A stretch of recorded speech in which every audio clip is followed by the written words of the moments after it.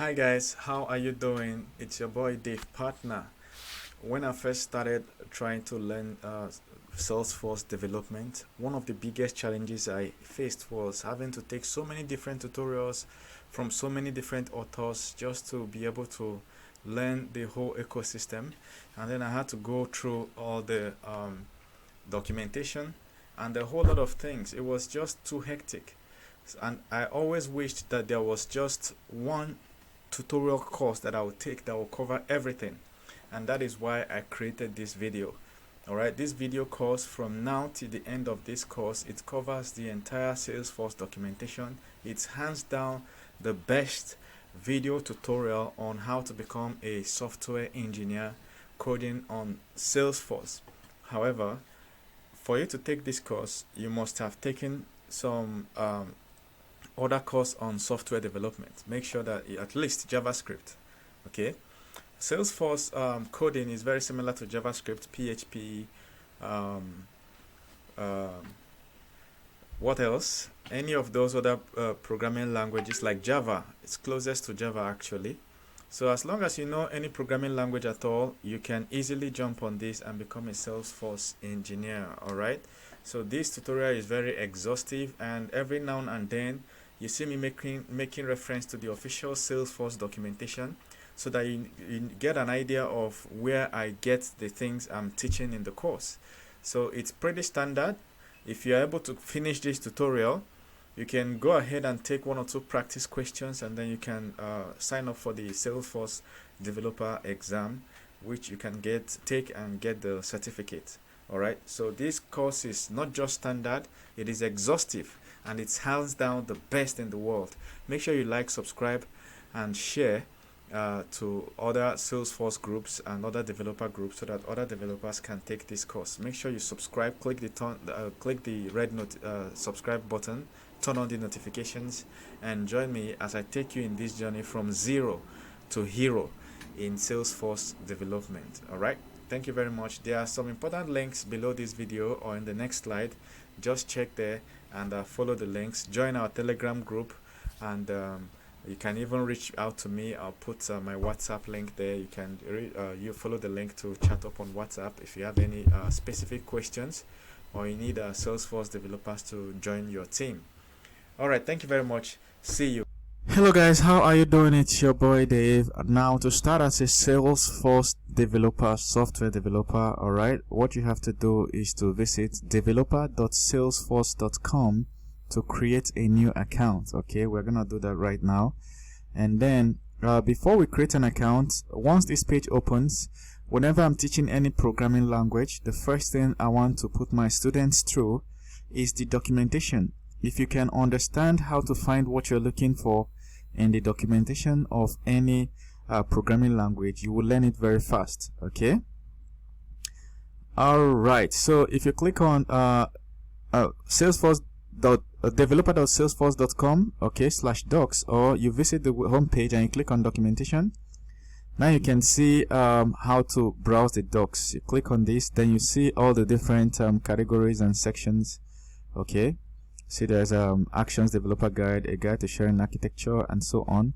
And interestingly, there is this search button which I look out for on every documentation. So with this search button you can search for anything. Okay, now the programming language for Salesforce is called Apex. Okay, Apex programming language. It looks so much like Java. Alright, so if you know Java, Apex is going to be easy to learn. But what if you don't know Java, or you don't have a Java foundation like me? It doesn't matter, you will still learn it very easily. Okay, because they involve the same fundamental constructs, okay, and concepts in programming language. So in case you want to ever do anything, remember that this is where the documentation is. Okay, there's also APIs that you can also check up, and we'll use them as the tutorial proceeds, okay, or progresses. We'll refer to some of these APIs. Okay, so I just wanted to show you where it is. Alright, now if we come here, we can see discover. Okay, developer centers, you can see platform, commerce cloud, and these are things that you can just investigate on your own. There's a mobile SDK, there's Heroku, okay, API integration, and a whole lot of things you can do under this Discover tab.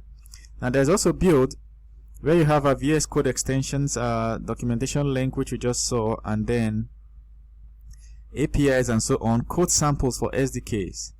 They are here, alright?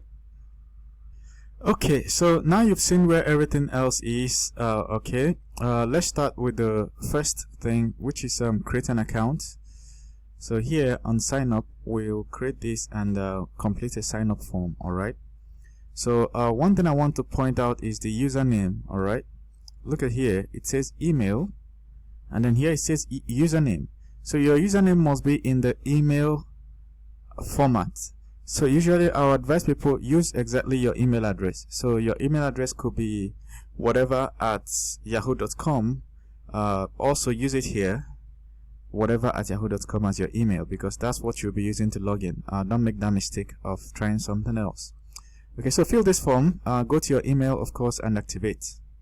So I've filled the form, and it says please check your email, but there's something else I wanted you to see. Look at this. It says, wondering where to start, learn Salesforce platform basics from Tailhead.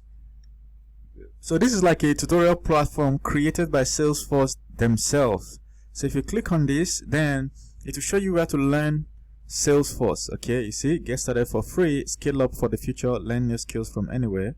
Okay, and then just see it like a Udemy created for Salesforce by Salesforce themselves. Okay, alright, look at things they've covered: Salesforce platform basics, data modeling, data management, and so on and so forth. So this is somewhere.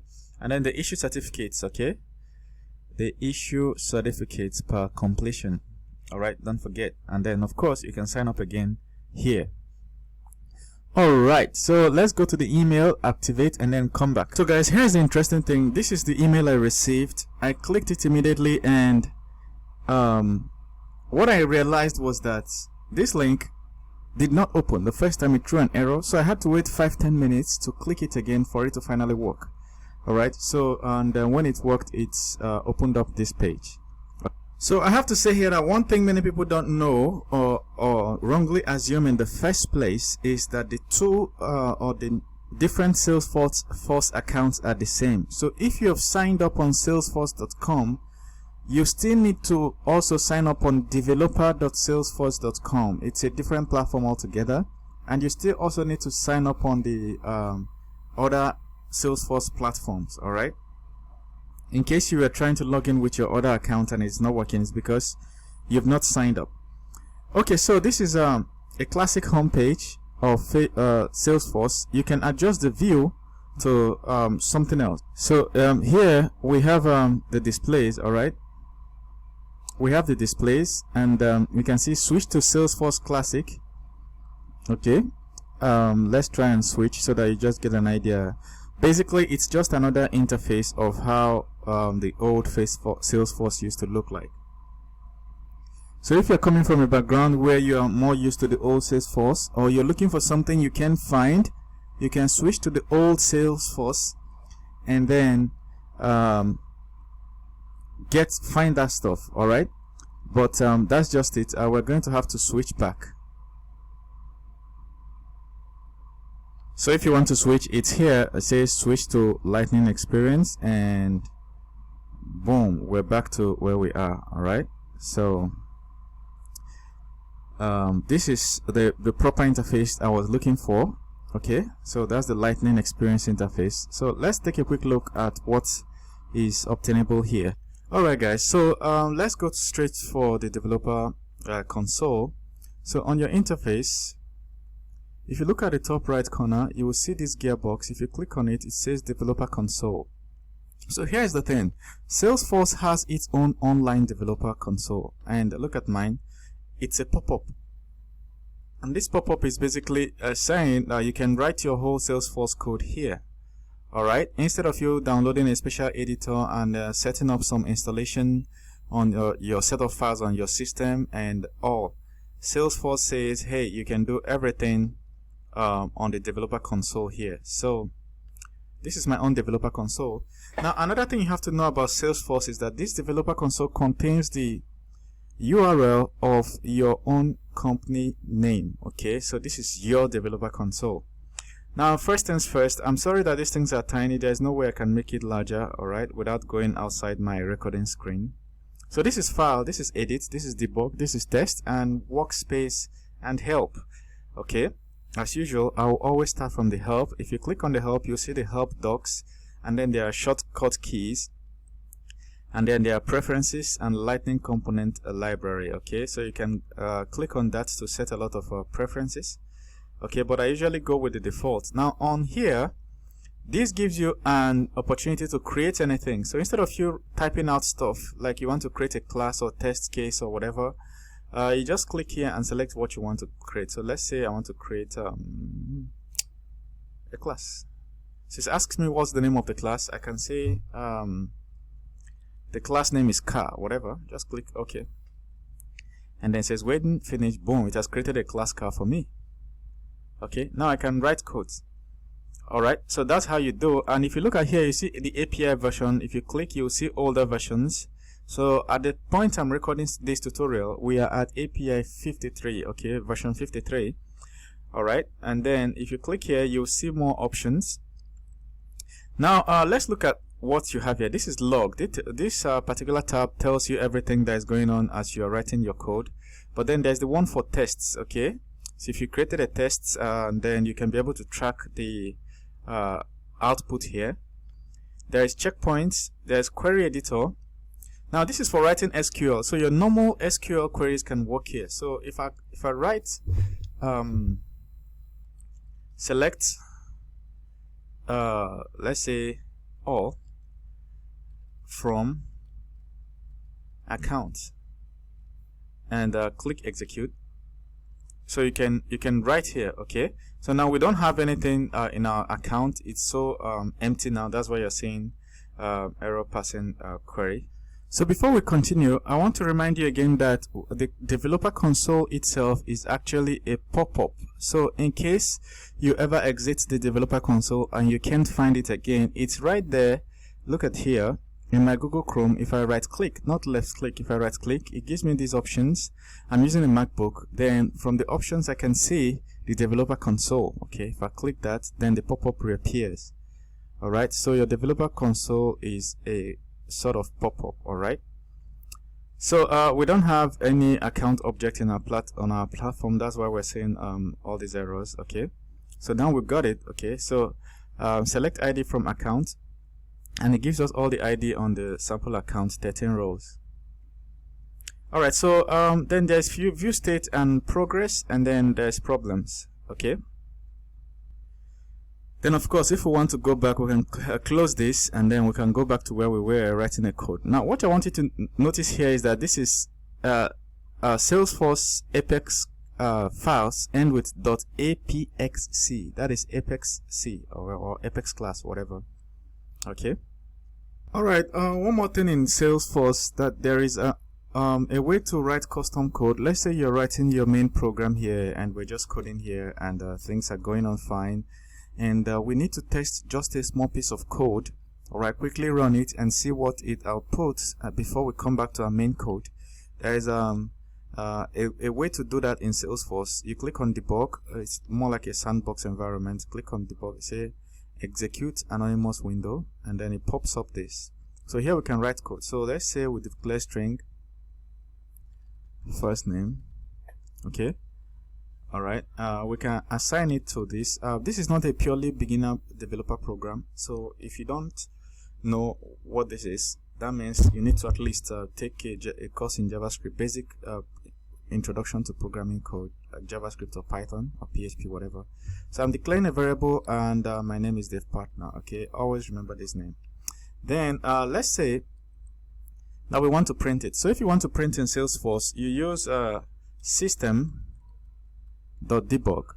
okay, if it's in Java, it would have been system.out.print. If it's in JavaScript, it would have been console.log, but we're dealing with Salesforce here. Come on. Alright, so here we're going to say something like first name, or your first name.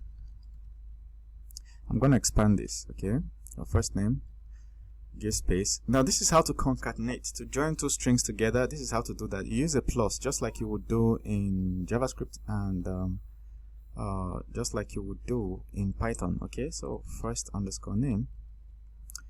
Alright, so we can run this now. We'll do execute, and boom, unexpected error. Yeah, there's an error in our code, and that error is that we didn't put semicolons. So at least now you know what errors look like. So click execute, and boom, it goes through. So first big thing you notice when you click on execute here is that if you execute without selecting open log, it's not going to show you any log, nothing. Okay, it's just going to run the code and try to execute it without showing you anything. But if you set open log on and click execute, it's going to show you the output of your code here. Alright, so let's look at the output of our code. If I drag this down, first things you notice is that there are boxes here that came up. These are check boxes. Okay, we're going to look at them shortly. So these are all the things that went on for your code to run. Just that print first name that we did. Okay, system.debug first name, all these things went on. But we're not interested in everything going on behind the scenes. We just want to see only the first name that we wanted to print, which is this. So we'll select debug only, and then it shows us the output of what we just used with system.debug. Alright, so that's how to run a simple code. Now we're going to go forward into the next phase. So if you leave your developer console idle and go out for some time, come back, it's going to show you this error. So all you have to do is just click resume. So right now we're going to try and write a simple code that does something really super basics, simple, so that you'll know what's up. So now we can see how it works. It's not really white space sensitive, so it doesn't matter if I had put this here. Now let's write a code that will give us simple interest. Okay, calculate simple interest. So this is how you put comments in Salesforce. So you can say this is a comment. Okay, so but I want to write calculate simple interest. Okay, now let's go to Google and find a formula for a code that calculates simple interest. Okay, so we'll go to Google. This is, I typed simple interest, and this is the formula. Simple interest is equal to P times RT, where all this is this. Okay, good. Now we get back to our code. I've copied this, and the reason I actually copied it is to show you how to write multi-line comments. This is how to write multi-line comments, just like you would do in a CSS file or whatever. And I'm going to break this down somehow, break this down so that everything will be in one page. I'm hitting enter, click hit enter, and click hit enter.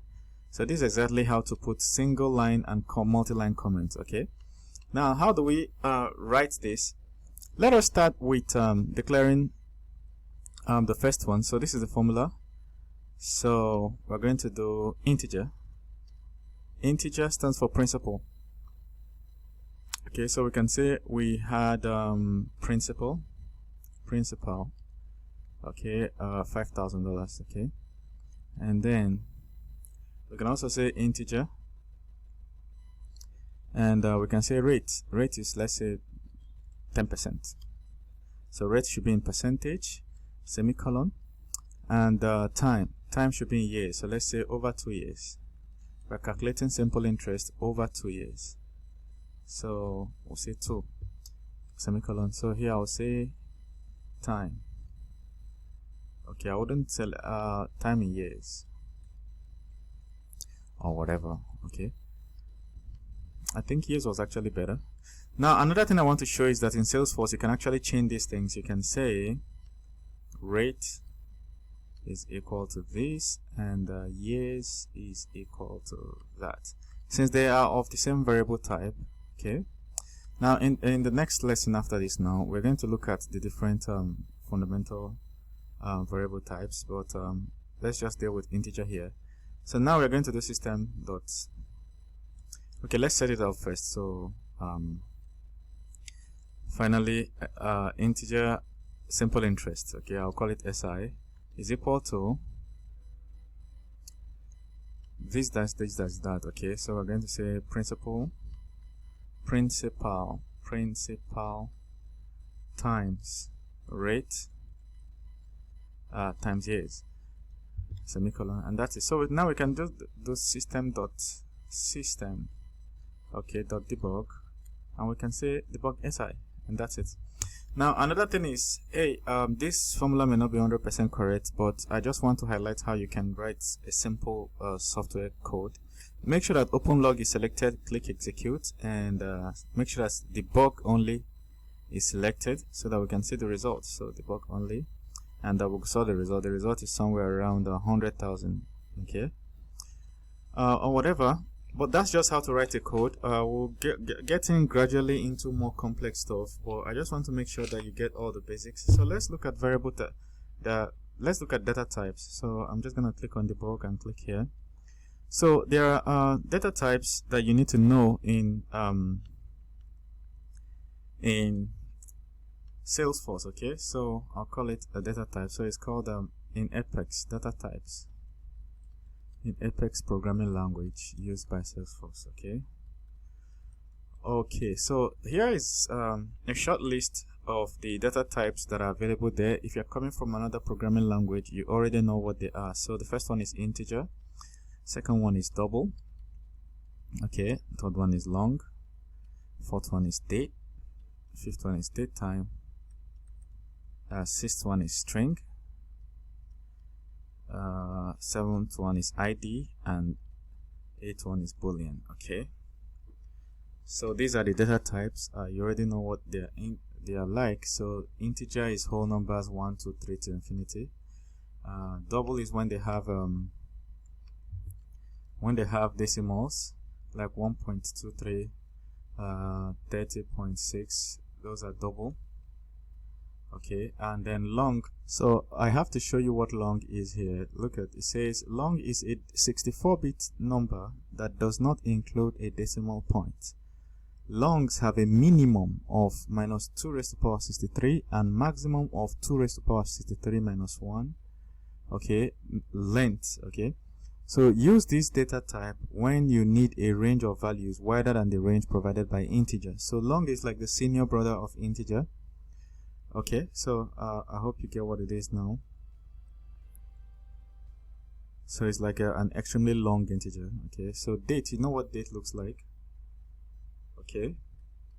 So date time is interesting because date time would look like this. Let's look at dates. Dates might look like 2022 minus not minus now but dash 03, which is like March, dash 08. So this is like 8th of March, something like this. But then if it's going to be date time, it's going to contain time too. So after having the date, you could have something like colon, and then it will be 03 in the afternoon, and then in the morning, this is 3 a.m. 36 minutes and 58 seconds. Okay, this is what a date time would look like. Then a string is basically whatever word or phrase or sentence or character you can put inside a single quote. So you can have something like the quick brown fox jumps over a lazy dog, okay? So a lazy dog, okay? So these are very long. Then ID is the ID of accounts linked to Salesforce, and then boolean is either 1 or 0 or true or false. True and false, okay? 1 and 0, true and false, okay? So that's just basically what it is. Nothing special about this. If you know any programming language at all, then you should know this, okay? So let's go ahead, let's proceed. Alright, so we missed one here. So here there is decimal. Decimal is one of the primitive data types. Decimal is basically any number that has decimal place. But then the difference between decimal and double is that double has to have 64 bits. Okay, that's a 64-bit number that has a decimal, but this one is any number at all that has decimal. Alright, so let's look at more data types. We have collections. So collections in Apex will be anything that is lists, okay? Lists are collections, sets are collection, and maps are collections. Okay, now let's look at another one. Another one we have is sObjects. Any objects in in Salesforce. We're going to see that in the future. So there's enums, okay? And then there's classes, objects, and interfaces, okay? So we're going to see all that. So I just want to let you know what's obtainable, what the full picture looks like.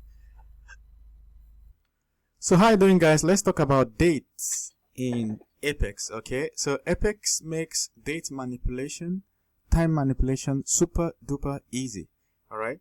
So to start, first of all, you Google date class in Apex, then the first class, the very first link says date class Apex, okay? Make sure that it's pointing to developer.salesforce.com. So you click on it. Like I said, in every tutorial, I make sure I show you where I'm getting what I'm getting, so that if you ever need any help, you know exactly where to find the help. At this point, if you've not subscribed to this channel, I'm going to give you 3 seconds to click the red subscribe button below, turn on the notifications, and write a comment to show your appreciation for this video. Alright, if you need any specific help, or to reach me, my contact details will be below, alright, especially in the first comment. Okay, so you see this date class, it says contains methods for the date primitive data type, okay? And then if you scroll, you see the different methods you can use: add days, add months, add years. And then interestingly, it tells you details of it, like now adds a specified number of days, okay, add year. So it tells you what it returns. It returns the day of the year component of date, okay? So we're gonna practice some of them, maybe not everything. Okay, this one returns month, okay, component of date, okay. This one gives, if you want to guess today's date, okay, you do date.today and the year and so on. So let's do some coding. Alright, so we open our Apex again, and how do we open it? We'll go to developer console and click OK, and here we can do some things. So I'm gonna delete all this and say date manipulation in Apex. Okay, that's where we are now. Apex by Salesforce. Now we have this. Let's start working on dates. The very first thing we can do to start a date is say you declare the date variable, and then you give it any variable. I can say my date. Okay, I'm just giving it any name, and then now we can say date.new instance. Okay, date.new instance. So now first of all those things we just saw, if you write date dot, you will see all of them: add days, add error, add months. They're in alphabetical order, day of the year, and so on. That's all we just saw here. You understand? And even more safe. All right. So that's what you can get in case you don't want to go to Google. Okay. So you see all of them here and what they return. This is very important because it's not listed on the Google page. The variable type it returns. This method returns an integer. This one returns integer. This one returns Boolean. Okay, this one returns a date. So it's very important. We're gonna see that. We're gonna see that now. So the first thing we want to do is we'll do new instance. Okay, new instance.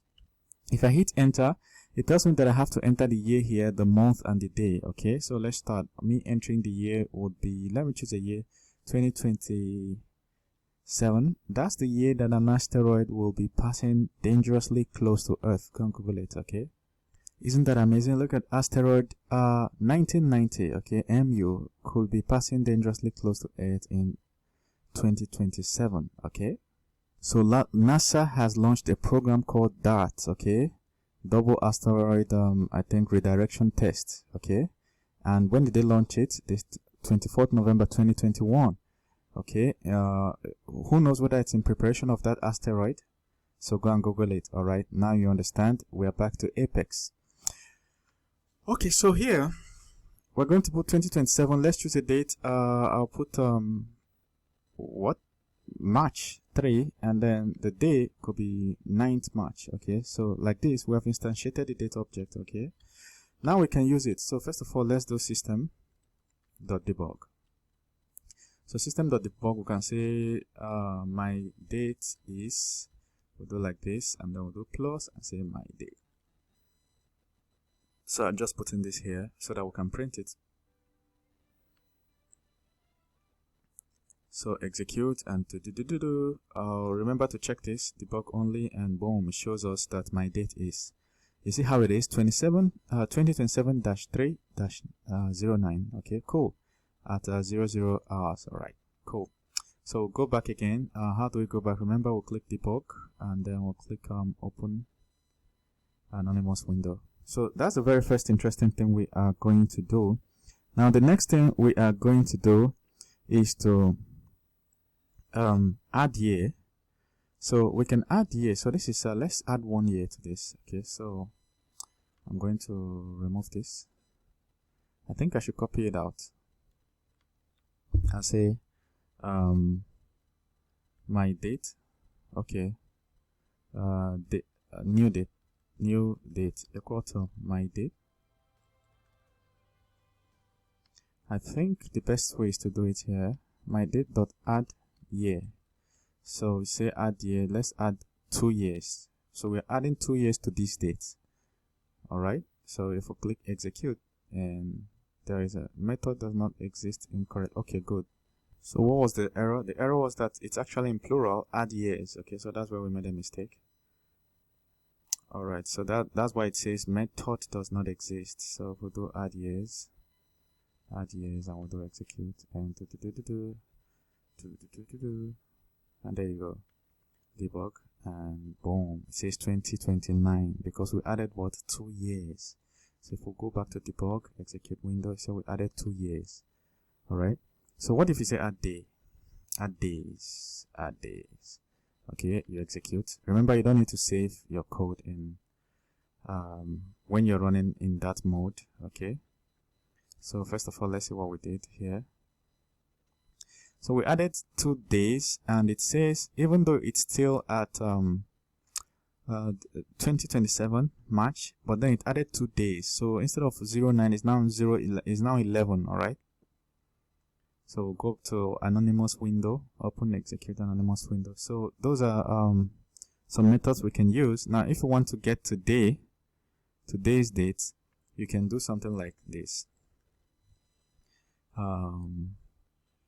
Today date, whatever variable, then you can say date.today. Okay, so you can get date.today, but then you can now add days. You can now do add days, and then you say add 15 days to today. You get what I'm saying? Like this, you see how I changed it? I got today's date and I added extra days to today. For whatever, you can add years, you can add months, you can do add months. Okay, so that's something interesting. Now, assuming we have two dates, so let me create 2 dates. 2 dates, okay? So asteroid has impacted Earth, and then we need to jump a spaceship and leave the following day. So this is day 2027 here. Let me put 10 the following day. Let's say my date 2. We're leaving Earth in search of a habitable planet in the nearby solar system. Okay, so now we want to check these 2 dates. We want to check the difference. What's the difference between how many days apart are they? Okay, so you have to do this a lot in your Salesforce programming. So what you're going to do is use a method called date1. This is the first date we want. We want to know how many days between date 1 and which date? Date 2. My date 2. Okay, so this is going to give us a number that says this is how many days between. So we execute and you see it says only 1 day. So the very next day we're out of town. All right, we're out of the planet forever. Okay, so now you know what days between, what of years between, what of months between. Okay, so I want to show you some other thing. Okay, this says days in months, returns the number of days in the month for the specified year and month. So if you told me 2022, all right, year 2022, it could tell me how many days, or month March. It could tell me how many days in March. Okay, you know, some days have 30, some have 31, some have 29, some have 28. And this can also tell you whether it's a leap year. So if we do something like this in Apex and ask it whether it's a leap year, so if we just do something like is leap year, right?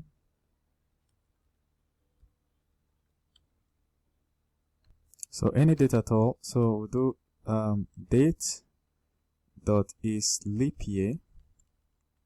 Then so give me the date. I'm gonna put 2027. Let's know whether it's leap year.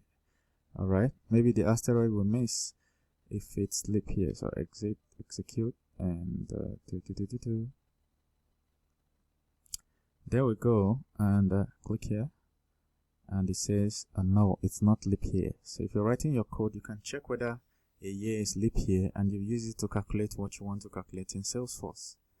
Okay.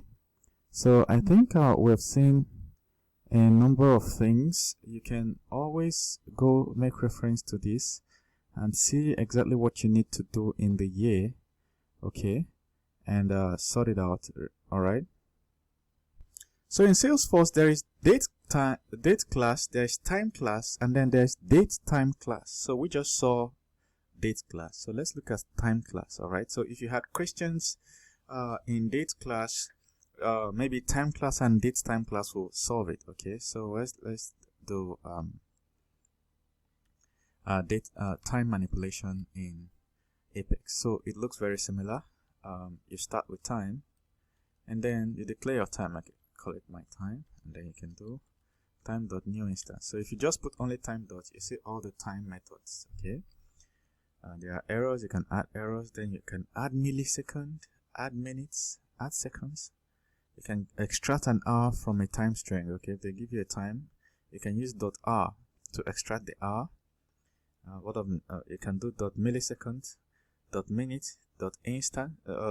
That's the one we want to use now, new instance. Okay, then .second. All right. So if we do .new instance, it tells us the same kind of thing it told us with the date. We have to choose hour, minute, second, millisecond. So we just do let's say 2 o'clock. So the hour is 2.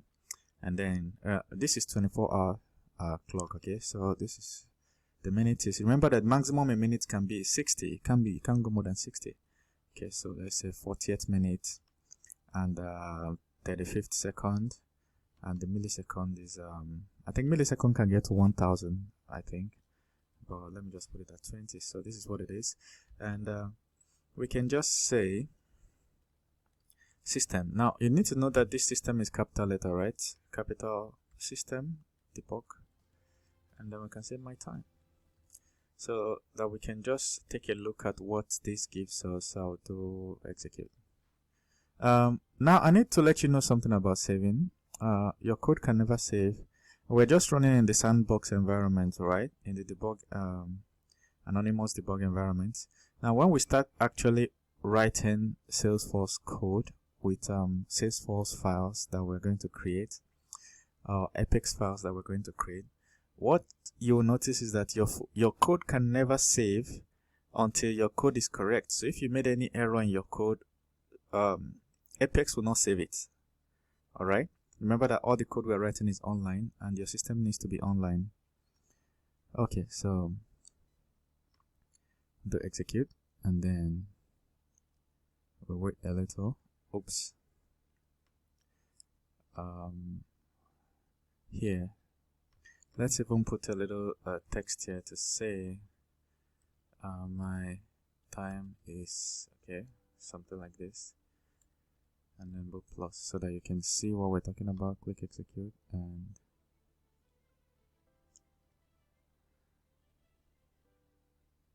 okay, I'll click debug, and it gives me the time. Time is what? 2 o'clock. All right, 40 minutes after 2, 35 seconds, and that's fair. All right, now let's do some more manipulation on this. Like with this now, what else can we do? So I want to zero this out.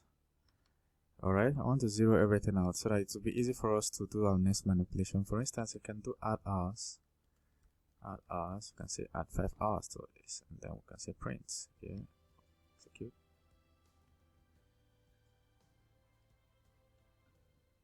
Debug, and it says 7. Remember that we had 2, so it's now 7. So we can add minutes, we can add seconds, we can add milliseconds.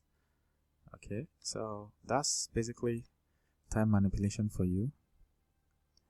All right, so if you get to the Google, all right, so if you get to Google time class, okay, if you click on time class in Apex, search for it, click on time class, it opens this.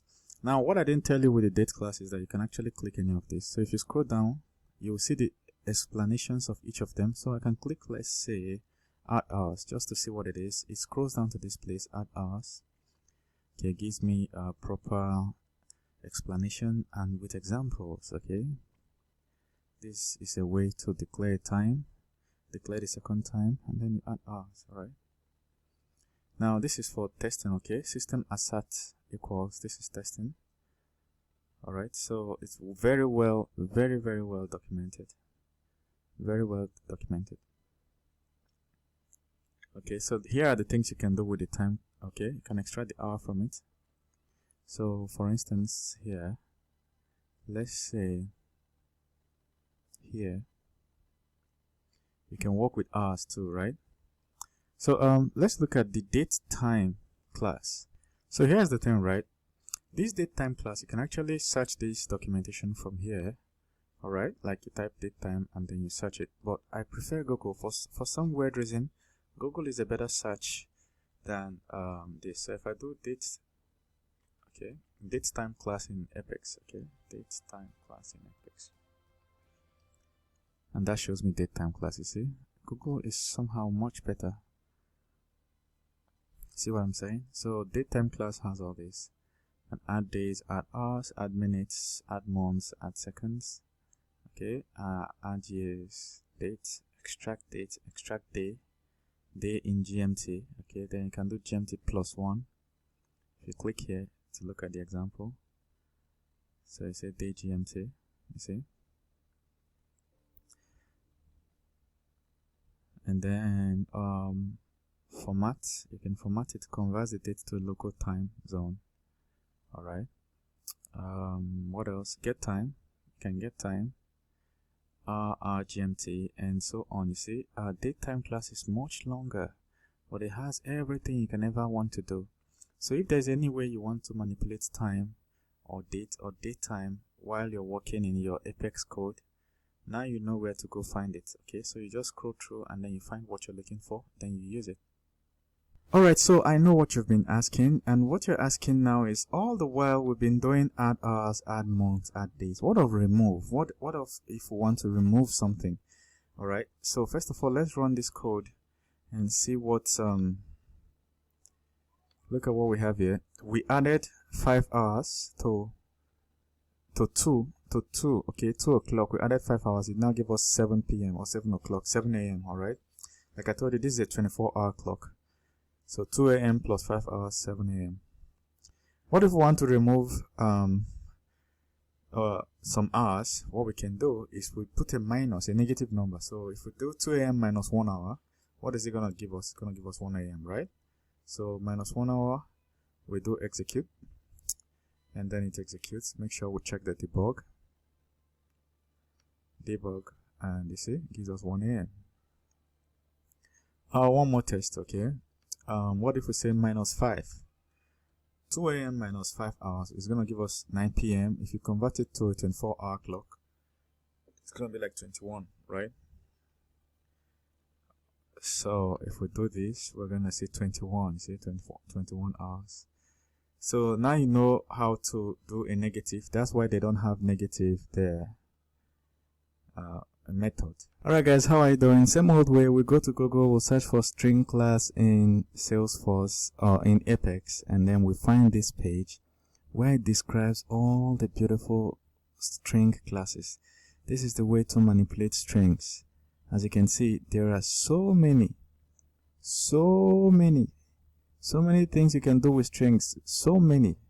Alright, so I'm just going to pick 1 or 2, but I know by the time we've done already the dates, time, and time, you already have the idea of how to use some of these. Now, the first thing you want to know is that strings are treated like arrays, okay? And they are called lists. They are treated like arrays here, which means every string is actually an array. Okay, so let's do something. So we'll come here and say a string. We declare the variable type as string. We can say string my string, whatever. So if I say,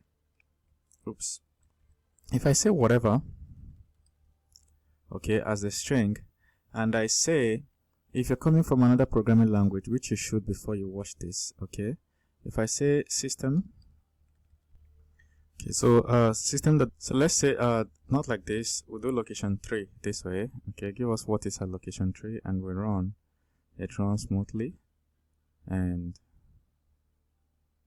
we'll set it to debug only, and boom, it gives us this.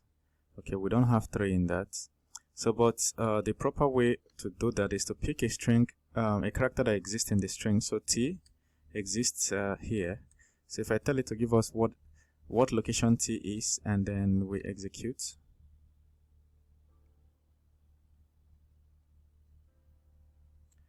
So debug, and then you see it tells us that T is at location 3. How do we know that it's correct? Because if we come here and count 0, 1, 2, 3, okay, so it's a 0 base index. So another thing we can do, let's just do 1 or 2 more functions, and then we move on to operators. Okay, we can do equals. Okay, so let's copy this string and duplicate it, so we can say my string to whatever level. Okay, so they are equal now. All right, so we can say equals my string 1 equals my string 2. So let's run it and see. It's gonna give us a boolean answer which is true or false. So we try to execute, and it runs successfully. And now it has run. We'll click on debug, and it says true because they are equal. Okay, so you could use an if statement. When we get to the if statements, we could use if statement to check. For instance, we could have done something like if this is equal to this, then write code, something like this. Okay, so that's just one of the methods. Here you can see so many methods. If you just on this string page, if you just do Ctrl F and do whatever, we just use equals. You see, equals second string, and a whole lot of things you can do. It's just many. Alright, so if you're coming from other programming languages like JavaScript, most of the functions here are very similar to string manipulation functions in JavaScript and Java. Okay, so let's do operators. Okay, as usual, you do operators in Apex. Okay, you see that operators in Apex. Expression operators. So there are many operators, but they are exactly the same with what you would find in any other programming language. So I wouldn't waste much time on it, but let's look at some. This is the assignment operator. Okay, this is plus equals. Instead of doing x plus y, this is the plus equals operator. Okay, this is the multiplication with equals. That's times equals. This minus equals. Okay, in case you don't know what this means, that means you've not taken any basic programming class, but as we write more and more code, you understand them. So basically the operators you will find in any programming language, okay, it's best described by writing codes. When we start writing if statements and loops, we'll use them. Alright, so let me make a distinction. Double equal sign, x equals y means it's checking if x is equal to y. Alright, so if x is 2 and y is 2, x equals y will return 2. But if you use one equal sign, it will assign the value of y to x. But then if you use 3 equal sign, it means that is it equal and equivalent to, basically is it equal and of the same type as. Okay, another way to put it is, are they saved in the same location in memory? Okay, look at the explanation. Exact equal operator. So in some languages you could see 1 and you could see 1 inside a quote. So some languages like JavaScript and PHP can add 1, can consider 1 inside the quote as integer and do an addition. Alright, So here you want to make sure that they are of the same type. They are both integers and not just string. And you have the greater than, the less than sign, and just exactly what you would find in any programming language. Nothing new here. Okay, so that's operators for you. As we write codes, we will use some of these operators and you will see that they are just the same thing.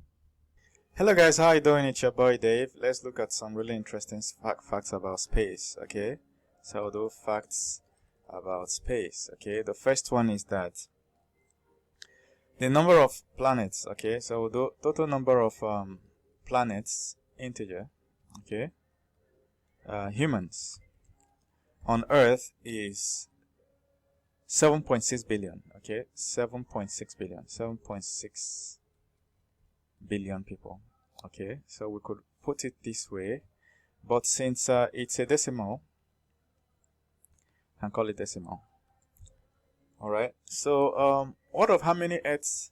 That is 7.6 billion people inside one Earth. Okay, billion people inside one Earth.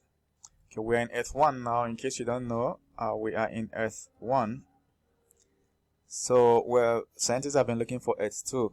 Alright, so how many Earths can fit into the sun? Okay, so Earths can fit into the sun 1.3 million. 1.3 million Earths can fit into the sun. Okay, so the sun is a star, right? Do you know, can you guess how many stars in the solar system? Okay, how many stars in our galaxy? Okay, let's say stars in our galaxy. Alright, so there are 100,000 million stars. How do you say that? Okay, if one star can contain 1.3 million Earths, there are 100,000 million of them. How do you write that? Isn't that mind-boggling? So now you say how many galaxies are in the universe? Okay, this one will shock you. Can you guess?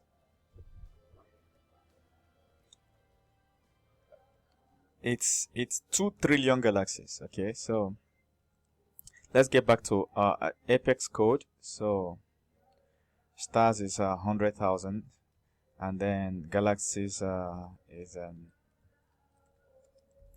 2 trillion. So don't mind the numbers. Of course, I didn't put it in complete. I just wanted you to get an idea of how to write a code here. So let's write an if statement. So if there are more stars,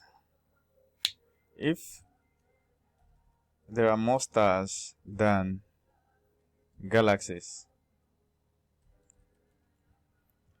then system.debug there are more stars than galaxies.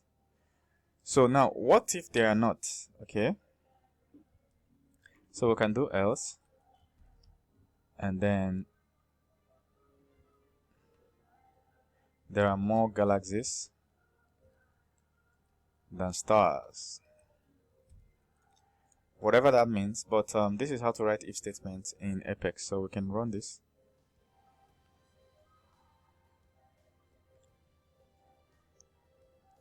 And debug, and guess what? We're there. It says there are more stars than galaxies. So this is the regular if statement if you're coming from any programming language. Nothing special about if statement here. Same thing with else. Same thing with else if. Okay, so if you want to add an else if, so we can chain it. Okay, so for instance, we can do else if. So click here. Else if something happens, then we'll do another else if something else happens. Okay, so and then at the end you can put else. So it is what it is. It's as simple as any other programming language. So we can do if there are galaxies are greater than stars, and then if Earths are less than humans, whatever. So it doesn't really matter, but at the end of the day, I just wanted to use it to demonstrate the then how to write these codes, if statements. Okay, there are more earths than humans, and then there are more stars, there are more galaxies than stars. Okay, we'll put humans here, humans. So whatever, this is basically how to write a long chain of if statement else. Okay, so let's look at switch statements. Now switch is a bit tricky because the syntax is slightly different from the syntax of switch statements in most programming languages. Okay, so let's look at how Apex writes switch statements. It's similar but slightly different. Okay, so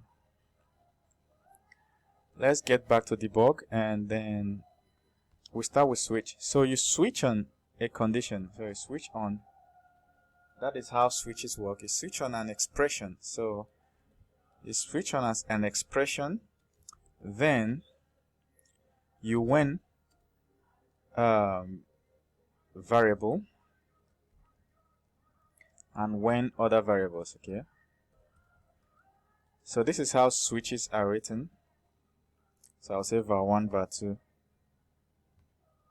So if you've written switch statement in another programming language, this is how it is. If you don't know what switch statements are, they are simply another way of writing if statements. So if this, else this, else that. This when it's equivalent to else. Okay. So at the end of the day, the last one in most programming languages, the last one will be default, but in Apex the last one is when, else. That's the last one. Okay, the default of it. You know that anytime you're writing switch statement, you must always put a default in most programming platforms. So this is how I like to put my arrange my code. So let's look for an expression if galaxies. This expression is galaxies, right? Okay. So we can say when galaxies is 5. This is what will happen when it is 2, and this is what will happen when it is else. So with the system.debug galaxies, galaxies not found. Okay. Remember that Apex is a semicolon delimited programming language. Whatever that means, it means that at the end of each statement you have to put a semicolon. Alright, you can't ignore it like you can do in Python or JavaScript. So galaxy is 2. And then we do this one, galaxy is 5.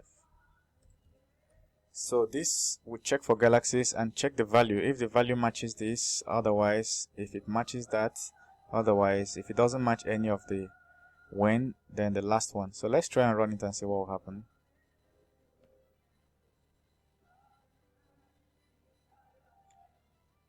So it runs, and then we'll check on debug only and debug. So galaxy is 2, correct, okay, which is exactly what we have here. So galaxy is 2. Alright, this is the one that ran because of course galaxy here is declared as 2. So we have covered if statements and switch. Alright, we're going to go into loops. Then we will try and use either if statement or switch inside the loop so that you can see how we do that too in Apex. I hope you learned some things about the galaxy. I like to introduce extra facts in my tutorials so that it will become more interesting. Alright, see you. Alright guys, let's look at while loops. Okay, so loops in Apex. Okay, we're gonna start with while loop, then we'll look at for loop, and then we'll look at 3 types of for loop. Okay, so just know that if you're coming from Java, while loop, Java, PHP, JavaScript, while loop is the same. So let's write a loop to print numbers 1 to 10. Okay, so how do we do that? We do let's declare x equal to 0. Alright, now we're going to say the x is an integer. Okay, So x is an integer. Alright, so we do a while loop. We say while x is less than 10. Okay, go system.debug.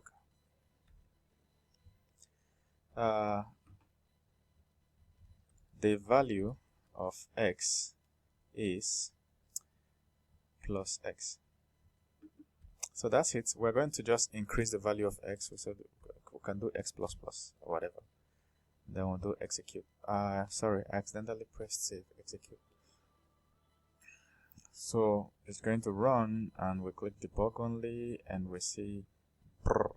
Okay, so if we zoom in, we see that it did 1 2 3 4 5 6 7 8 9 10. Nice code.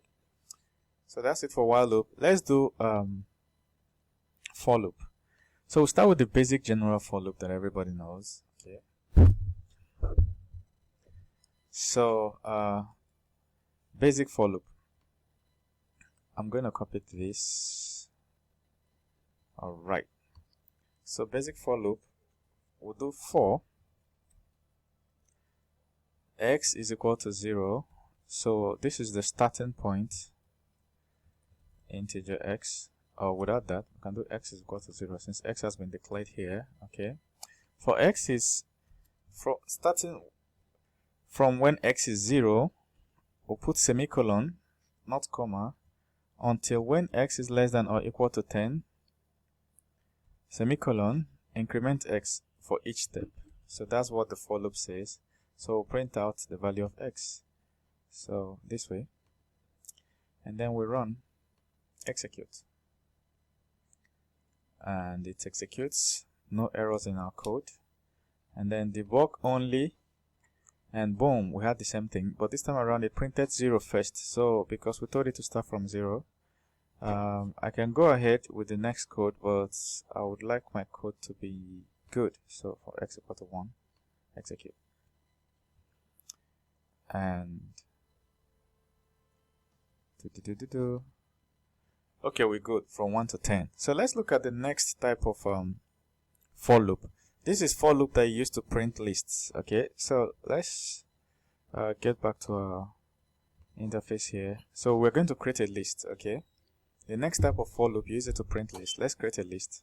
So let's say we have different customers. Okay, we have different customers, and first customer is Dave, second customer is Mr. Partner, third customer is John, fourth customer is Mr. Gucci, and Versace, Melinda, and Dawes. Okay, Melinda Dawes. Alright, so let's say we have this list of customers, and that the way to create a list in Apex is you say list, okay, greater than less than, okay, list of type string, because everything we have here is string. So it's a list of type string. We'll give it a variable name, customers. So customers equal to new list of type string, and this way, this is how you declare it. So that's just what we did. Now we've declared it. Okay, so let's use a for loop on this. So you do for. You choose a variable that for each time it loops through the list, it's going to assign the value to that variable. So I use customer. Now it's just a convention in programming that if something contains many items, if it's a list, the variable should be in plural. Okay, that's just good programming convention. So if it's in plural, if you're ever going to loop through it, use a word that is singular of that plural. Okay, you can use any word, but by convention, this is just what it should be. Okay, so now we can start printing. We can do system.debug. Okay, and then we'll do customer. So we want to print each customer from this customer. So it's gonna loop through and print each one. So let's see. we have an error, unexpected token on column 5. Where is our error coming from? Alright, obviously because here we did not put a semicolon. Okay, so we have a semicolon and we execute. On non-column, I think we missed something again somewhere on 13. Alright, the other mistake we made on line 5, let me run it so you can see the message. So it says on line 5 column 13, okay. So if we get back to line 5, this is line 5, okay. So it's saying from here that there's an error because we are using a variable we did not declare. This is not JavaScript where you can just use a variable anyhow. So this is a string because each of these is a string. We declare it as a string and we execute and boom. Debug only. And you see it's printed all the customers for each loop. For each loop. Okay. Alright, you know, we can also use this for salaries. We can use it for numbers and do some calculations inside the loop. Alright, a whole lot of things we can do inside the loop. Like inside here, we can do a lot of other calculations. You work with loops a lot while coding with Apex. So in loops, there are two keywords you can use in loop, like they are called break and continue. Okay, so you use break when you want to stop the loop after a condition has come true. So we could use if something happens, don't pause the loop. Let's say it loops through 1, 2, and it gets here, and something happens. It should stop the loop here and not continue. Okay, continue means that if a condition comes through, it should skip that iteration. So let's say it prints Dave, partner, and sees John. It will skip and continue with Gucci. So let's do that. So let's say if customer equal to John, continue. That means it's not gonna print. Okay, it's not gonna print customer. So it will skip and go to the next iteration. So let's say execute. Okay, yeah. This is supposed to be double equal sign, and then it executes, and then we'll click on debug, and as you can see, it never printed John. It said Dave, partner, skipped John to Gucci. Okay, so that's just the way continue works in regular programming languages. So let's say, what if it's break? Break means terminate. So it will print only 2. Once it sees John, it stops the entire loop entirely and exits it. So for this, select debug, and you see print only 2. So that's just it for if statement and else. Alright guys, let's look at classes. Okay, so we'll click on debug and debug. Now actually, if your system ever throws this error, it just means you need to restart the IDE. Okay, if you see this kind of error, session ID, means you have to restart your IDE. So close this pop-up and reopen again. Okay. Okay, great. First things first, let's create a class. Let's start looking at classes in this. So we do new. There are many new things you can create, but this time around we want to work on classes. Okay, Apex class. I accidentally clicked something else. So file, new, class. So what do we call our class? We can call it car. So classes in Apex is roughly the same thing. Okay, I think I've created a car class before. I created a car class in one of these. Let's create animal class. Okay. The very first thing I created is a car class. So we could use it, or we could use an animal class. Okay. So just for the purpose of clarity, let me use an animal class. So animal. So classes in Apex is the same thing with classes in other programming languages like Java, especially Java, but then there's JavaScript. So our class will have these properties. So public, let's say integer, age of the animal, and what else? Public integer height. So we're just adding properties to this animal, and then we'll use the animal, this animal class to create any animal we want. So we can then say public void. I told you it looks like Java, and we're going to look at static eventually, but let's start with void. And what do we call this? Display animal, or display. So like this now, we can do system.debug name of animal, the plus name. Then we copy it and duplicate, because I'm lazy, I like to retype. Do this and that. Okay. So now we have name of animal, age of animal, and height.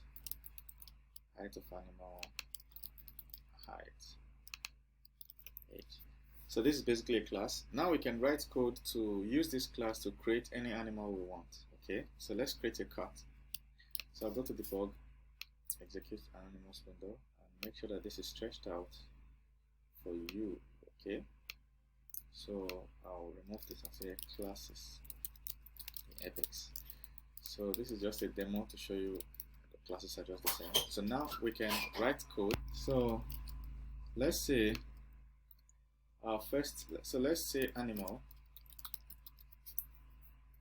class, then we give it a name animal1. So I'll say animal1, whatever we want to call the variable. Okay, so because the new, then you instantiate the class. So this animal variable is of the type animal. This animal is a class, and now we can instantiate the animal class. Okay, now we have instantiated it. We can now do some things like name the animal. We can say animal one dot. Okay, animal one dot name equal to cat. Okay, and then what else about the animal? Animal one dot age equal to age equal to 14. That's a very old cat. 10 cats can live to 20 years. Animal one dot height, and then we say the height is let's say 1 foot. Okay, and then finally let's do something interesting. We can now do animal one dot display. Guess what it's going to do? So we've passed in details into this animal class we instantiated. Now we're running a function, and what does the function do? The function says whatever details that we passed in here, print it out. Okay, so let's run this. Make sure that this is checked. Execute. Variable does not exist, and that's an issue with us. Code is correct, but something interesting happened. The most likely cause of the error is because this animal file has not been saved. So this asterisk means it has not been saved. So we're going to try and save the main file that contains the class, which is this animal file, and then we'll try and run this code again. So to save it, it's simple. You just press Ctrl S, and as you can see, mine is gone. Or you use File and Save. Okay, Ctrl S on your keyboard. Ctrl S. All right, and then it saves. Now we can try running it again. So now it's running because our anonymous editor can now see it. So we debug, and then you see it says the name of animal is cat, and the age of the animal is 14, and height of the animal is 1. Now another thing is, what if we go back to this debug and create another animal, open execute animals window. So what if we create another animal, same thing, but this time around we'll call it dog, and then we'll say that the dog is 5 years old, and then we'll say that the height of the dog is 2 feet, and we'll call it animal 2. Animal 2, So now you get the idea that with the same class we can create as many animals as we want, and that's basically how classes work in Apex. Okay, it's just like creating an employee. You can create an employee class and then use it to create as many employees as you want. See? Let's take a look at static versus non-static classes, all right, or methods. So if you look at our code, at our animal code, you'll see that we declare this as void. Okay, let's create another variable, another method, and say public static void increase. Okay, so let's say we want this method to just increase the age, whatever age we enter. Okay, whatever age and height we have, it's going to okay, let's not do increase. Let's say system.debug, your height has been increased. So the real difference between a static and non-static is that static can be used directly without instantiation, and non-static you have to instantiate. So here, look at what we did here. For us to gain access to display, for us to be able to do a display, this is where we did the display, right? But for us to get to this point, we have to first pass through this point. We have to instantiate. Okay, declare a variable, assign it to new. We have to use the new keyword for the class. But if we wanted to gain access to this one, we don't have to instantiate. We just do animal dot increase. That's all we need. We don't need to do a new. Let me remove this so it doesn't confuse you. So for us to gain access to this non-static class method, we had to use a new keyword, all right, and instantiate the class. But for us to gain access to this one, we don't have to do anything. Okay, we just call the class, put a dot, and then we'll gain access to the method. So that's the difference between static and non-static. All right, let's look at access modifiers. All right, so call it access modifiers. If you're already a good developer, you already have an idea of this. So basically, this public we put here is the access modifier. It tells the class whether this variable can be accessed from outside the class or not. Like here, we're able to access this variable, which is this, after instantiating the class, because the variable is public. But what if we change it to private? Then we can no longer access it directly. Okay, so if you're writing a code and you get to a problem like this, which you're going to treat as we go further down this course, if you ever get to a problem like this where you have to decide whether to make something private or public, if it's private, it means that it cannot be used this way. So how can you then update these values if you can't access them? The usual way is to use a public function. Okay, so we can do public void set name or whatever. So we can say n, whatever it is passed there. We can now say the name, which this name, all right, is equal to n. So now here we can now do animal 2 dot set name. We can now pass a value. We can say Dave or dog. Okay, in this case, I'll do dog. So this line now, these two lines do the same thing. Okay, so previously when the name was public, we could set the name this way, but now it's private. We are accessing it using a function that is public. This function is public. So now with this function set name, we're able to pass in this value, and what the value does is it goes into this function and assigns the value to name. Okay, so that's just it, nothing special. Let's look at constructors in Apex. So constructors are primarily for one purpose, to initialize these variables. Okay, so in Apex, a constructor just has to bear the same name as the class. So if we have if I want to create a constructor now, I'll call it animal, and that's it. This is how to create a constructor in Apex.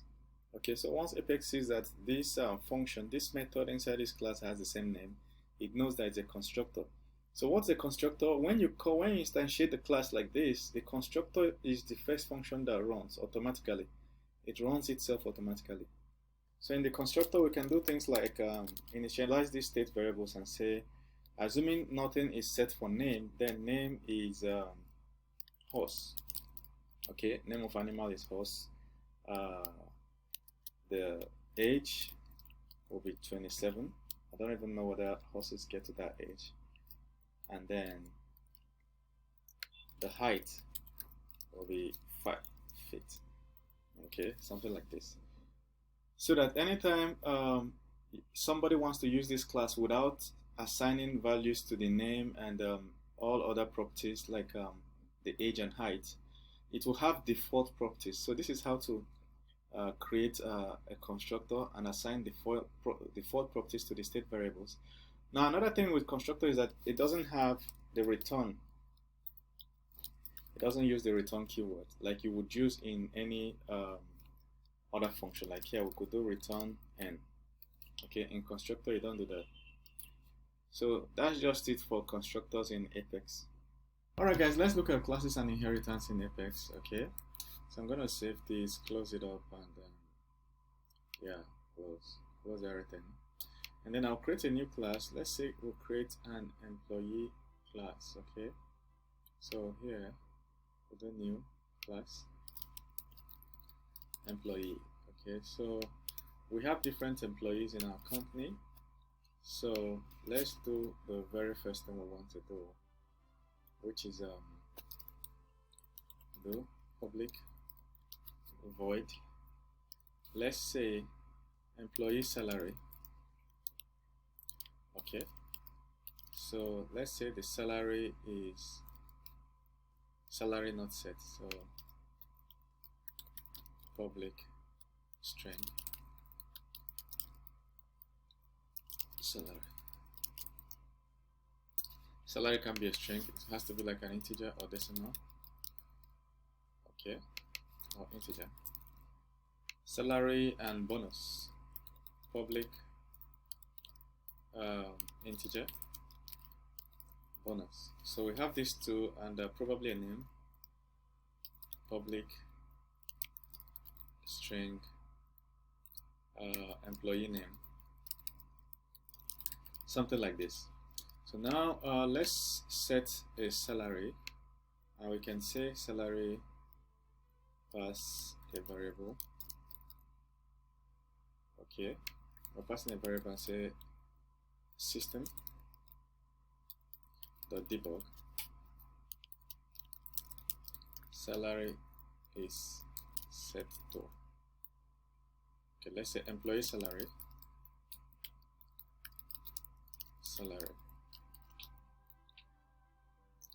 And then let's go salary.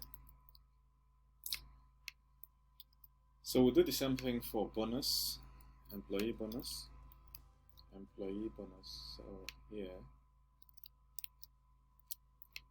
employee bonus.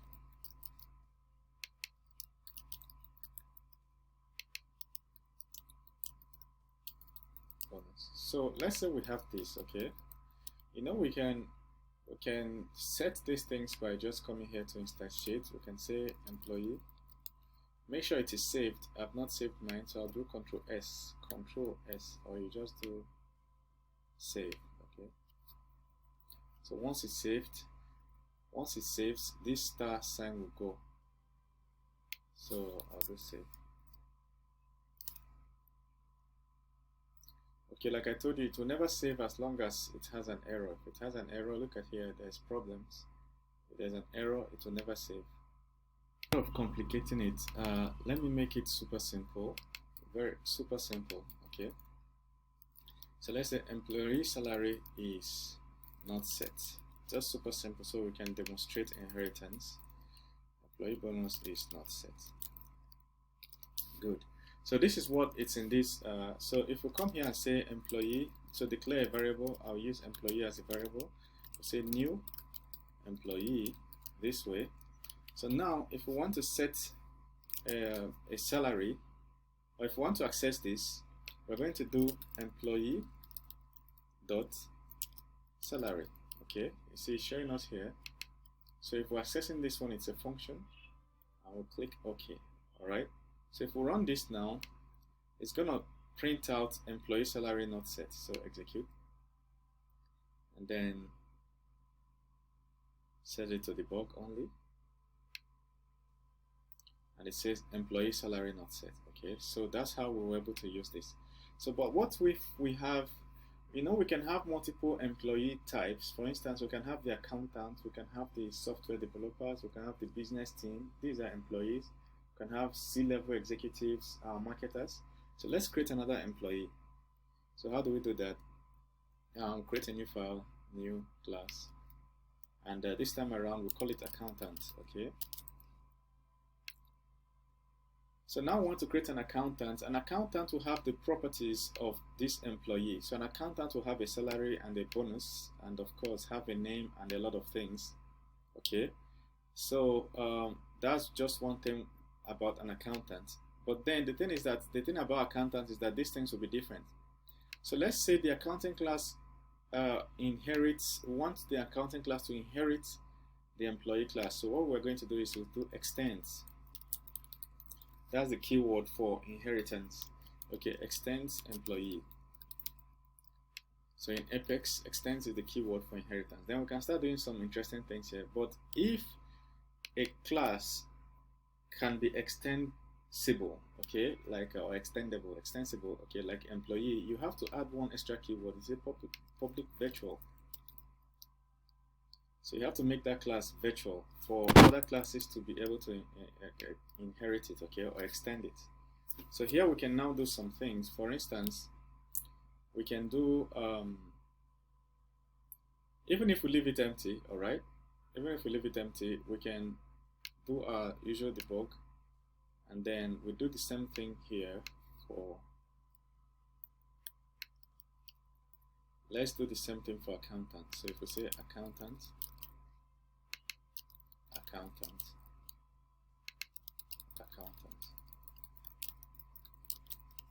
so now we've instantiated the accountant variable. We can do accountant.salary.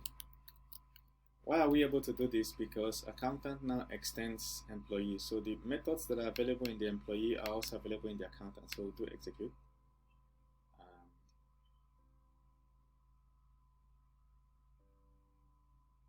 Runs debug.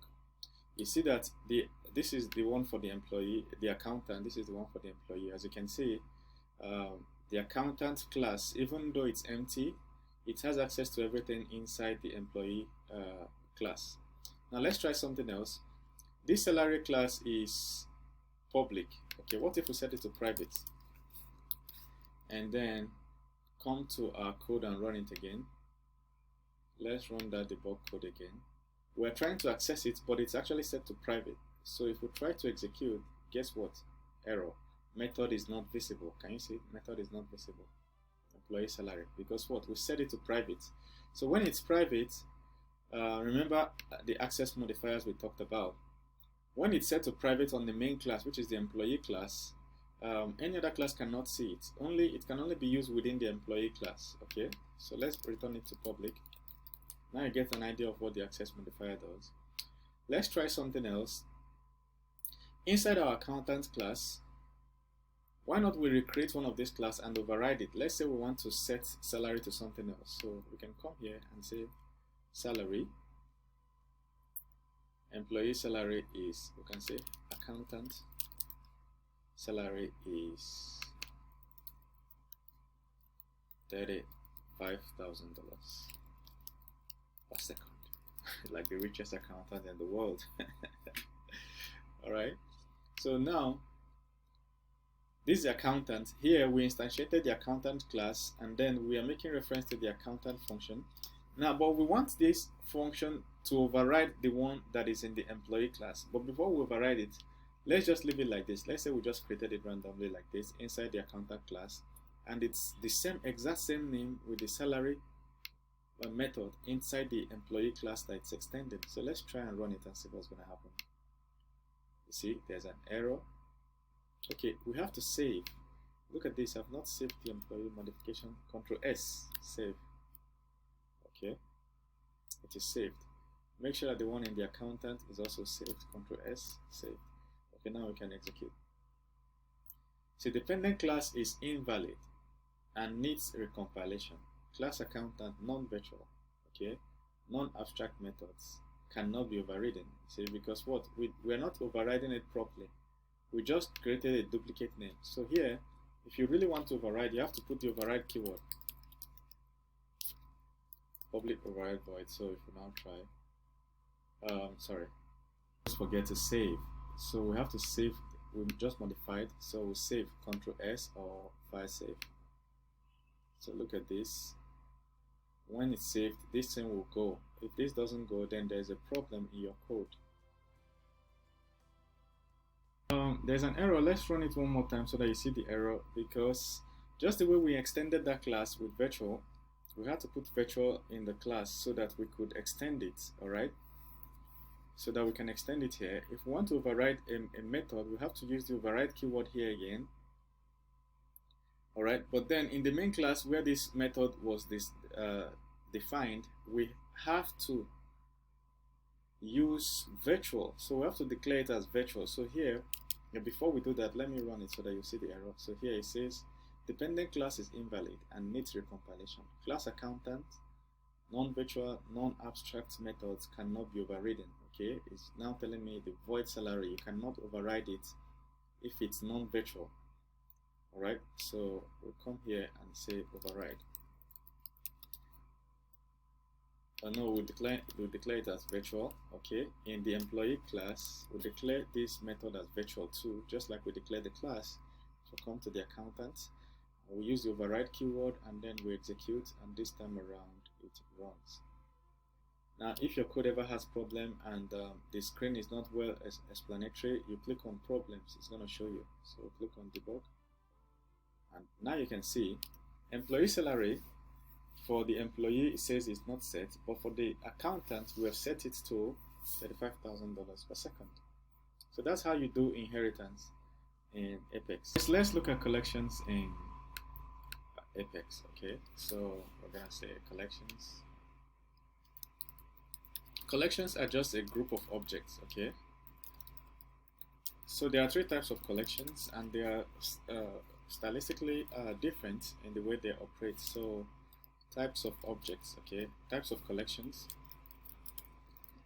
Collections can be lists, they can be maps, or they can be a set. Okay, so I'll put it in the order I will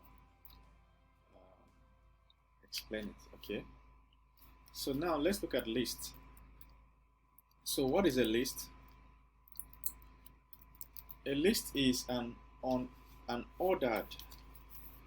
It is ordered group of objects of same data type. Okay, so a list is ordered.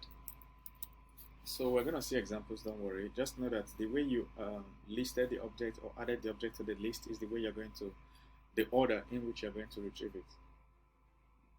For instance, if you're using a loop, we've seen lists earlier. We use the loop to retrieve items from the list, and those items were retrieved in order. Okay. Same data type. Okay,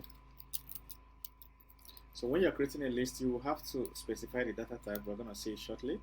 So then a set is unordered. Okay, it doesn't matter the order in which you passed in things there, and then the values there can be unique.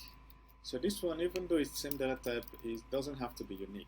Okay, the values there can be unique. So what if you listed, a good example of a list is list of fruits in my basket: mango, cashew nuts, oranges, apples. These are list of fruits.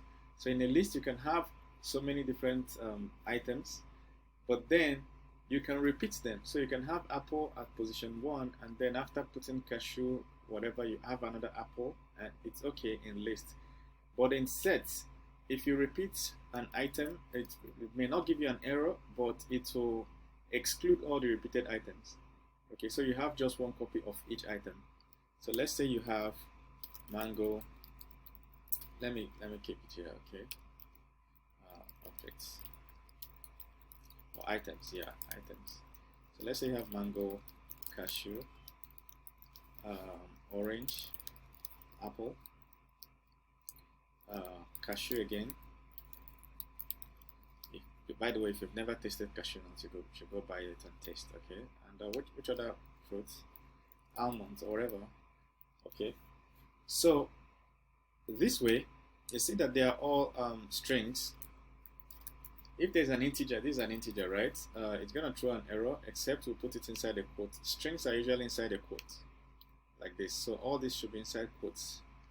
All right, so now if you put this as a list, if you define it as a list, there won't be any problem because there are repetitions and there is no problem. So there's cashew here, there's cashew here. But in set, all right, if this is a set, if you declared it as a set, even if there is repetition, when the set is going to be printed, it will go this way. It will remove the duplicate item. Okay. So map. So a map is an order, is an order too. It doesn't matter the order, but then it's a key value pair. But then each key value pair will be unique. All right. So let's look at real life examples. Let's work with lists. All right. So the first thing we have on our list is this is how you declare list, like we did before. You tell it the type of items you want. So we're going to have a string. Okay, we could have integer, decimal, and on, and then we declare the variable. What are we going to call this variable? Let us call it leads, our company leads, right? Then you do new list, the same thing again. You tell it what should be there, a string, and then here you can list all the strings. So we could say our leads, Dave is a lead, John is a lead, okay, Obama is a lead, and Trump is a lead, and so on. Okay, Joe and Biden. So we have 1, 2, 3, 4, 5, 6, 8. I want to duplicate an item, so I can duplicate here Biden. All right. So this is how you declare list. Make sure you close with semicolon and then system.debug, just to be sure, or debugging list, just to be sure that what we did is correct. So we'll do execute.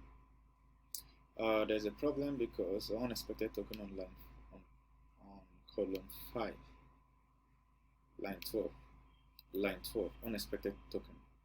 All right, so the reason we had that error was here it's not a round bracket, it's actually it's this. All right, so it's a curly bracket. So that's how you add values to a list, one way. So let's execute first, and I will show you another way. All right, so debug, and now you see contents of the list: Dave, Biden, John, Obama, Trump, Joe, Biden again. All right, now they are in order, in the same order in which I listed them. So what if we wanted to add something else? We can get back to our debug, Control E, and then here we can do something. For instance, we can do leads. That this leads contains this list, right? So we can do leads.add, and then we can say add Xi Jinping. Okay, let's say add Xi Jinping. All right, this way. So if we run and execute again, let's see whether Xi Jinping was added. So you see, the last one is now Xi Jinping. But what if we wanted to have Xi Jinping somewhere here? So now remember that this is actually an array. So it is numbered from 0. This is Dave will be 0, Biden 1, 2, 3, 4, 5, 6, 7. So if we want to insert something here, we can say insert at location 0, 1, 2, 3. Okay, we can say insert at 0, location 3. So let's try it. Add a new element to the list, another lead to the list. So we can say leads.add at location what, 3, and who are we adding? Kagame. Okay, so now we can execute. So it loads up, and I will click on debug, and there you see it does Dave, Biden, John, Kagame before Obama, alright, Trump, and so on. You see, it's amazing, right? The other time you could do lists in Apex. Okay, you can type it and then on Google, and then it shows you lists. So there is also a list class. So this is lists in Apex. It's under right in Apex data types and variables, under collections, and then you have lists. Okay, then there's a subtopic called list sorting to be able to sort it. So this gives you the different ways. This is the one we just used. But as you can see, there is nested list in case you ever need it. You come here, get it.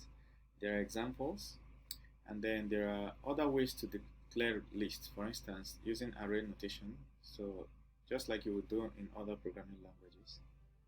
Okay, and a number of things you can just pick up, and you can also check out the list sorting. Now, these are ways to sort lists, and these are ways to use it in a test. Okay, this is what I just showed you, how to add to a list, and nothing serious here. As you can see, it's done. But if we get back to Google, you see that there's list class. Okay, there's list class. So when we get to list class, just like we saw the other classes, you can then see more of the things you can do with lists. Okay, so many more things you can do with lists. Alright, so that's how to find it. Okay, you can do clear. Alright, add all from a set. You can do clone, and so on. So let's just try just one of them. Alright, just one of the values, and then we'll move on to something else. Okay, you can check whether a list is empty. It will return true or false. This is the iterator, and this is an example code using lists. Okay, so listed customer accounts. You can remove, this is the one I even wanted to show you, how to remove an index, okay, from a list. So we added Obama, right? So we can say remove 0, 1. Okay, let's say we want to remove Biden. So we can do something like leads.remove at 1. So remove 1, which is 0, 1. So it's going to take out Biden to execute. And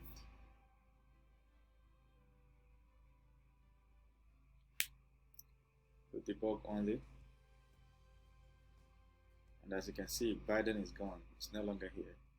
So if you ever need to use lists, now you know where to get them. List classes and just lists, alright? Let's try some things. I'm going to remove all this, alright? So some list functions, okay? List methods, some list methods. For instance, we can sort. Let's do list of sort.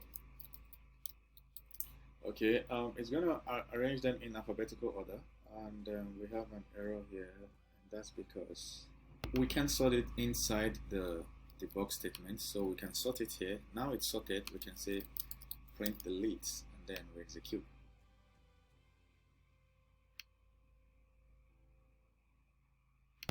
Semicolon, execute. Okay, now it runs. And the interesting thing is, look, debug, and it sorts it in alphabetical order. The first two Bidens come together, the Joe Biden, that's Biden, then D, then J, H, O, and T last. Okay, so it sorted them out according to the first character. Okay, and that's how to sort list. Can you sort a list that is not string? Yeah, you can sort a list that is not a string. So I'm going to copy this list now and duplicate it here, but this time around it's going to be an integer. So integer. So here, instead of having all these guys, we're going to have numbers. So let's say first one is 0, this one is 36, this one is 74, this one is this, da. So these are integers, right? So we'll sort it. Okay, first of all, we print it, and then we sort it, all right, then print it again. So here we can do sorted. So we can now sort dot sort. Remember to put a semicolon. So here we're printing it out without sorting. So we can do without sorting. So here we're printing it out sorted. Okay. So let's execute, and it works perfectly fine. Perfectly fine. All right. So click on debug. And now you see it's not sorted here. This is the original list we have, and this one has been sorted. So that's how lists work with respect to sorting. But what else can you do with lists? You can check the size. So we can print the size. So even though it is sorted here, we can say size dot size. So let's see. Runs correctly, but instead of giving us the full list now, it's going to give us the size. That's how many elements are in the array. So this is 1, 2, 3, 4, 5, 6, 7, 8. Okay, see, 8 elements. So what else can we do with lists? There are a number of things. For instance, we can do set and versus add. So let's start with set. We've done add, right? Well, we did list.add, and then we said at location 4 add 35 455. So it's gonna execute and do the normal adding. But then that reminds me, let's try and add something that is not of the same variable type. You see, they are now 9. You see, so which means the element was added. So let's try and do, let me remove this size here. Something, let's add something that is a string. So let's say Dave. We'll add Dave here at location 4. What do you think is going to happen? Error. Because what? See, and the error is not even telling you that it's of the same type. It's just giving you error, unexpected token. So you're the one that is supposed to know from your code that this is a problem. But the thing is that it tells you the line, right? It tells you the line 21. Okay. This line 21, where it's trying to, oops, I think I have an error here. So line 21. Now this is the correct error we're looking for. Method does not exist or incorrect signature. Okay. Cool. So what else can we do? What if we do sets? Okay. Sets at location set 555. Execute. So we'll click on debug, and you see set replaces. Okay. Set replaces. So if you look at these two arrays, so without sorting, you have 0, 34, 6, 4, 5, and 7, and then the next value is 786. Here you have the same thing, but instead of having 786, it replaced it. So that's the difference between set and add. Add will only add it at that location and shift the rest. So at the end of the day, you have an extra element. Like the element, the list will be one element longer. But when it comes to set will replace. So sometimes you just want to replace the employee name with something else or whatever. Okay, so those are the functions in Apex for list. Okay, so let's look at here. We said we're going to work with list, set, and map. So let's look at set and maps. All right, I'm going to clear this, and then sets in Apex. Okay, so a set is exactly like a list in Apex, but on one condition, that it doesn't take duplicate values. So let's say we have a set of strings, okay, and we call it salary bonuses. Okay, well, I'll call it employees equal to new set string, and then curly brackets. Then we start listing. So let's say First employee is Dave. Second one is Biden. Third one is Dave again. Fourth one is Trevor. Fifth one is Noah. Sixth one is Dave again. Okay. So as you can see, Dave is duplicated. Put semicolon. Now, what if we print this? What are we going to see? So let's print. So I've typed this after listing all of them. All right, they are duplicate values. Dave, Biden, Trevor, Biden, another Dave. Okay, so Dave is duplicated 3 times. All right, and then there is I've listed it here. So let's execute. So it's executing, and then it has done. Click on debug, and it said these are the employees. List Biden, Dave, and Trevor. You see? So it removed all the duplicates. So if you're ever going to list a set of objects and you don't want duplicates, this is how to do that. Right. So now what if it's a list and we want to get one item? If it's a list, let's convert it to a list. So the only thing we need to convert it to a list is to just enter the list keyword. Now we can get one item by doing this. This will give us item 01. It will give us Biden.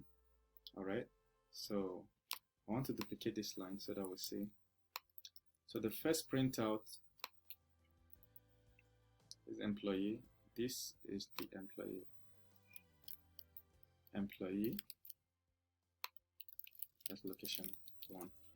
Okay. So this one is the employees. So this is to give you an idea of the difference between list and set. So with list, we can get to one particular employee, all right, using the get keyword. Okay.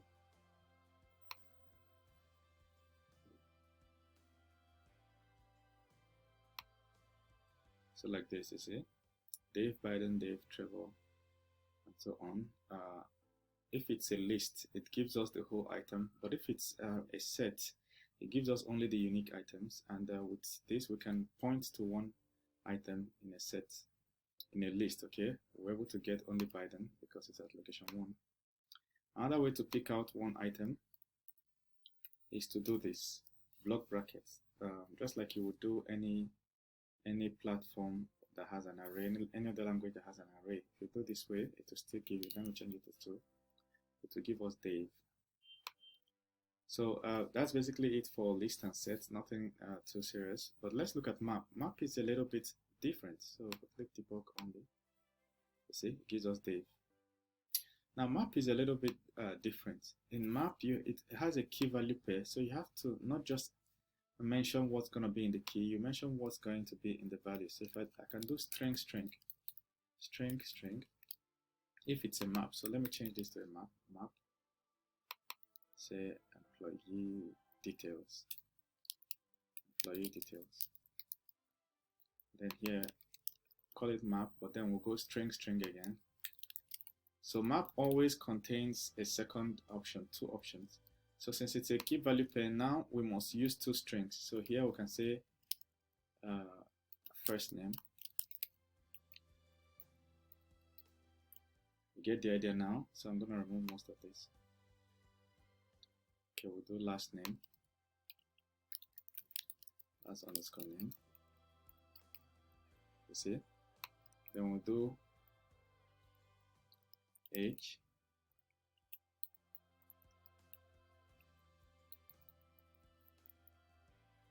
(346 years old), and then old. Okay, then finally we'll do height.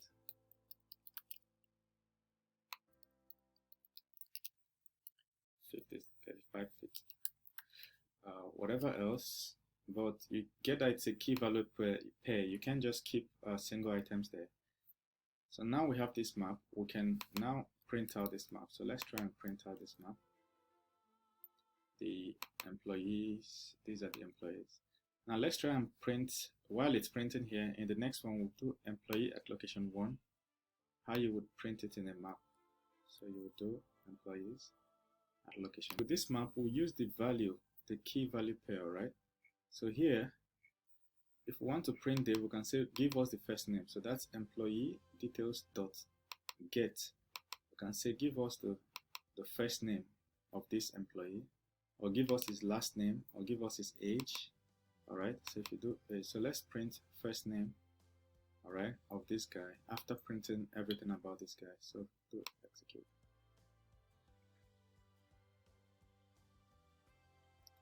Click OK. You see now. So it's printed everything about this guy for us, everything, but then it gave us the first name, which is this. All right, so that's the difference between map and set. Now map can contain different items as key value pair. For instance, here, instead of saying string, let's say integer string.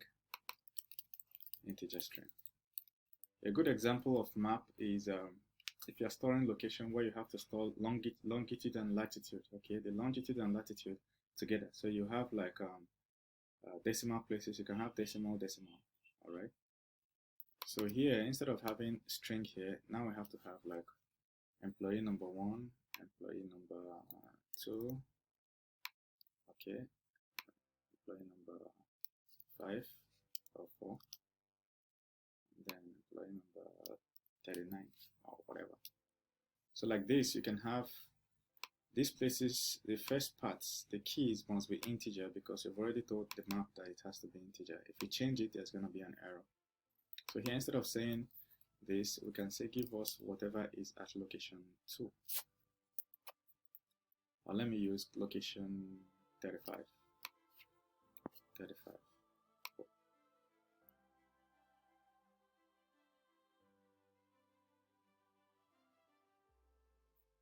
Okay.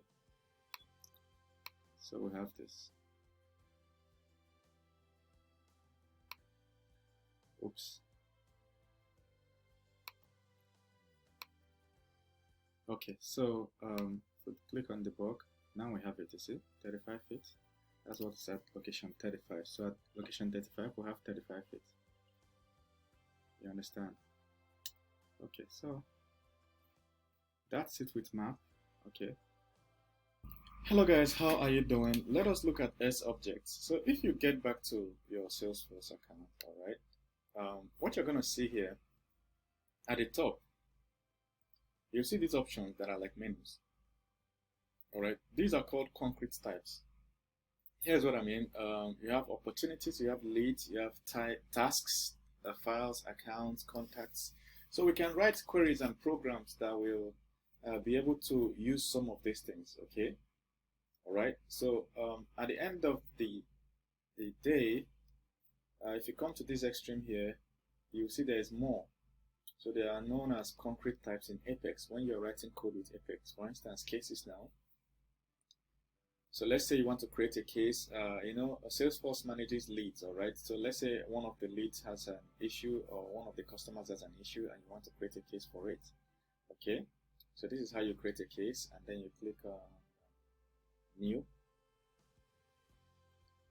Okay, so we can write Apex program that will manage this, okay? So we use sObjects to do that. So let's go to our programming interface and then write some code, okay? Usually you just click on this and then click on developer console. So the console has opened now. Now we can look at some things as the console is pulling open. All right. Okay, so here, click on debug, click on anonymous. So let's write some code that will kind of make reference and use some of those types. So here's what I mean. sObjects, that's the topic. So sObjects are generic types. And then the items I showed you on the menu, I just showed you on the menu, these items, they are called concrete types. Okay. Concrete types. So what is a concrete type? Okay, compared to generic type. Basically, many generic types can connect to one concrete type. Many concrete types can connect to one generic type. Okay, that's what I mean. So like sObjects could have cases, opportunities, accounts. Here's where I'm getting it: files, tasks, leads. So you can declare one sObject and it will have all these. Okay, you can add opportunities, tasks, and all, and so on. All right, inside one sObject. Okay, then you can start using them. So let's write some code. All right, here let's create a list of sObjects. Remember lists. So the S small letter objects, S capital letter object small letter objects. Okay, in singular. Then we give it a variable name. Okay, then we do the same kind of thing. New of S capital letter, sorry, S capital letter small letter objects. Okay, we'll close it. Then we'll put these round brackets. Okay, remember that instead of round brackets, we can also do something like this and start adding data here like we did before, but for now I just want to initialize it and do nothing. Okay, now the next thing we're going to do is to create an account concrete type. So remember, account is one of those menus, so we can do small letter account, whatever, equal to new account, name equal to, okay, my course account. Now before I continue, I want you to know where to get information about sObjects in case it's confusing, because I noticed that this place is usually initially a little confusing to new students. Confusing in the sense that the new students don't know where to apply it. We're going to get to that, but just look at what it looks like first. So as usual, go to Google, type sObjects in Apex, then you will see the definition and some usage. Okay, and there's something else I'm going to show you, but let's look at the definition. So an sObject variable represents a row of data that can only be declared in Apex using SOAP API. Name of the object, for example. This is what we just did now, account, right? Start up with an account type and then declare a variable and then new account. There's also a custom object. Okay, this is one. Then two, I accidentally went back. So if you scroll to the bottom here, you'll see more information about sObjects. Okay, we're here in sObject types. That's what we're looking at. You can read more on accessing sObject field and so on. But also look at this: sObject collections, list of objects. You see what we just did? So now this kind of shows you what's going on here. So we're trying to actually write this, an SQL query, isn't it? Select ID and name from account. Okay, so it's a way to communicate to the force.com database. All right, the database. Okay, so see this as a mini a version of SQL queries. Like if you are writing PHP and you want to make a connection to the database, you have to write PHP and then you embed SQL inside and then you send it to the database. Okay, so the example I'm giving you right now looks something like this. All right? So where we instantiate a new account and then we'll give it a name, all right, and so on. So let's continue with our example. Now you see where to get more information about sObjects. So let's do the same thing for another concrete type, which is opportunity. We can do opportunity, give it any variable type, but I'm going to give it the same. Okay, to me it's cleaner code giving it the same, so it's easier to read. So equal to new opportunity, and name, you can say my course opportunity, whatever. Okay, I'm just putting these things as a way. So now we can also declare cases. Let's use a new way to declare cases, the way we did here. Let's use a new way, do case. Give it an example. I wouldn't want you to use the same name. So, as you can see, it's coloring it differently. So you can say our case. Okay, good. New case, and then status. I'll show you where the status is coming from and where the name is coming from, like all this name, where they're coming from. So say new. The status of the case is new, and the origin is phone. Okay. So here is where these names are coming from. If we go back to Salesforce, right? In Salesforce, account, for instance, if we click on account, it opens an account, right? Now, here you see that there is an account name, there's account site, there's phone, there's account owner alias. So also, if you click new, you will see the names of the fields. So when we say name, this is what we're referring to, okay? When we say parent account, account number, so that's where we're getting all that. So with respect to case, we're just working on case now. So if you go to case, if yours is not showing here, then you can click here to find case, one of it, okay? So if you click on case, first thing you notice is that case has status, right? Has a number. So if you click on new now, it's going to show us some things. So look at this. This red sign means that whenever you're making a case call or something like that, initiating a case, you must set a status to it. So the status we set in our code is new, but there are more. Look at this. There's new working escalated. So if we come to our code, we're saying status new. See? So another thing we can do is working and so on, escalated. So another one is origin. So if we come here, it says that case origin you must have a case origin. So we chose phone, okay, email and web. So this is a way to create a case in more like a ticket in Salesforce, if I would put it that way. Every other thing is optional. Every other thing about this case is optional, except these two. So whenever you're instantiating a case, you must put it. When we did accounts, in account, when we came to accounts and clicked on new, we can see the compulsory field there. Look at the only compulsory field here is name. All right, every other thing is optional. Every other thing. There are many fields, but all of them are optional except name. That is why when we were instantiating it, we had to put name.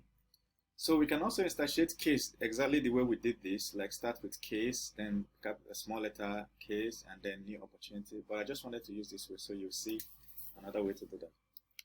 So here, remember that we instantiated the main object here, right? sObject, the main sObject. Now we can start adding these concrete types to the sObject. So let's start. Let's say add the records to the list.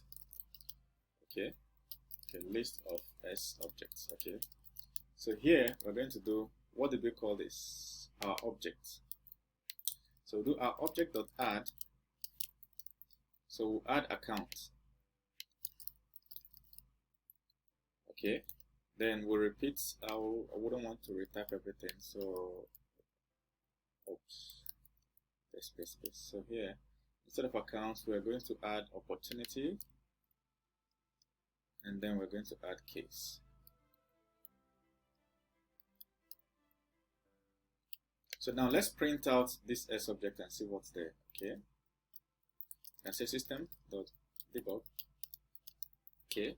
We can say elements inside the sObject.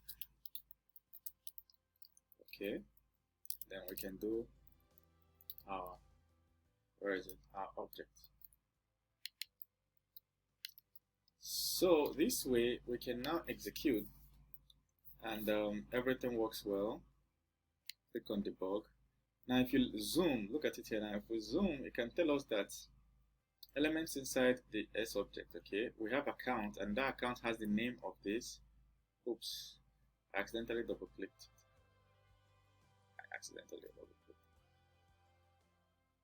Alright, so it says my account. Okay, elements inside the object. Okay, my account has this name, opportunity has this name, and case has these two attributes. Okay, the attributes are status, new, and origin, phone. Okay, so that's how we can load up concrete types into a generic type. That generic type is the sObject. So don't worry if you don't know what we're going to ever use this for, but that's a very foundational level for the next set of courses that we're going to cover here. Okay, so see you in the next video. All right, I told you about these fields in accounts. So if you went to your Salesforce dashboard and you selected any of these are also called objects. So if we select any of these objects, like account, and we click new.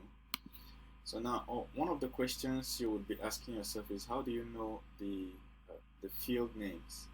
So as usual, you just go to Google and search for account fields in Salesforce. So if it was cases, you search for case fields, okay, and so on.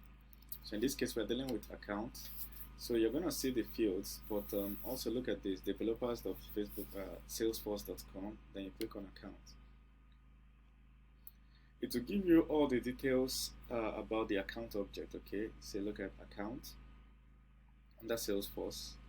It says represents an individual account, which is an organization or person involved with a business or involved with your business, such as customers, competitors, and partners. For more information, see account in the object reference for Salesforce and Lightning platform, okay? Now, the interesting thing I wanted to show you here is the field names. See, account source, account, annual revenue, billing address. So there are field names, you see. Look at the one we used, name, okay, represents account name, and the type is string, okay, and the maximum length, okay, is 255.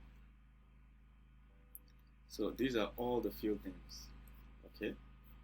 So that's how to know which field names to use in your query. Now let's look at something interesting in Salesforce query, okay. It's called SOL and SQL. SOQL and SOSL, okay. So click here, get to developer console. So they are very similar, though they do slightly different jobs. So those are just the query language. If you look at here, you'll see query editor. Okay. Query editor, and let me try and zoom. Query editor. Here you can write SOQL or SOSL. Okay. And they give you an example. Select columns from type where whatever predicates. Or find what in type fields returning. Okay. So that's what they mean. SOQL looks like SQL, the normal SQL you write in your programming language. You see, it looks almost identical, almost, okay? But it was modified for Salesforce, but it looks almost identical. SOSL is what looks just a little bit different. Look at what it looks like. Find what in type fields. We're going to see the slight difference between both of them, but they do the same kind of job. So if we open an anonymous window, we can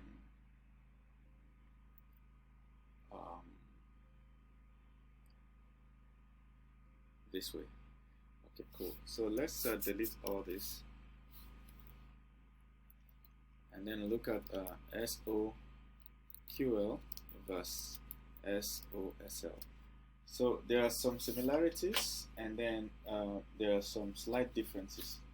Now the biggest similarity is that they are both used to query the database. Alright, both of them are used to query the database. That's the biggest similarity. But then the way they query the database is what's different.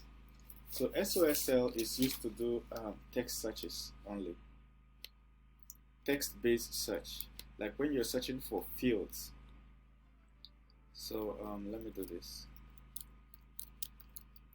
And again, before I even go in, don't worry if you don't fully understand the whole thing now, but as we write the query, it's going to make more sense, okay?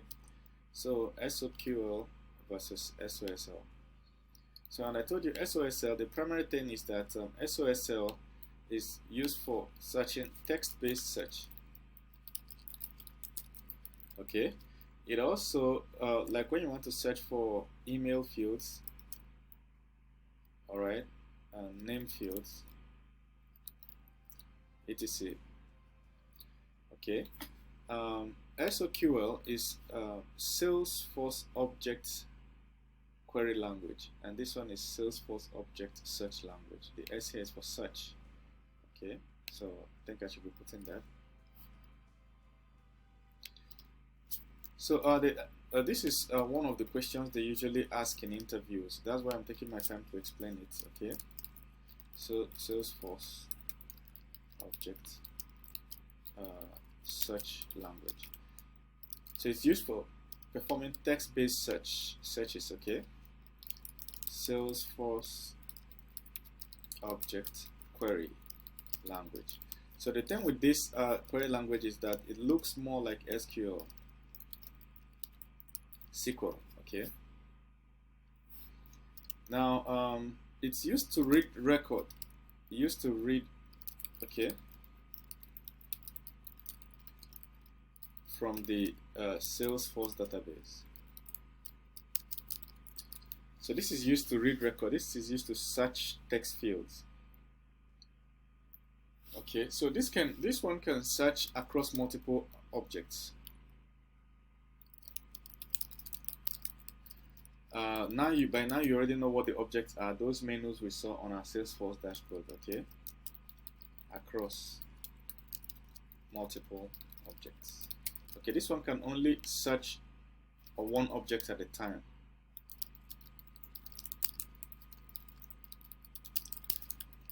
Okay, like when you want to query accounts and read the records from accounts, all right, accounts database that we just saw, or accounts object that we just saw, you can use SOQL, but you can't do multiple searches in multiple objects at the same time. But this one, you can give it an email and use that email to search across all searches and records. So this can search records and objects, both of them.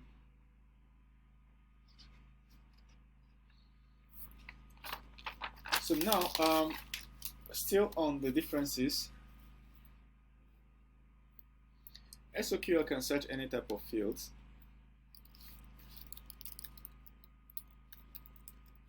But then SOSL can only search text-based fields. All right, only text-based fields. So there's something called DML, or DML. So after you've conducted your search in SQL using SOQL, you can still perform DML. I'll tell you the meaning, don't worry, shortly. On search results. So on the search results, you can perform DML, alright. So what then is DML? DML stands for Data Manipulation Language. Okay, it's used to perform queries or data manipulation on already gotten queries. So let me read it, the official definition. So, and of course you can get this from Google. Just go to Google and type DML. I'm on the official Salesforce page. This is Salesforce training site. Like I showed you in the beginning of this course, it's trailhead.salesforce.com. So that's why they're explaining DML. Okay, so create and modify records in Salesforce by using data manipulation language, abbreviated as DML. DML provides a straightforward way to manage records by providing simple statements to insert, update, merge, delete. So look at what it looks like. Okay, we already wrote part of it in the previous video, and then at the end you just put insert account. This account you define here, okay, and then specify some variable values or field values. These are fields, and then you do insert account. It will insert. So these are the operations you can perform using DML. So we're going to get to that as we go on, but just know that SOQL can perform DML while SOSL can't. Okay. So finally, the final one is that when you perform a query with SOSL, what you get back is fields. Okay, so I could use an email to search across records, and I get email, phone number, account, account ID. These are fields. But here you get records. So SOQL will give you records, returns records. So that's it for the differences. Okay. Like I said, if it doesn't make sense, it's perfectly fine. We're going to see it in action shortly. Alright guys, let's write some code on data manipulation language, okay, so that you get an idea of what it looks like, and so that when we do other things, it will be easy to understand what we are doing. Alright, it has data manipulation language is basically the language in, let me say syntax, in Apex that you use to communicate with the Salesforce database.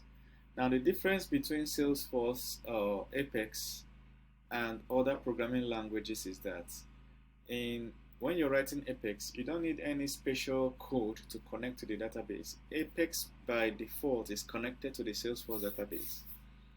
Unlike in PHP, for instance, where you have to write a special MySQLi PDO code to make a connection to your database, alright, or in Python or in JavaScript, Node.js, where you have to make a special connection to the server and stuff. In Apex, it's already connected. All right, Apex was written specifically for Salesforce, so it's already connected. So let's create a new account. All right, remember what an account is. Let's look at our Salesforce again. You see, all these are objects, and we want to create a new one. And normally, what we should do is to click here on new. Alright, if you click here on new, you can manually fill this. But now we want to do this from our code. We want to do it programmatically instead of filling this manually. Remember that when you are writing the code programmatically, you need to know which fields are compulsory. This is compulsory because I know because I can see this red sign. And then what are the names of the fields? It's easy. Remember how I showed you before? You just go to Google and type account. We're dealing with account now. You say account in Salesforce, okay, or account fields in Salesforce. If you're dealing with files, you write file fields in Salesforce. Same thing with campaigns. So I've done that on Google and it brought me here. Now I can see the name of the fields here, field name, you see. Alright, so we want to create a new account, and we will be needing this field name, we'll be needing phone, and maybe any other one. I would choose number of employees. Alright, so but the only compulsory one is name. So let's go to our code and write some code. Okay, in the code we are writing is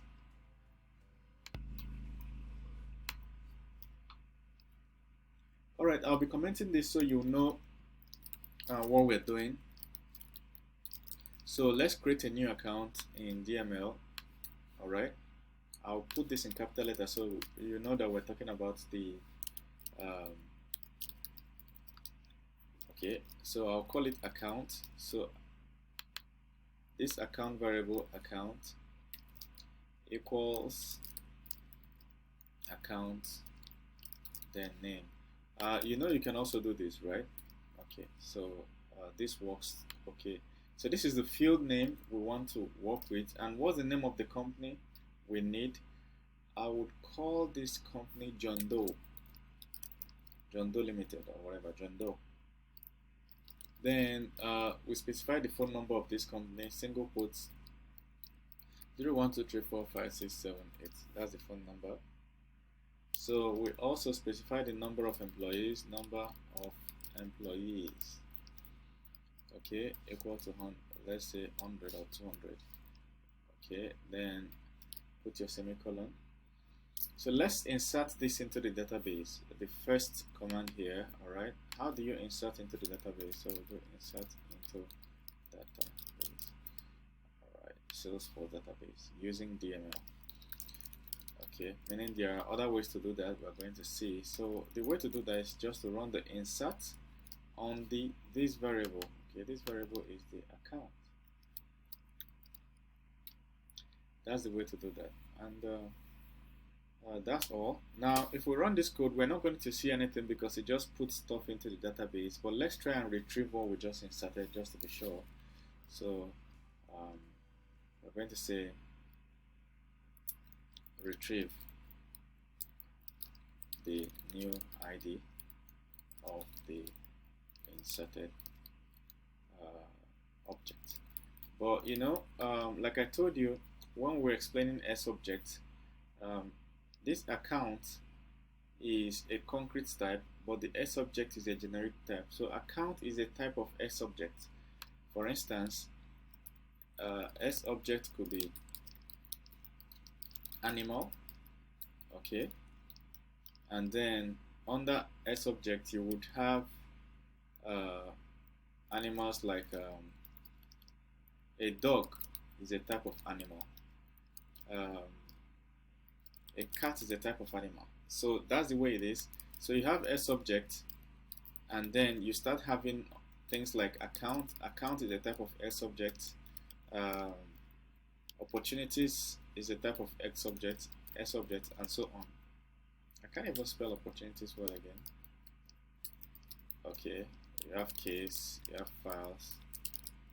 These are types of sObjects. Okay, so this account we just created is a type of sObject. So now I could just say sObject. Okay, so what do we do next? It's simple. We can say ID of the this is ID. Let's declare a variable for it. We're trying to retrieve the ID.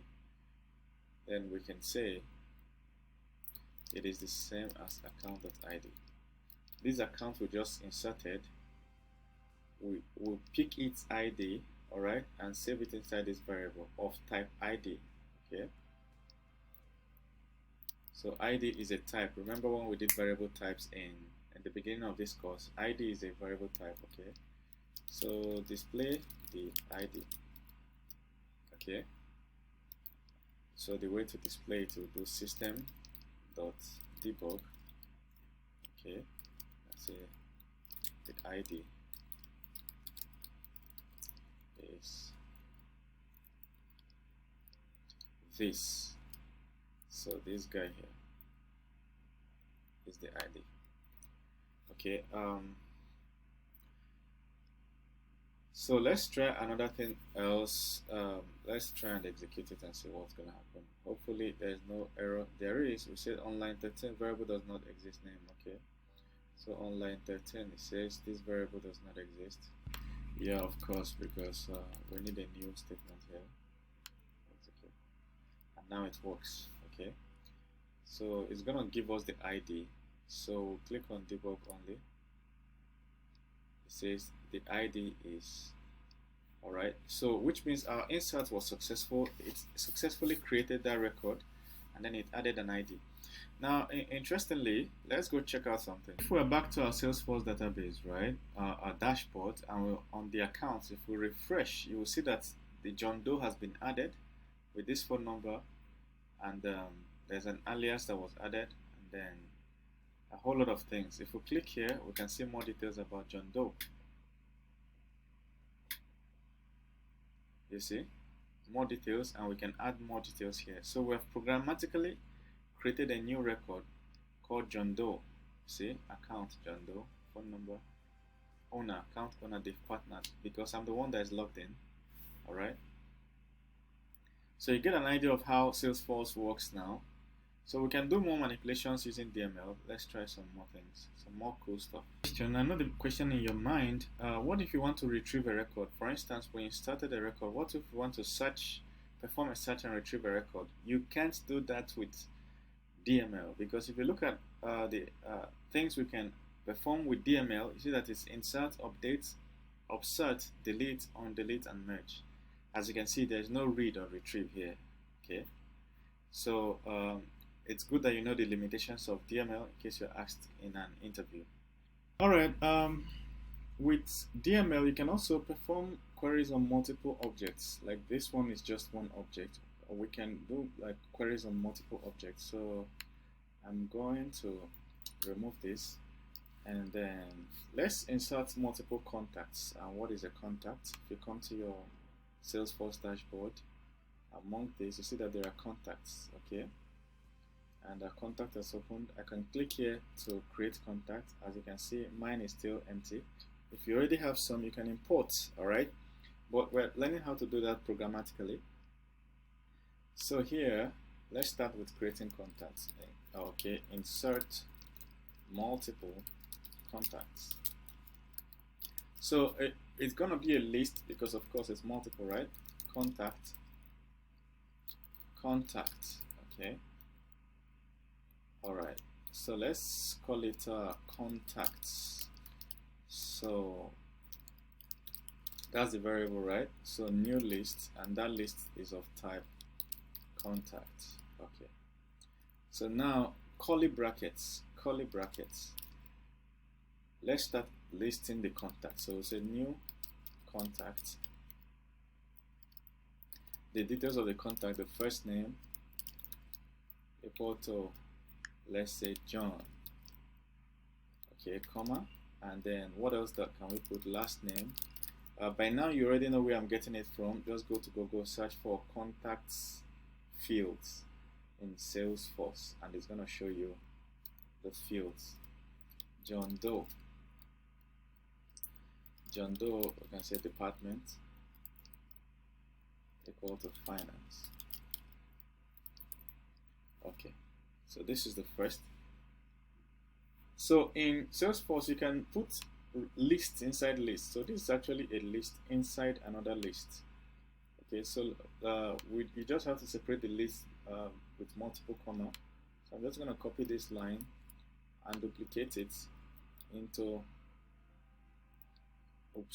a number of places. Okay, so we've created 4 contacts. Okay, so let me change their name. Let's say Jenna, Caitlin. Let's say Obama, Paul Obama, great grandson. So what's his department? Business. And Jenna is the first female software developer in Jupiter, planet Jupiter. So this other one is gonna be like Kim Mantle. Kim Mantle is in which department? Let's say Kim Mantle is in CRM department. Okay, so that's how you do that. At the end, don't forget your semicolon. All right. So let's do bulk insert. Okay, so do bulk insert.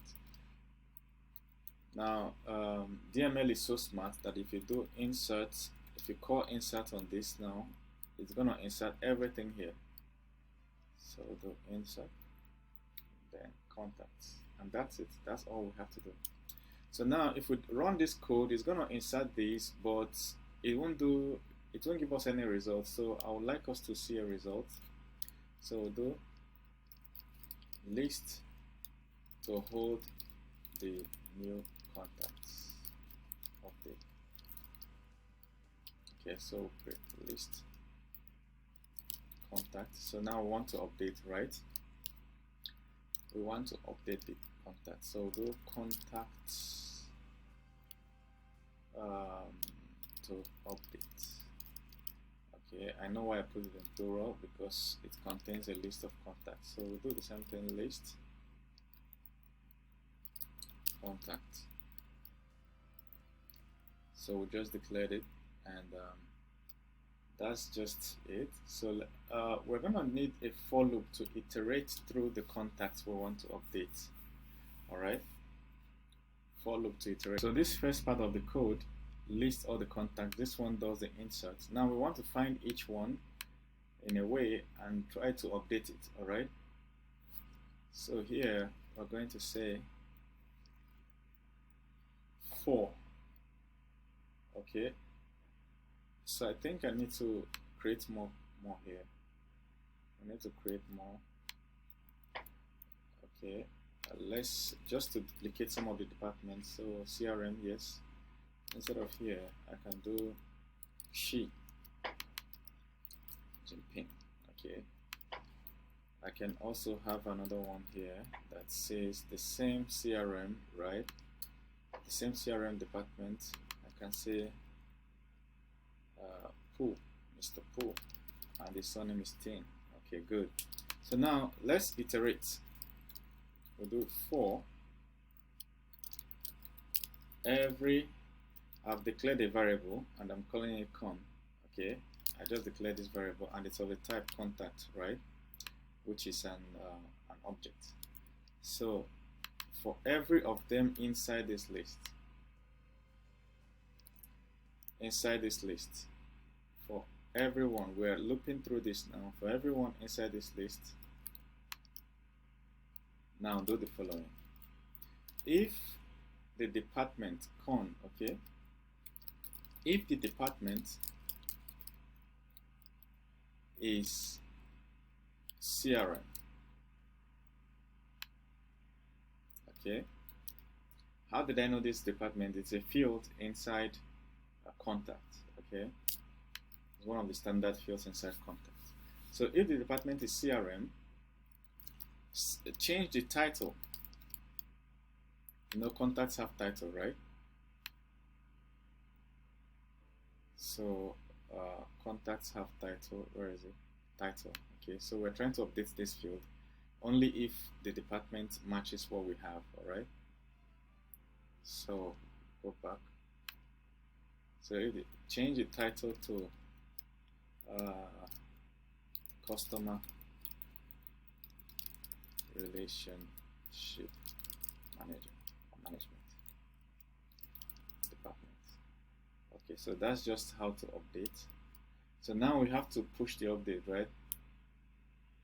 So add the updated contact to the sObject.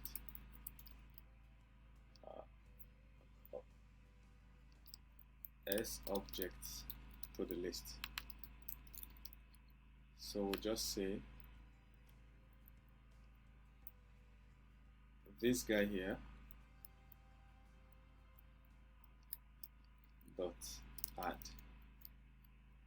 So what is it going to add? It's going to add this con here. So that's just it. It's that simple.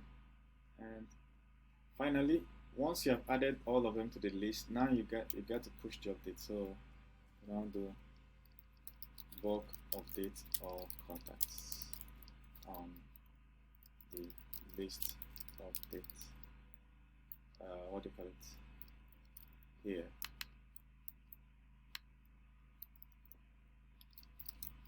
So to do the bulk update, we just do update this guy. So that's just it. This is how to do an update. So basically, we iterated through all the arrays we have, looking for where the CRM is matched, and then we change it and update. Okay, so what do? We click on execute. So if our code works correctly, there will be no error. There is unexpected token on line 13. On line 13. Okay. So first of all, make sure that there's the last item on this list. We just want to make sure that there's no comma, just to be on the safe side. No comma. We'll try and execute again. Now the thing with Apex is that it will not tell you exactly what the problem is, but it can tell you where you can take a look at the problem. Alright, so click debug only, and we're cool here because we did not print anything to debug. But if we come back, or we do not do any system.debug, okay? If we come back here and refresh, right click, we're on contacts in my Salesforce dashboard, reload, and guess what? It's reloading.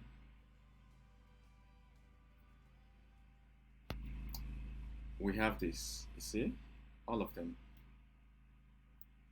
So let's compare the order. I see it here.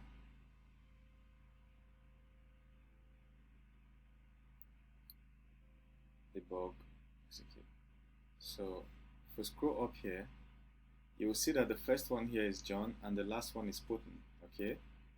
If we compare it to the order it added it, you'll see that it started from the bottom. Okay. See, Putin is 1, C is 2, Kim is 3, and so on. And John Doe is the 6th.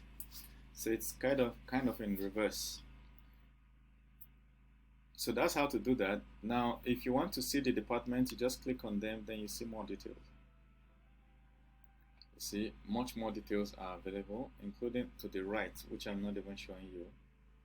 There's more details to the right, you know, and so on. So that's basically how to programmatically add and update records. Guys, let's look at the concept of Upsert. Okay, Upserting this is what I'm talking about. Upserting in DML is when you have a bunch of records and some of those records already exist in your database, but some don't, and you don't know which one is which. You run a query, DML query, using Upsert. Upsert instead of insert, right? Upsert will first of all check if that record exists before creating it. So if it already exists, it will not create it, all right? But if it doesn't exist, then it will create it. So by default, Upsert uses the ID field to check, but then you can also specify your own custom field. Now, if you're coming from other framework background, Upsert is the equivalent of first or create, which is check whether it has been created before. If not, then create it. That's what Upsert is. So let's write some sample Upsert code. Upsert code. All right. So we're good. So Upsert. So to do that, we're gonna start with creating a record. Okay. So let's create Josh. Create and insert Josh record. So once we have a record that already exists, then we have another one that doesn't exist, then we use Upsert. Okay. So contact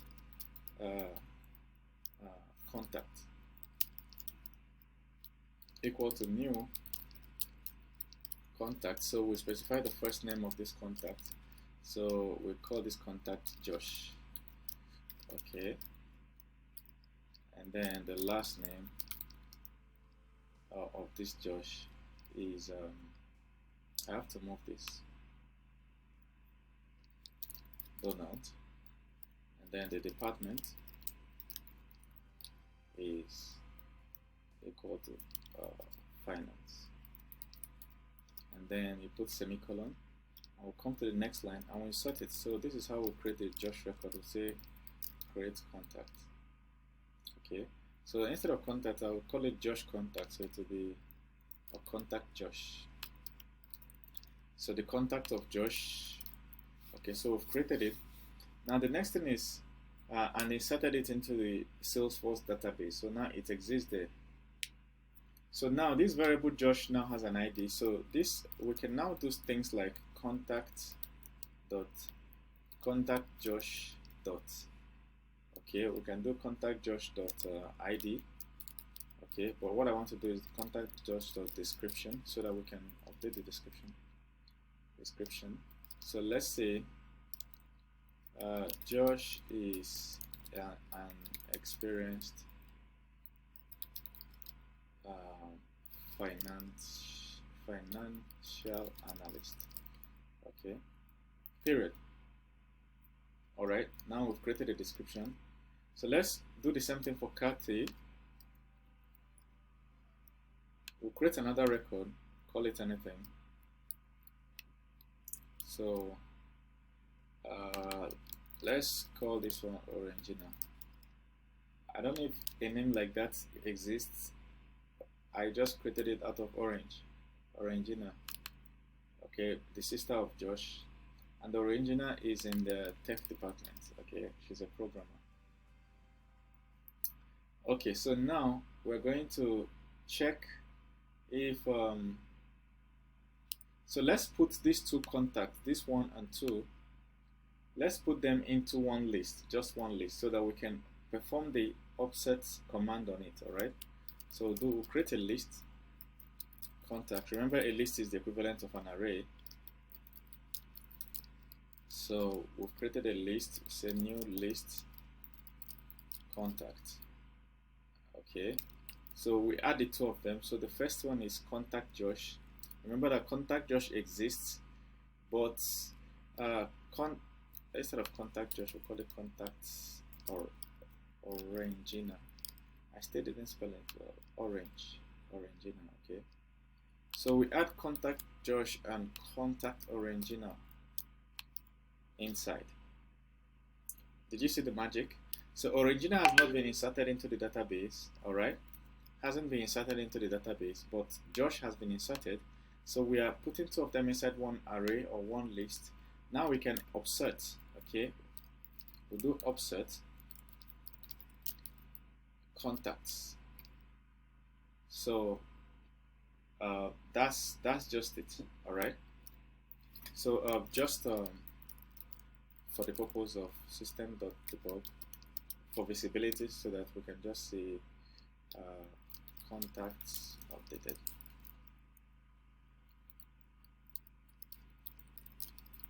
So we can be able to see something when we run the execute. Otherwise, we don't need to see that. But we're going to go to our dashboard and check whether it actually eventually inserted Orangina. All right. So execute, and our code ran correctly with no errors. If I click on debug, you see it tells me that contacts updated and lists Josh, and then at the end it also listed Orangina. You see, so means Orangina already exists, Then remember that it added, even though we did not create an ID field, it automatically inserted an ID field. Okay, look at this, automatically inserted an ID field. But let's go to our Salesforce dashboard. So if I refresh here now, we're supposed to see the two contacts, Josh and Orangina. Make sure you are in contacts, okay, contacts tab. So so here you see Orangina Donald and Josh Donald. You understand? So that's how it works. So sometimes you are working with a whole lot of data. Let's say you imported from an Excel sheet, you imported millions of records, and you don't know which ones already exist in your database and which ones didn't. So Upsert is the way to insert the ones that have not already existed in your database. All right. So once again, that's the code for Upsert. So let's go ahead and look at one or two more things in DML. So we've covered the first tray. Let's quickly look at the last tray. So now, like I said, if you don't specify a certain field, you know, an Excel sheet will have many columns. All right. If you don't specify any particular field for the Upsert, it will use the ID. Okay, Apex will use the ID. But let's say you want to specify a certain field that should be compared, all right, instead of just the ID. So you can specify the unique field like this, say field email. This is how to specify email this way. So if you want the email field to be the unique field that should be used to compare existing records in the database, this is how you do that, all right? Do a delete operation, and it's very simple, just 1 or 2 lines of code. Now if you look here, you see that we have 8 records. So we want to search this database and delete records that contain probably the last name of Donald, all right, because that's the only one repeating here. So how do we do that? we go to our console and we use SOQL. So I'm going to delete the whole of this and say it's gone. SOQL. So you need to know that records in Salesforce are not deleted instantly. So when you delete a record, it disappears, but it stays within the Salesforce database for the next 15 days. After the 15 days before it goes. So Salesforce has a kind of recycle bin where it persists records for 15 days. Okay, so that's why you can undelete. So let's say we'll get an array of contacts. So we'll call it contacts. Okay, then we run this, select ID from contact. That's the contact object. Okay, so this is just a variable. I can call it anything. So the contact object, where the last name of the person is Donald, semicolon. Then we run the delete operation, which is delete contact, and boom, that's it. All right, so let's execute this query. If everything goes well, we're not going to see anything on our debug console if I click this, because we did not send anything to the console. But if we come here and reload, remember that we have two Donalds here. If we reload,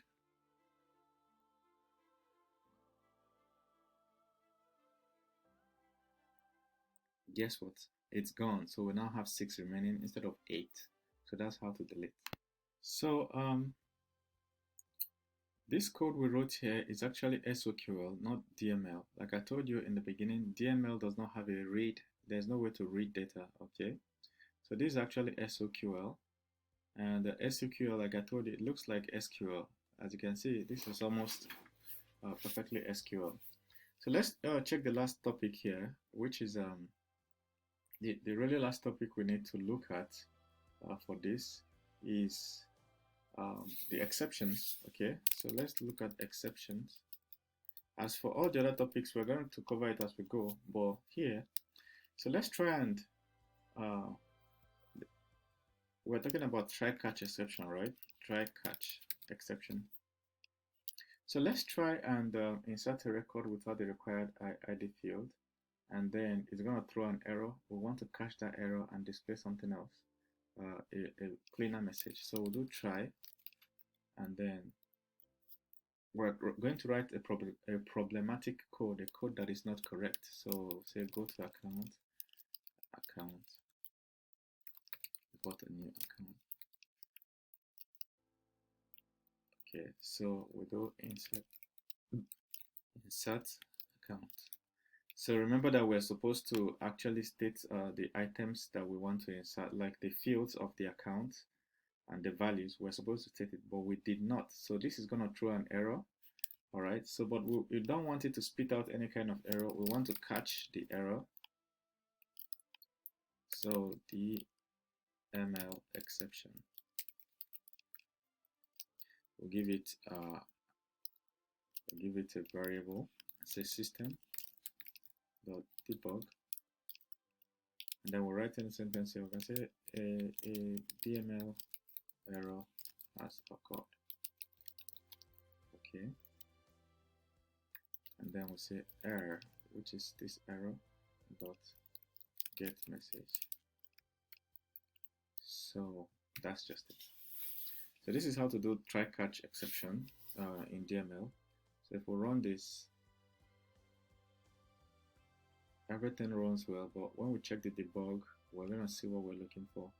You see, a DML error has occurred. So now this is the error: insert field, first exception on row 0, first error required, missing whatever. You see, so that's how to catch the error and then decide how you want to display it. Okay, instead of it spitting the error out. Hey guys, how are you doing? There are types of exceptions in Salesforce, different types, and exception handling, and even custom methods and custom exceptions. So what we're going to do in this whole topic is to cover exceptions. So you know how to handle exceptions when you meet them in Apex, and the way it is different from some other programming languages you may be coming from. All right. So I'll pause this video and then write out the topics we're going to cover here, and then restart, and then we go ahead. I added two more: the list exception and the generic exception. So this is in case you're working with any code in Apex and you don't know what exception to use. You use the generic one. So I think that's what we're going to start with, so that you can get an idea of that. There is also null pointer exception. All right, we could start with that too. But before I start, go to Google, right? Type exceptions in Apex on Google. It will bring you to this page. You will see that there is a subtopic, exceptions in Apex. And then you'll see that there are 1, 2, 3, 4, 5, 6 topics with examples inside. All right. And a lot of examples and screenshots. Okay. So if you click here at the bottom, you will see more details, you know, more details of examples, you see. So this is how to use the general exception if you don't know what exception that will be thrown. Okay, so you try a code block, write some code, and then you catch the exception type. All right, otherwise you just catch exception E. All right, then finally, if everything fails, this is what we'll run. So this is a simple try catch block. So if you're coming from any other programming language, you already know this. Okay, try catch exception. This is what I normally use, but if you want to be very specific, you can now put DML exception like we used in the last video, or you can use query exception if you're writing query, or you can use null pointer exception, or you can use sObject exception. That is if you want to be very specific. But something as simple as this, try a piece of code, catch exception, and then display it with system.debug. Is very okay. Then you put finally here. So that's basically what it is. If you go back, you will be able to access more. For instance, if I go back now, at the bottom of the page, I can see more exception handling examples. They're all the same, just try catch. All right, they're all the same. You see, try this custom object, and then insert, otherwise DML exception, we just saw that. Otherwise, you remove the DML and put exception E. Same thing with here, DML exception.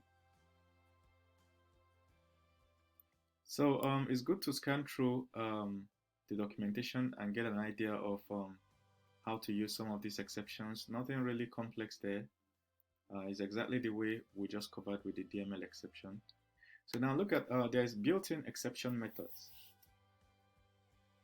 Okay, so I listed list exception. This is how you do list exception. You use this when you're trying to access a list and you don't know whether the index will be available. For instance, in this case now, they added only one item to the list. Okay, they declared a list that is an integer. All right, it's empty. Here they added only one item, which means only list at location 0 should be available. Only this one, list at location 0, that is the first item, it will give you 15. But list at location 1 does not exist. It will cause an error. This will throw an error, but you don't want it to come out ugly, so you catch it with a list exception. Okay, then you display it nicely with system.debug. The following exception has occurred. Then you do this variable dot the get message. So it will display the actual message. It will display the same thing if you remove the list here and leave only exception. It will still do the same display. There is null pointer exception. When you're trying to access something on a string that doesn't exist, okay, gives you null pointer exception. So here, a string variable s is declared and nothing was put inside. But in the next line, this programmer is trying to check whether it contains ABC, but actually it contains nothing, null. So this is going to throw an error, but then he smartly catches it with a null pointer exception, declares a variable, and then uses it as get message. There's query exception for when you're writing your SOQL queries, and you write your code. If there's any problem, you want to catch it with query exception. All right. So Let's look at sObject exception, which is the same thing. You catch it with xObject exception. You write an xObject query, and you want to make sure that if there's any error that throws, you catch it. Okay. So here are the methods. So far we've been seeing the get message. Look at it, the exception variable dot get message. You've been seeing that, but then there are about 5 more. Okay, you see, get cost returns the cost of the exception as an exception object. Get line number returns the line number. Get message returns the error message. The reason this one is popular is because this is the one that returns a readable code to non-programmers, like your users. They will see a sentence that describes something, but this ones is for your internal use mostly, like getting the line number where the exception occurred. See, get stack trace, return the stack trace of a thrown exception as a string. See, get type name. So these are if you really want to be super geeky. Okay, as you can see, there's also math exception and so on. There are many exceptions. Okay, so these are an example of that, and then you find there are more exception methods. Get DML field names, get DML ID, get DML message, get DML number. So that's just it. Nothing really special about it, but exception helps you to find where your code had an issue, and with all these extra exception methods, you can pinpoint exactly what went wrong. All right, I think this clears it up on exceptions for us. Let's move on to the next tutorial, okay? If this whole thing is a little confusing to you, it's okay, just keep going on. Eventually things will clear out as we progress. But exceptions are pretty basic concepts in programming. So guys, before we continue, let's look at how to undelete an account, okay? So let me make this easy to see.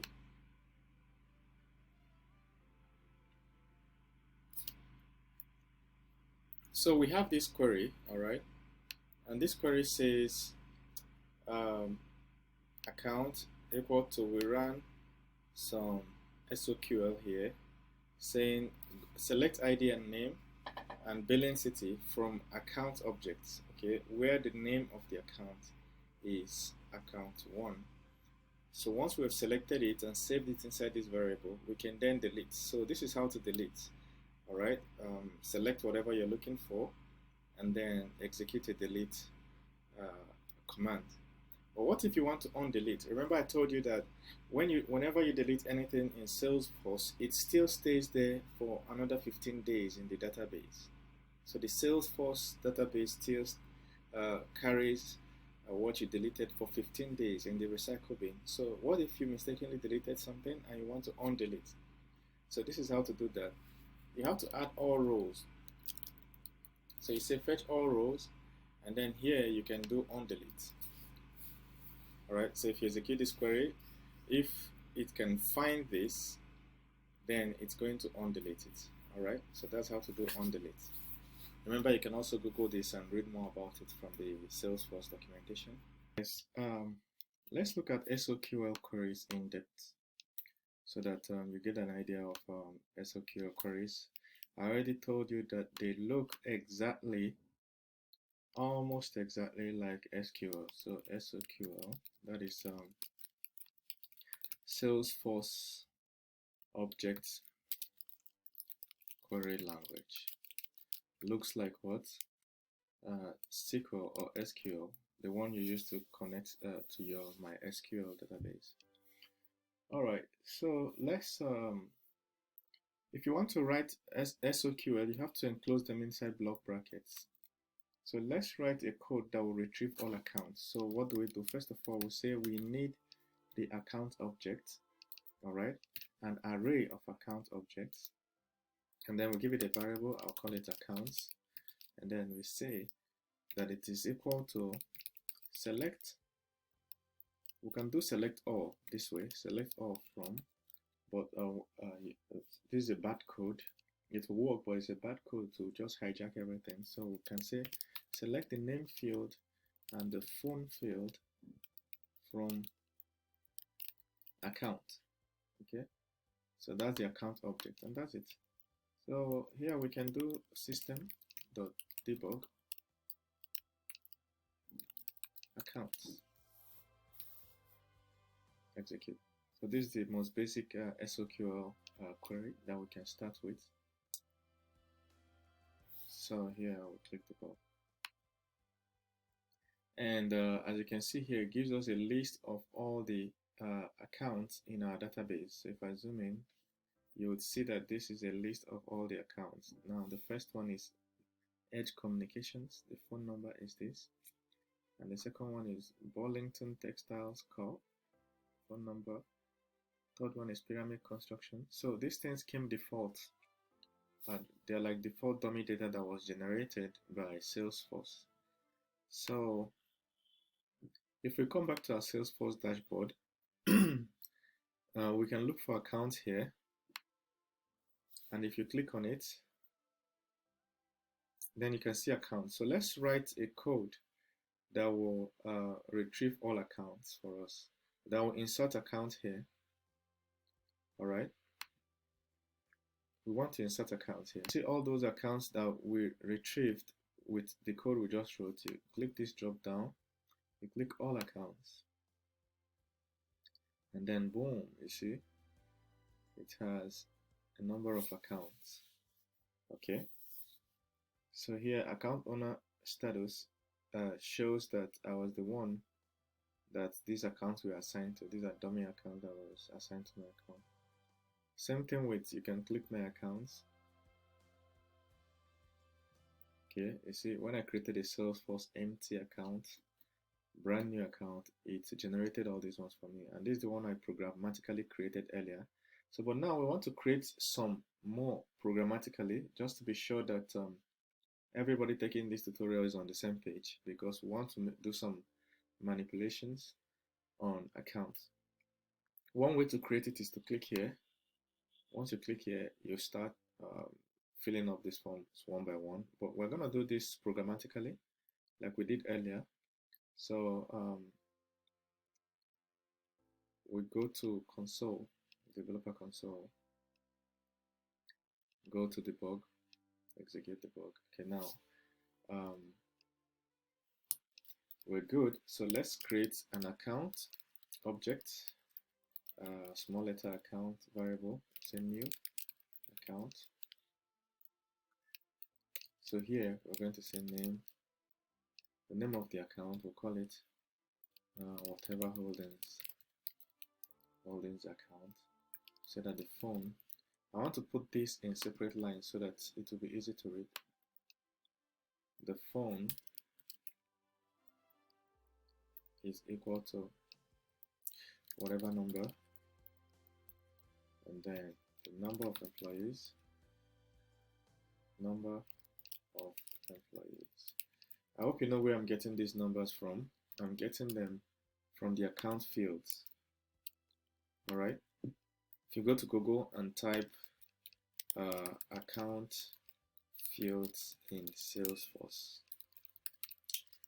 it will show you the fields you can use. So if you wanted to write SOQL for contacts, for instance, we are on accounts, but if you want to write for contacts, you do the same thing on Google.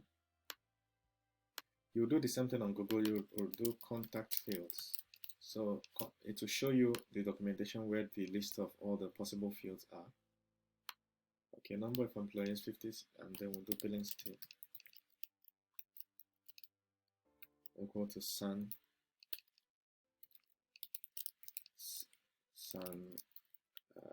Jennifer, whatever, if it exists. Okay, so the spaces don't really matter, but I just like to write neat code. So at the end of the day, you just do this, and then you can do insert account.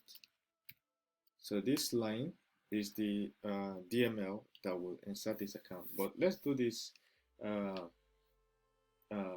Let's get the ID. So once this account is inserted, the SO object will be populated with an ID. So let's get the ID of this account. Now it is created into the database. Let's retrieve the ID quickly. So we'll do, let's set an account. We can call it an account ID. This is a variable of type ID. Okay, and we can say that it is account.id. Alright, that's how to retrieve the ID. You can use it for anything, but we're not going to use it for anything now. So I'll copy this and duplicate it, but this time around, let's create a contact. Okay. So now there's an account. Let's create a contact. We can say contact. Contact is equal to new contact. Okay, now here we can start putting things. We can do first name equal to Caroline. Okay. Your last name equal to Ortiz. And then phone equal to whatever number. And then department equal to Wingo. Now the interesting thing is now we want to tie this contact to this account. Okay, so we can do account ID equal to what we have here. So just like in any relational database, that's it. We'll put semicolon here. So on contact, the equivalent will be to come to contact here. All right, come to contact, click on new,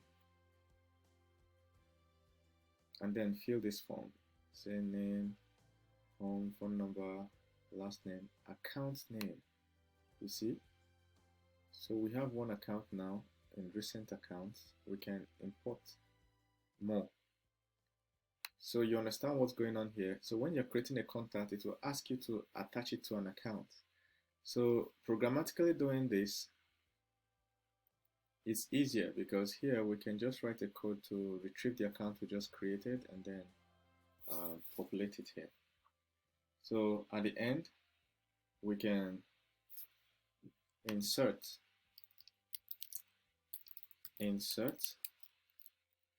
contact.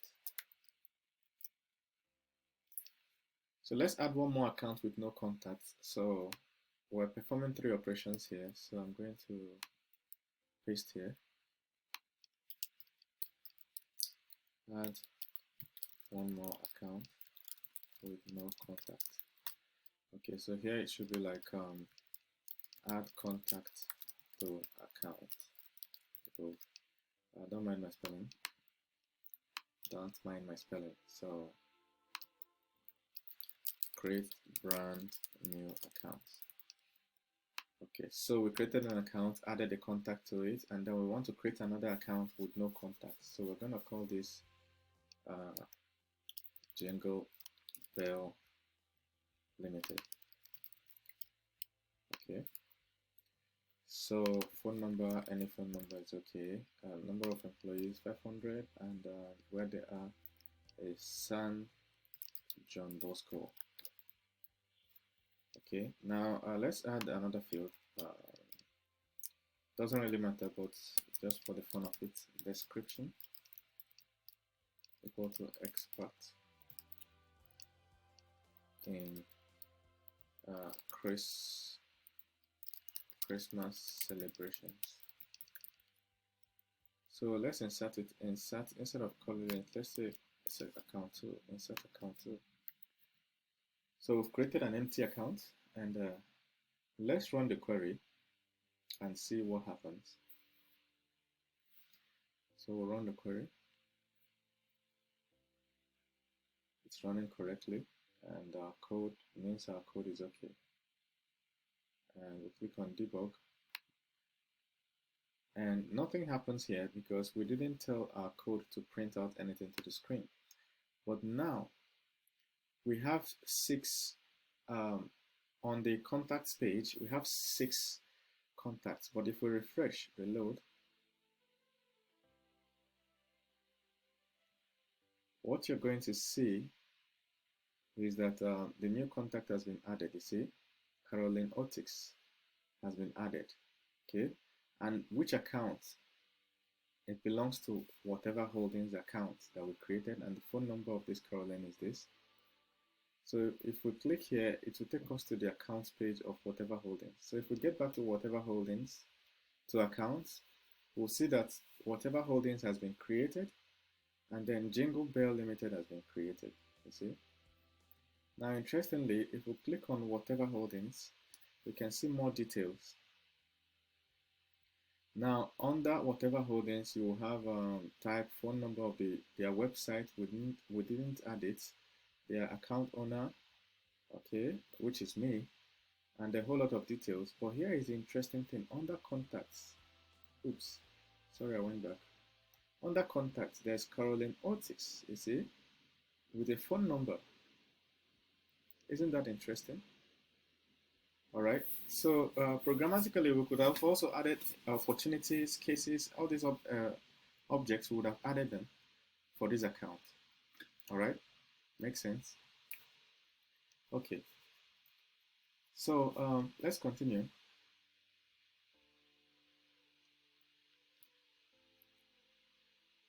So this developer console also allows you to write SOQL queries without writing it inside your Apex. This is my Apex files, and this is my debug, execute anonymous debug, where we just wrote the code we wrote now. So this is not the only place to write. So here we're using DML to write and embed SOQL. So this is SOQL we're embedding. So apart from this, we can also come here and see query editor. So this query editor allows you to write SOQL queries directly. Not just SOQL queries, but SOQL and SOSL queries. So let's write a simple query here without Apex code. All right. So here you can quickly write code that you will inspect. So I've clicked here. Okay, yeah. Now I can zoom in. So let's write simple code. Select name, phone from all accounts. Simple like this. At the bottom of the screen, you would see the button execute. Okay, so execute. Click on that. And now I can pull this down. The results are out. So if you look here, you see that it selected all accounts. You see? So that's how to quickly write a query, and here you can see that it got 16 results. Okay, this is the last code or query that you wrote. Got 16 results. All right, so if there are any errors, it will appear here. So this is how you write code. Now if you click on this, you can see a way to write, do more operations, delete rows, select rows, and so on. To correct two impressions, the first one is when we said select name and phone showed up. There's an ID that came with it, an ID field. For instance, this is what I mean. There's an ID field here. All right, because every record you save into the database has an ID field automatically generated. But you don't need to put it, okay? Just like in SQL, you don't really need to specify select ID, except you really need it in the results. So if you don't need it in the results, it's not wise to do something like this and then execute. So you see, it has been included, the ID field has been included. All right, no need to specify it because look at it, looks terrible. All right, except you really need it for something, okay? Another thing is that Salesforce does not allow you to use select star. That is to select all. So if you try this, let's try it, select star. See, unknown error, passing query, because what? Any field you don't specify here will never show. All right, Salesforce doesn't want you to select everything because what? They want you to write efficient code because their whole system is on the cloud, so that it's actually a shared system. As I'm writing this code, some other people somewhere all over the world are also writing their own SQL queries. All right. So there's something called governor limits. Let me write it here. Governor limits. So that's the total number of I think the default is 150, right? Governor limit is 150. That's the total number of queries that you can execute with your DML or Apex code. All right. total number of queries in one sitting, okay, in one request. So this influences how you want to write your code in Salesforce. You want to write it knowing that there is a limit to how many number of queries you can write in one request. Okay, just know that at the back of your mind. About SOQL is that you can group where clauses, okay? So you know it looks like SQL, select columns from type where. So this where, the predicates that you can use here, you can group them, put them inside a bracket and use and or, all right? Like you're writing a regular if statement. Okay, so let's try an example. Select name, phone from account. Let's try this first, okay? I know what's in your mind. Must everything be in capital letter?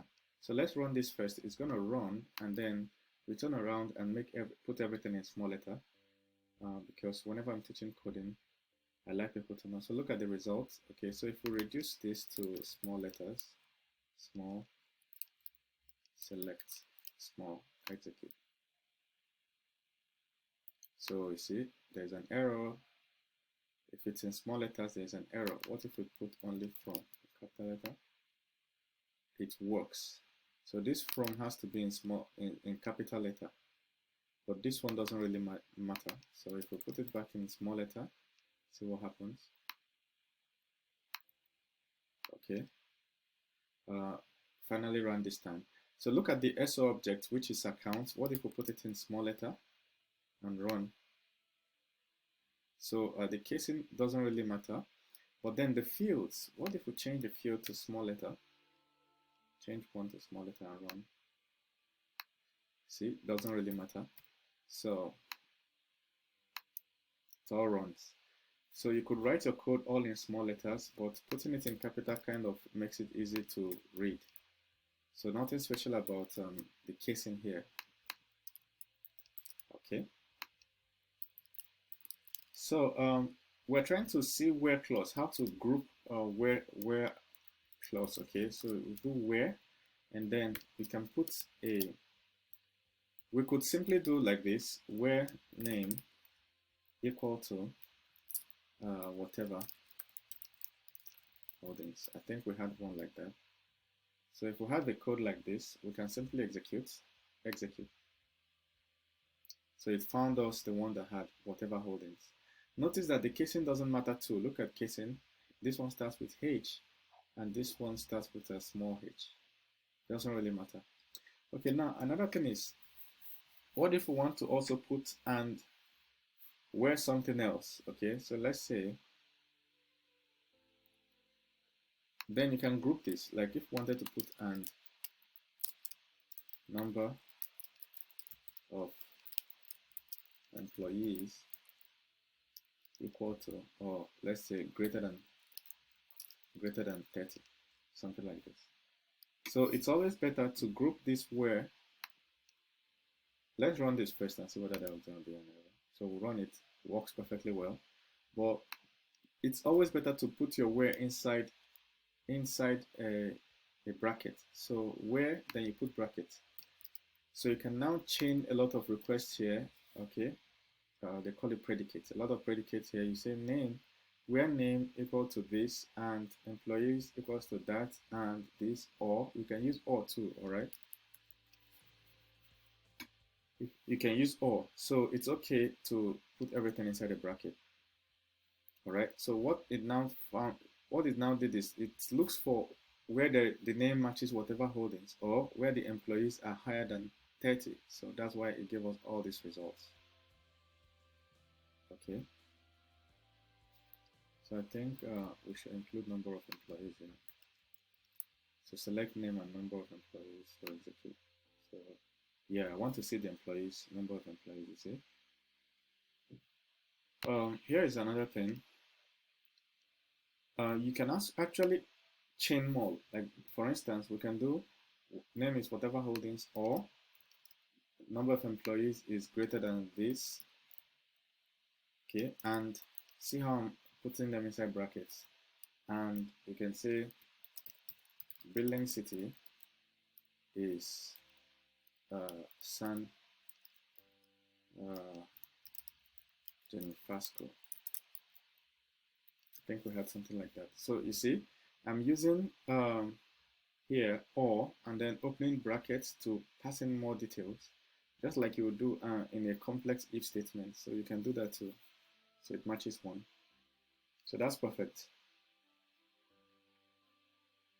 So I hope you know that you can also use some of these, like whatever you would have done in SQL. For instance, you can use like, instead of using equal sign, you can say like, then you put a percentage.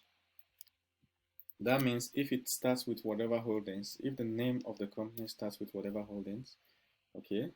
If you put this one, it means if it starts or ends with. So you can do things like this, just like you do in SQL. So let's look at ordering. Ordering, okay. Here's what I mean, order.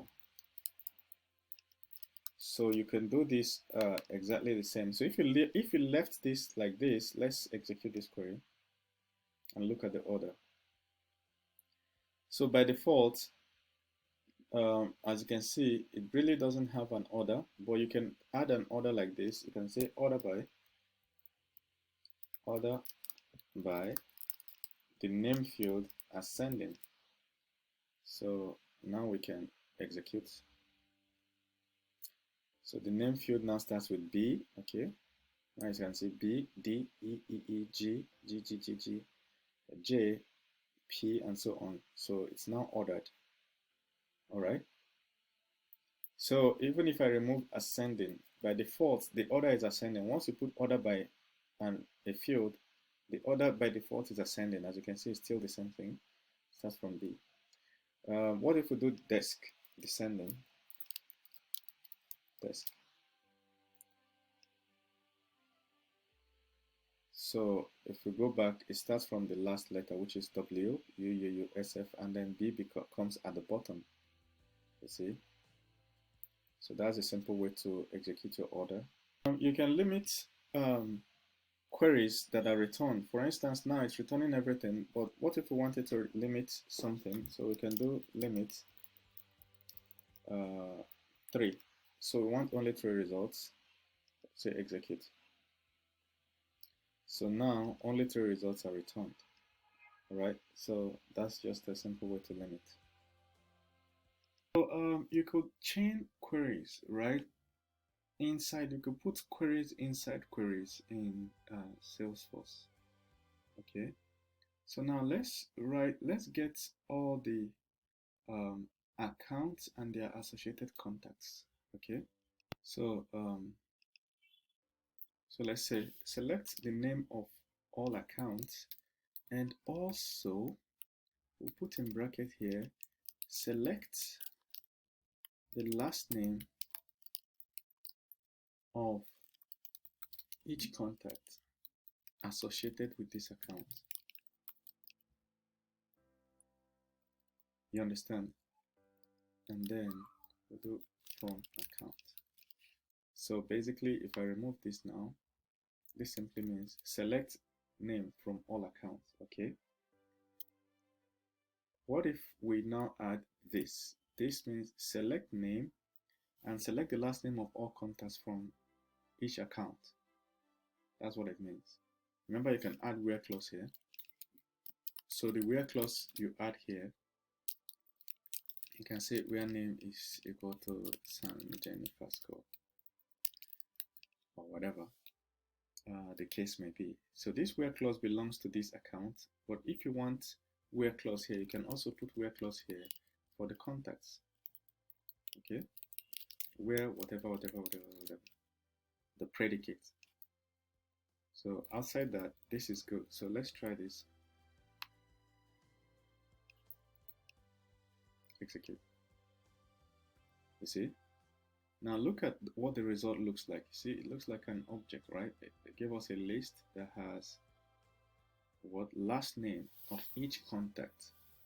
So this Edge Communications, there are 2 contacts that belong to Edge Communications, and that is Mr. Forbes and Mr. Gonzalez. Okay, and for this one now, for instance, which one is this? This is for United Oil and Gas Corp. So this company or this account has the following contacts. Okay, Green, Mr. Song, Mr. Boyle, and Mr. Pavlova. So this is how to, instead of using a for loop, all right, you can run queries inside queries. That's what I'm trying to show you here. So another look at it. So select name of the account. Okay, this is the name for account. Now for each name, select the last name of the associated contacts. Okay, so that's what it is. Let's try this code to in DML or Apex. Okay, so we come here, highlight everything and delete. So now let's write this code. So we'll do go to account object, right? We expect to get a list. So let's declare a variable and call it account with contact. So that's the account and the associated contacts. So here, let's write the SOQL. So it says select name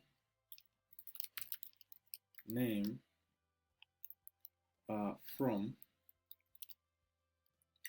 account where, okay, let me not put it, use a where clause. Okay, so like this, but now we also want to get the contact. So I'll do this and say select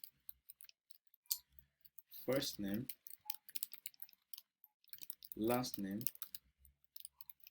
from contacts. You see? So I would like to break this down so it's easy to read. So select name and from contacts from account. Okay, this is easy to read now. Okay, now I can put semicolon here. So let's now print the very first child record. So the very first child record, that is the very first contact. Okay, we want to print the first contact from the first account. Okay, so the type is contacts. All right, contact, and then we say contact, or we can call it first contact. The first contact is what? This at location 0.contact. Okay, this pulls out all the accounts, and for each account it pulls out the contact. Okay, so we're now saying at the very first contact, which is at location 0, get me the contacts. Okay, now we have the contacts. We can now print it. System dot debug. We can say the first contact on the first account is first contact. So now first contact dot what? So first contact, we can do things like, okay, first contact at position 0. So remember that each account may have many contacts. Okay, normally if you are using PHP or Python, this is a for loop, but you don't need a for loop for this example. So we can say the very first contact or the very first account, show us the first name of it. You understand? So if we wanted to print the names of all the contacts of the first account, we have to use a for loop. All right. So let's execute. Okay, I need a semicolon here. Execute. And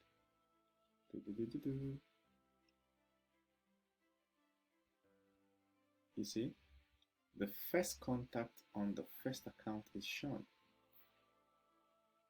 So let's take another look at that query so that you understand what happened. So we're selecting all accounts, and for each account, we are also selecting all the contacts that belong to each account. So this is what the data will look like. So account one would have something like Dave, Jane, John. Then account two will have like Poten, She, Trump. Then account 3, that's what the data like this. Okay, account 3 might be empty. Account 4 would have Biden. like that. So that's what this query will return. Okay, this query is gonna return, but then okay, it's return first name and last name. So it's gonna be Dave Joe, Jane Doe, John White, like that. So first and last names. You understand? Like that. So at the end of the day, this is what it looks like. So we're saying go to the first contact, which is this one. That's what this line is saying. This line says the very first account, pull out all its contacts. So it highlights 3 contacts. So this is all the contacts of this first account. Then we're saying here, for the first of all these contacts, give us the first name. That's what this code just really means. Okay, so I'm going to remove this. So that's how to do it in Apex. Here is an example. Let's get the account name of some contacts, okay, that matches our query. So here we started from account and we drill down into the contacts that belong to the account. We can do it in the other way, in the reverse. So we start with, let's go to contacts object, declare a variable, I'll call it contacts, and then we say select account.name. So we're trying to get the account name of this contact. So we're saying, and then we're taking advantage of the relationship that contacts had with accounts, okay, from contacts. So we can put some where clauses here, where this, that, but this is enough for this example. So we're going to contact and selecting their account names. So here we can say contact first contact. So the first contact is what? Contacts at location 0 above. So here we're trying to point to the first contact so that we can see if we can drill down and get the account name. So the very first contact,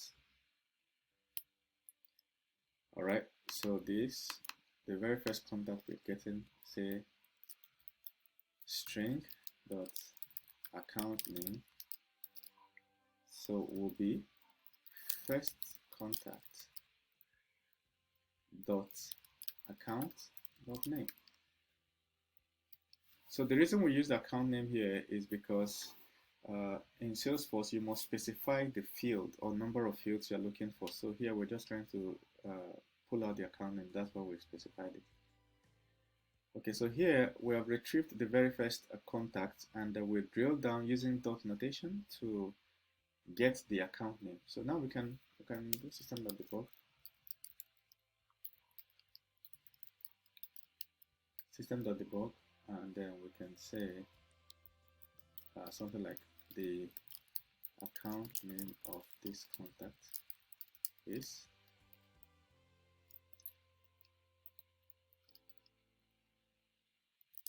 account name.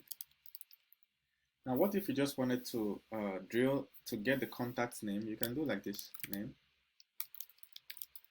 So if we want to get the name of the contact, not the name of the account, which means here we also have to do this.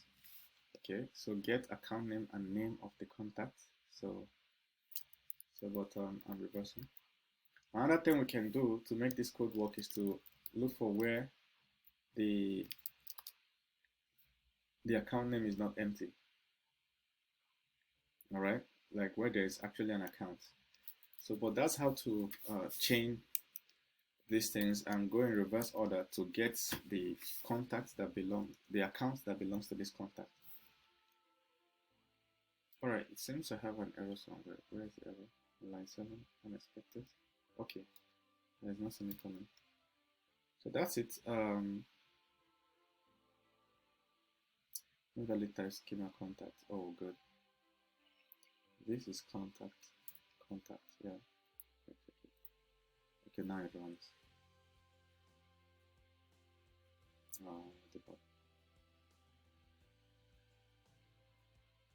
So the reason it's null is because we didn't specify that the contact has to be must have an account. That's why I told you that to make sure we don't get an error or a null, we have to find contacts that have an account name. But let's quickly do that just for the record. We can say where account.name is not equal to empty. All right, this way it doesn't just pick any random account, so it goes to find the accounts, the contacts that actually have an account name associated with them. So far, I think it's just one contact that we have.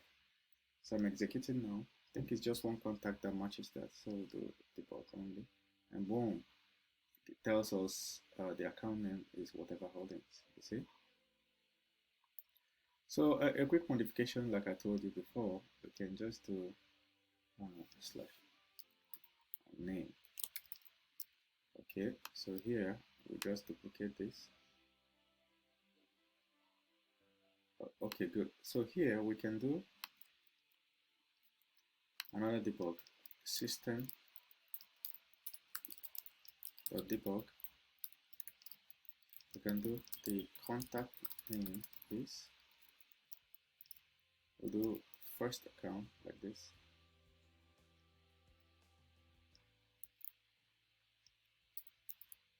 This dot name, something like this. So that's it. Right, so you see the result now. It says the name of this contact is whatever holdings, and the contact name, the account name of this contact is whatever holding, and the contact name is Caroline Otis. So that's how to do it. How do you use for loops, okay, to iterate? I've been talking about for loops, that if we wanted, we could use for loop here. So how do you use for loops? So let's see. So I'm deleting everything. Okay, if you want to iterate, remember you can also use while loop, all right, depending on the one that you're more comfortable with. But this is how for loops. You use for loop for SOQL queries. This is the format. It looks like this. You declare a variable here, then you put a colon, and then you write your SOQL query here. SOQL query. That's how it's done. So another thing you can do is to declare variable 1 here, write SOQL query. Okay, after writing the query, you can, let's say variable 1, right?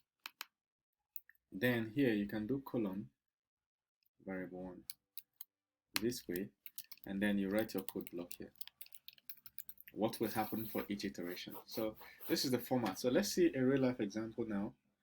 All right, now remember also that the variable could also be a list. So for instance here, this could be a list. All right, so depending on what you are trying to achieve with your code block, this could be a list, so you can have access to a list here. All right, let's do a real life example. So in this example, we are going to use a shorthand. So we'll do insert in several accounts. So let's create several accounts, and then we say curly brackets, and the first account is new account. So we're going to give it a name, and the name is, I've run out of names, so I'm just going to say she loop 1. So this is an account. So I'm going to copy because I'm lazy, I don't like typing. So I'm going to copy this, hit enter. She loop 2, hit another enter, she loop 3. So this way we have she loop 1, she loop 2, she loop 3. Okay, good. So remove the last trailing comma, make sure that there's a semicolon here, semicolon. Okay, so this will execute the loop through this. Okay, let's loop through this insert statement. So we can say for, we declare a variable. Since it's of the type account, we'll say a variable that is a list, right? So of the type account. So let's say what do we call it? Let me call it TMP. Okay, colon. Then we run the SQL, right? The SOQL. So they select ID from account. where name looks like C. So wherever the name looks like C, we're good. So we can do something like this. So semicolon. And so you get an idea. This is how it's done. All right. Remember that we can take this out too and equate it to a variable. We can say variable SOQL, whatever, is equal to, we can do something like this, but I better leave it this way. Okay. So now we can do something inside. So one thing is we can do is integer I equal to 0, and then integer j equal to 0. So inside here we can now do j is equal to tmp dot size. So this is how you get the size of each of the returned results. You can also increase I, can say I++, and whatever manipulation you want to do. I just wanted to demonstrate how you can use SOQL inside a for loop. Alright, so that's just it. See you in the next video where we write SOSL queries. Alright, if you write an SOQL query inside your Apex code, it is called inline SOQL. This is what I mean, inline SOQL. But what if you write it directly in the query editor? Alright, let me close this. So here in the query editor, if you write it here, it's not called inline, it's just SOQL. Something with SOSL. So let's look at SOSL, alright? So SOSL stands for Salesforce Object Search Language. Okay, so let's start with that. SOSL. So it looks like it does roughly the same thing with SOQL, but slightly different. Okay, so by the end of this section, you will understand the difference between both of them in practice. Okay, so Salesforce Object Search Language. Okay, SOSL. Okay, it's a search language that is used to perform text searches in records. And note that it is text searches, okay? Text searches. And remember that it returns fields. When I showed you the difference, it returns fields. Unlike SOQL that returns records, this one returns fields, like a field name, like an email, contact name, and so on, you know, number of employees, those are fields. That's the kind of thing it returns. And just like in SOQL, if it's written inside an Apex code, it is referred to as inline. Alright, so this is an example of an SOSL query that searches for accounts and contacts that have any field with the word SFDC. Now, another difference between SOQL and SOSL is that SOSL can search across records. Remember that whenever we wanted to write SOQL, we have to specify whether we are searching for the account or we are searching for the contacts. Alright, but in this case, SOSL can search across all objects, okay, or records, as the case may be. So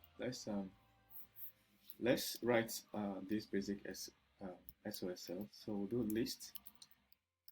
So since we want to search across two records, which is contacts and accounts, remember what we're trying to do is an SOSL query that searches for accounts and contacts that have the name. So let me do it. Search for accounts and contacts that have the have any fields with the word any whatever. What word do we use now? I'm going to use a word we know, which is whatever. We could use whatever, and we could use Z. Yeah, I think Z sufficient. Okay, so here, since we're searching through two lists, so we declare list twice, and then we're dealing with sObjects. Then we'll close the sObject, then close the second list. Okay, so we're getting list of sObjects. Okay, so we can call it search result list, whatever. So we now write our SOSL. So SOSL always starts with find. So we'll find SFD. Okay, we'll sign C in all fields. Okay, it always have returning. Okay, find C in all fields, and you tell it what to return. What I want it to return is the following fields. Return the name of the account. If you find an account that matches Z, return the name of the account. What of contact? If you find a contact that matches C, return the name, first name of the contact. Then we close. Alright, so this is it, as simple as it is. As simple as this. Remember that also we can just pick this and run it outside here. So, but let me do debug. System.debug. This. Oops. Search result list. This. Execute. There's an error somewhere, and that's on line 5, and that error is here. So let me fix that. My bad, I used an equal sign here. It's not supposed to be. Okay, good. And it has run. Click debug, and you see, finds the contact. There's a contact with the name T, at least one. You see. So remember that code, we can run it here too. We can remove this and run the same code here.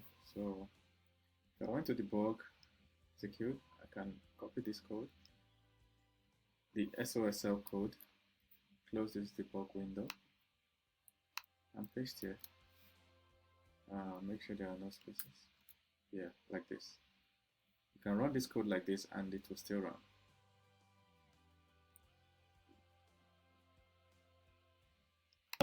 The first big thing you observe after we pasted it here is that there's an error. Errors show here, and it says the search term must be enclosed in braces. Why? Because on this particular query window, you have to use braces like this instead of single quotes. But if we're inside Apex, we have to use single quotes. Okay. So we can click execute, and then it finds it. So first name. So we can also do last name, contact last name. So here we can say, still from the contact object, give us the last name, like this. Say execute. And first name, last name. See? So we're retrieving, it searched two records, searched two objects account, searched all the records in the account object and couldn't find any. But when it came to the contacts, it searched and it found one, and then it showed that. Alright, we could do the same thing with Donald, because I think we have a Donald record, and unfortunately it's like we don't even have a Donald record. So, but that's how it works. Like SOQL, SOSL allows you to search your organization's records for specific information, but unlike SOQL that is limited to just one standard custom object at a time, a single SOS query can search all objects. Like we demonstrated it with two objects, account and contact. Another difference is that SOSL matches fields based on a word match, while SOQL performs an exact match by default. Like if you're not using wildcard, like when we did like with percentage sign. So by default, SOSL will match fields based on a word match. For example, when you're searching for digital, the word digital in SOSL, it returns records whose field value are digital. It will also return digital company. So if we search for digital here, we're using SOSL, and we have the first contact called digital, and the second contact called the digital company, like that. Both of them will be returned. by default, SOSL will pick this digital and return these two results. But if you're using SOQL, by default, this second one will not be returned because it doesn't really match. Except you use, in your query, you use the word like %, digital, %, something like this. It's called a wildcard, all right? Unless you use a wildcard like this in SOQL. So that's one big difference. So SOQL and SOSL are just two different languages, and their syntaxes are different. So, and they have their own use cases, okay? As you can see, SOSL always stands with find, and then it tells you where to find it. So you're finding in all fields, okay? Returning, you tell it what to return. That's the syntax. You have to find something in all fields, returning. Remember that in SOQL, we can't do all. You can never do all in SOQL, all right? So the use case for SOQL is to retrieve records for a single object, and that object could be account or contact. Then remember that you can also explore the relationship between those two objects, like when we found account contacts, and then we were able to retrieve the account name from that contact. But SOSL will search fields across multiple objects. SOSL queries can search most text fields on an object. Okay. So let's write some more code to demonstrate some more aspects of SOSL. So here, this is called a search group, okay, because you're telling it where to search. SOSL find something, okay, a search term or search query. This is called a search query. So this is a search group, and then this is the return statement. So it's going to return objects and fields here, okay. So it's going to return fields, but you have to attach the objects, okay. So now, if you're going to search in all fields, then it's not really it's not compulsory. For instance, you can do find this, returning this. So by default, if you don't enter a where it's going to, the field is going to return, it will search in all fields. So what are other things you can put here? So we can say search in not just all fields, we can do name fields. So this will limit our search to only name fields. We can do email fields, we can do phone, all right, we can do phone like this, phone field, and do sidebar. Whatever field that you want to search on, but if you don't mention the field, it's going to search in all. So if you're really searching in all, then no need to really specify it. Other things, for instance, what if you wanted it to search for multiple words? So if I put digital company here, remember that there's a space. So what it means is go to all the records, okay, in account and contact. Search for where their name, the name of the account, or the first and last name of the contact matches digital and, okay, and company. That's what the empty space means. But also you can do something like this, or. So if it matches digital or company, then it's going to return. All right. So that's basically what it is. Then another thing you can use is a star. All right. So what if we want it to find all fields that end with digital?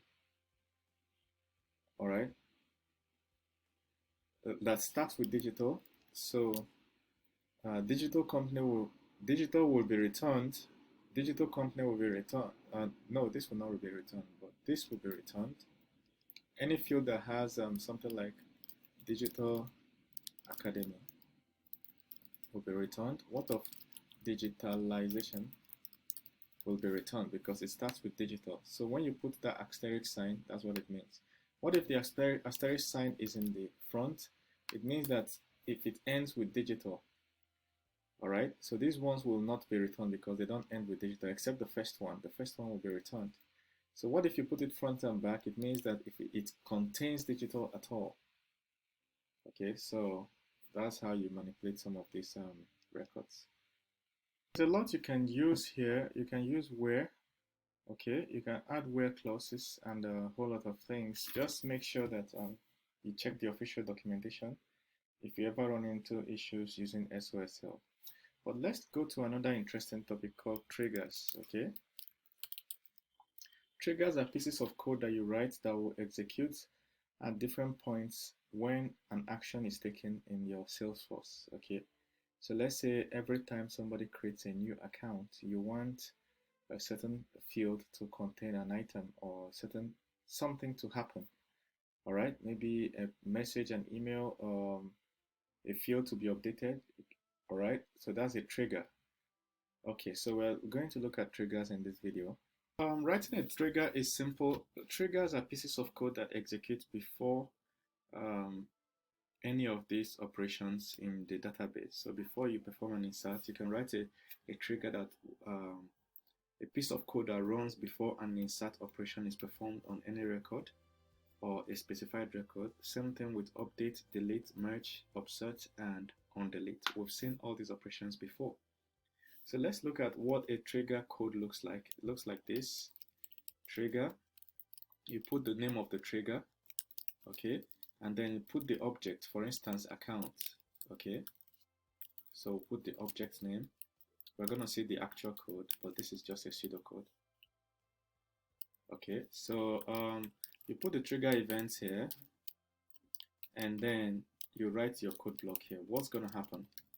So for this example, remember that trigger happens before or after, okay?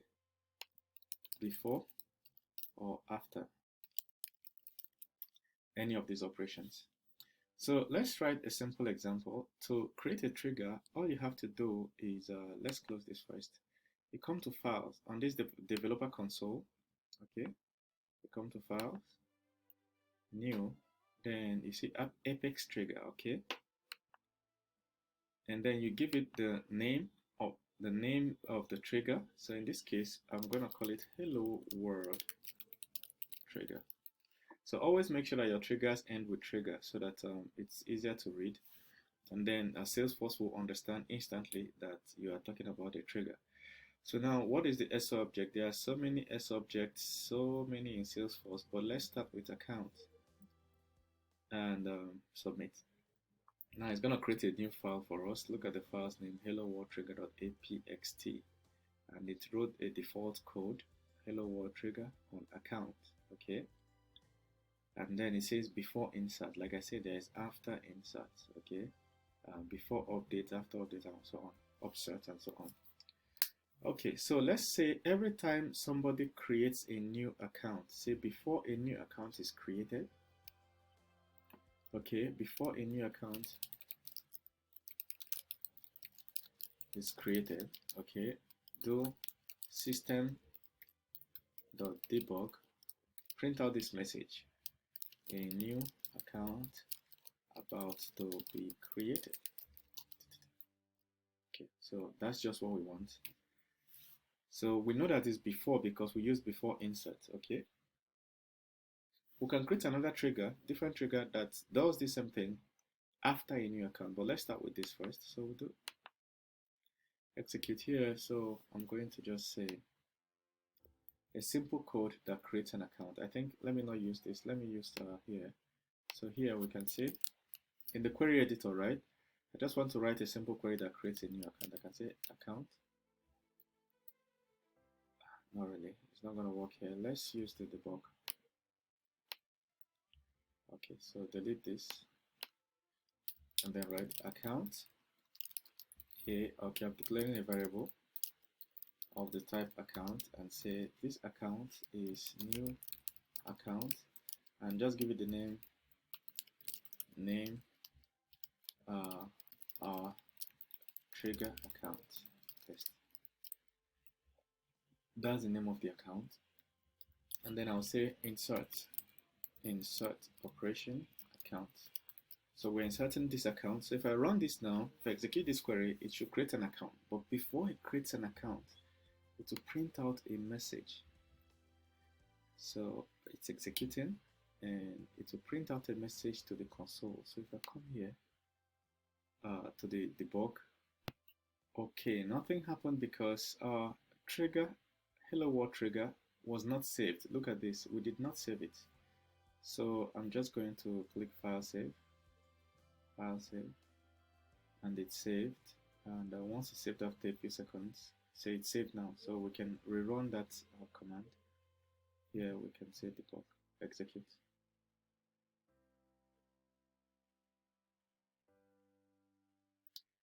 Debug. So you see, it says a new account about to be created. So it was launched before. I know the question in your mind now, what if you write two codes inside one trigger, one class? Let's say this is a trigger class, right? Sort of. What if we write another code that says something like this? So usually I like to do all these what ifs while I'm coding so that a new account now created. Okay. So I like to do all these what ifs so that you get an idea of the whole thing, what it looks like. So Ctrl S. So you wait a few seconds and it saves. So once it's saved, I'm still seeing the star here. I know it's internet based, so it may take a few seconds to save. Saving. Saved. Okay, so let's do a debug. It will never save, that's the thing, unless I told you before when we started this course, Apex never saves unless there's no error in your code. Look at this. There's an error because we have the same name. Look at where it's telling us the problem. Hello world trigger, missing at trigger. Okay. Obvious, trying to write this code this way is wrong. So, but I'll show you the right way to do that. But I just wanted to show you that it's wrong this way. So one right way to do that is, remember that what we were trying to achieve is to also write a different code for the after. Okay. So one way to do that is to pass it here, that after. Okay, after what? Insert. We could also have like after delete or before delete. Okay, we can have before delete, whatever.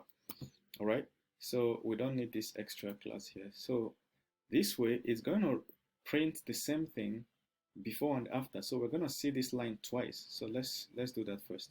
Remember to save. So you save, Ctrl S, and it says saving. Boom, it has saved. Now we'll run that debug console again, execute anonymous, and then execute, and run successfully. And then you see it ran twice. So, but we want a different message when something different happens, right? We want a different message. So how do we do that? We'll get back to our hello world trigger. Remember that while we were running this code, we'd never called this hello world trigger anywhere. So Apex and Salesforce just picked it up and executed it. So this is how to find out what is happening. So here, we use an if statement to know whether this one is the one executing or that one, so that we can print a different message. So they are called context variables. Context variables. So here is a context variable. Like you can read more on context variables, but it's simple. We can say if trigger dot is insert. Okay, so now we can see that this trigger is what is happening is actually an insert operation. Okay, we can say if this trigger dot insert is what's going on. Now let us know which stage it is. We can say if trigger dot is before. Okay, you see. That is how we assess before insert. So first of all, find out whether it's an insert operation, then we'll find out which stage it is. And here it is in before. So if it is before, let's do something.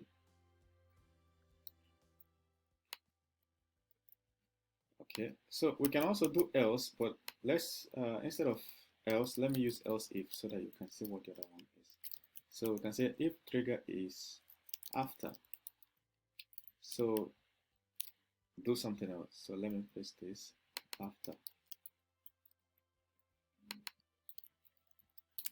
has been created. So context variables are what you use to find out what triggered the operation. Okay. Another thing you can check is for delete, assuming we had for delete. All right. You can do else if trigger is delete, then whatever. You understand? So that's how it works. Those are context variables. Okay, so let's run the code and see what's going to be printed. Make sure that there are no syntax errors, and make sure that your trigger code is saved. Control S or just save. And once it's saved, we're going to run the execute anonymous, and we'll try and create a new account. Accounts. Execute. And boom.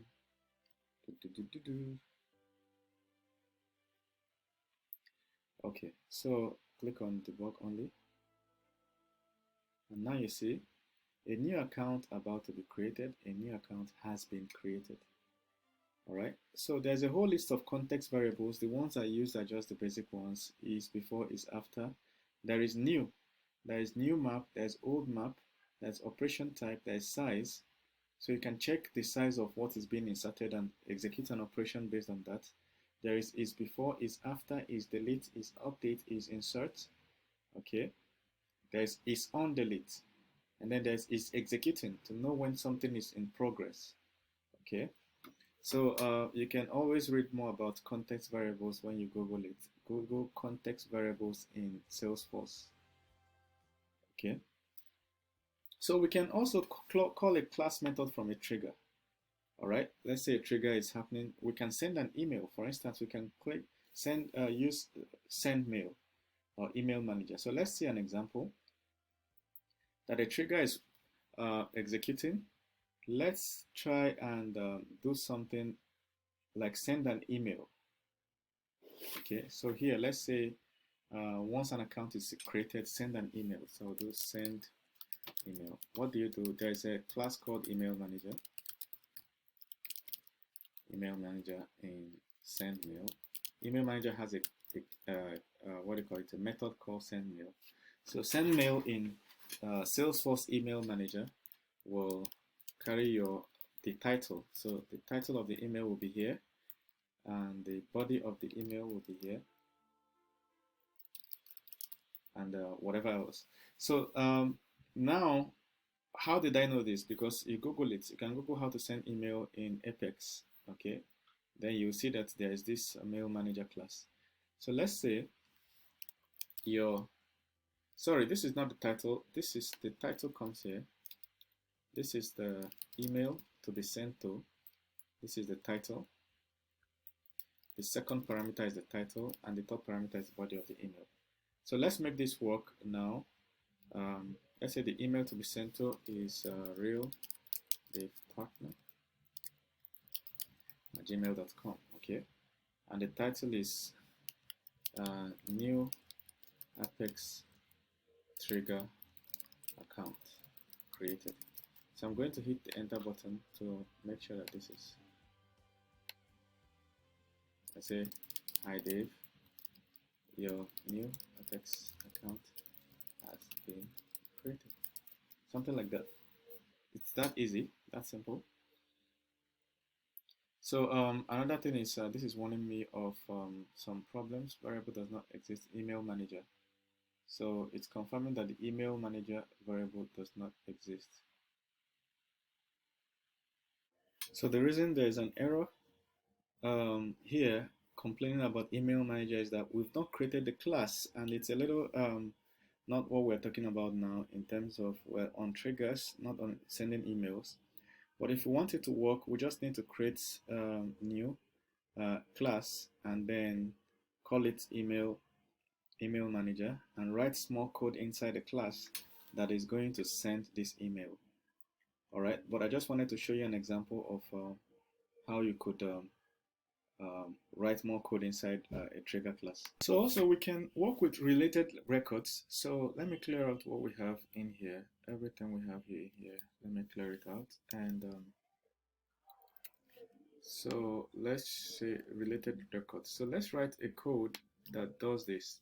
It's a trigger, right? A trigger that adds a related opportunity for each new or updated account if no opportunity is already associated with the account. Now, in case you don't know, opportunity is an sObject just like account. Okay, so let's do some writing. So first of all, here we're writing for just insert and after insert and after update. Okay, after insert and after update for the account. Okay, so this trigger will run after insert, before insert. No, not before, but after. After we create an account and after we update it, that's when we want some things here to run. So let's create a list opportunity. So like I said, this is just for demonstration purpose. Okay, so a list of opportunity, and let's call it up list. Okay, new list opportunity. Okay, then so it's empty. We are initializing it as empty. We're continuing. So we get the related opportunities. Get the related opportunities. I hope I spelled it correctly for the account in this trigger. So once an account is created, we'll first of all check whether it has opportunities attached to it. If not, then we attach. Okay, so we use a map. Remember maps that we saw earlier? So maps, remember, they have a key value pair. So we say that the key will be of type ID and the value will be of type account. Okay, and then we say we'll call it anything, but I'm gonna call it accounts with opportunities. Okay, like that, accounts with ops. Then we say new map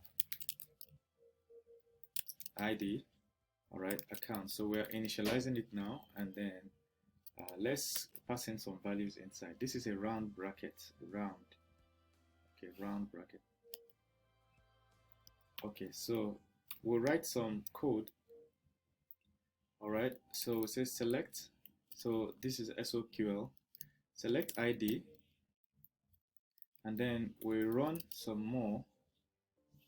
Okay, say select ID from opportunities.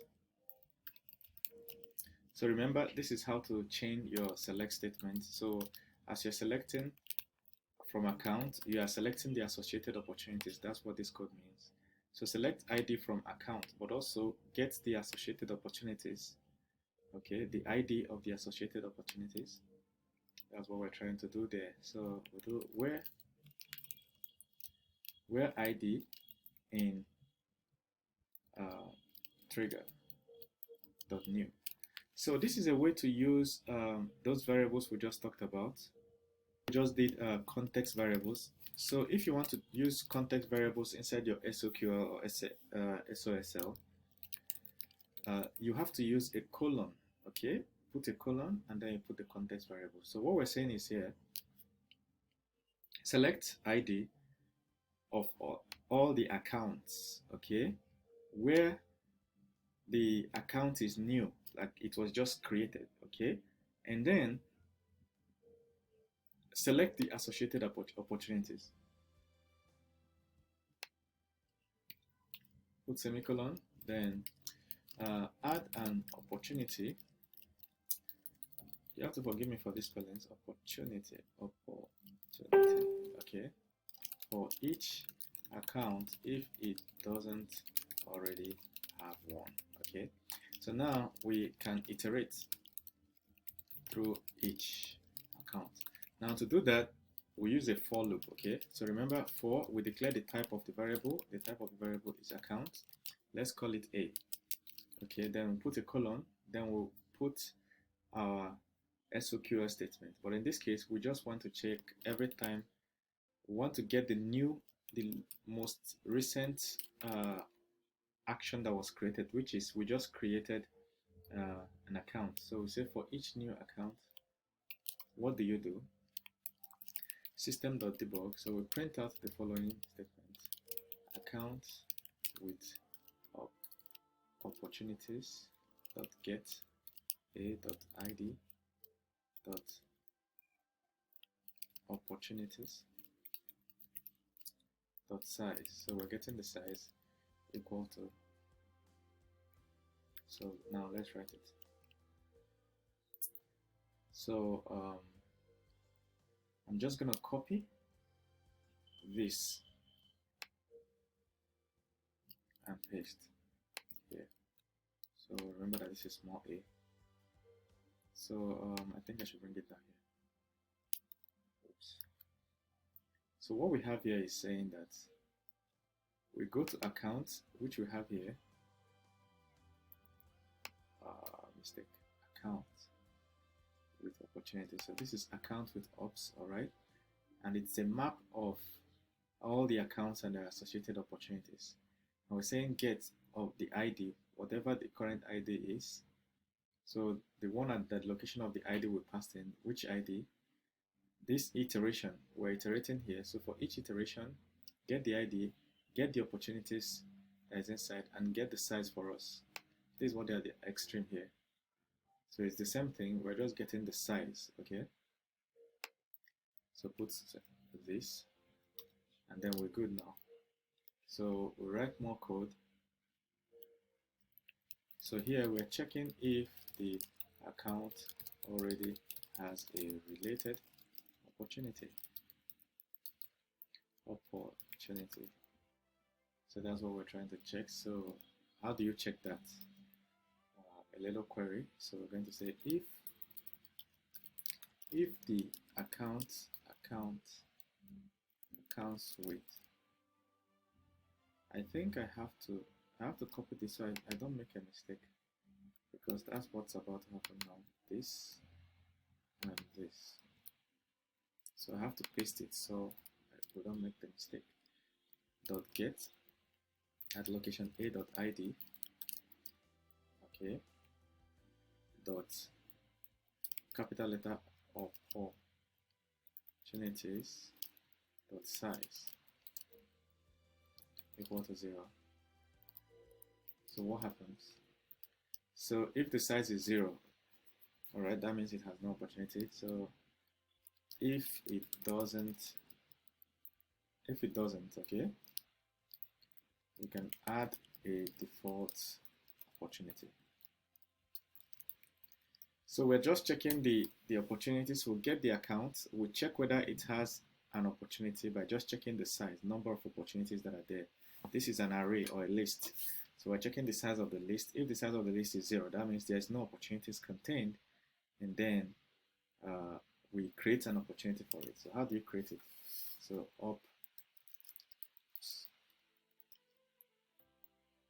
up list dot add. Okay. So where is this up list dot add new coming from? Here we said list. We created a list of opportunities. Okay. So we're now adding something to that list. So remember that this is still inside a for loop. So we add new opportunity name equal to a dot name. Okay, what is a? Here, the name of the new account that was created. So name. So we'll do plus. Then we'll write space opportunity. Okay. Then we'll add other variables. For instance, stage name. You can say stage name is prospecting. So it's still at the prospecting stage. So I will just put semicolon here. So we'll do close date and account ID. So here we're going to do close date equal to system dot today. All right, and then dot add months. Okay,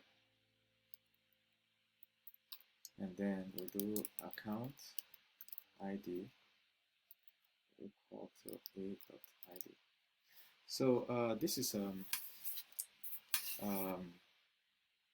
second normal form. So we're just putting the foreign key. So this account ID foreign key.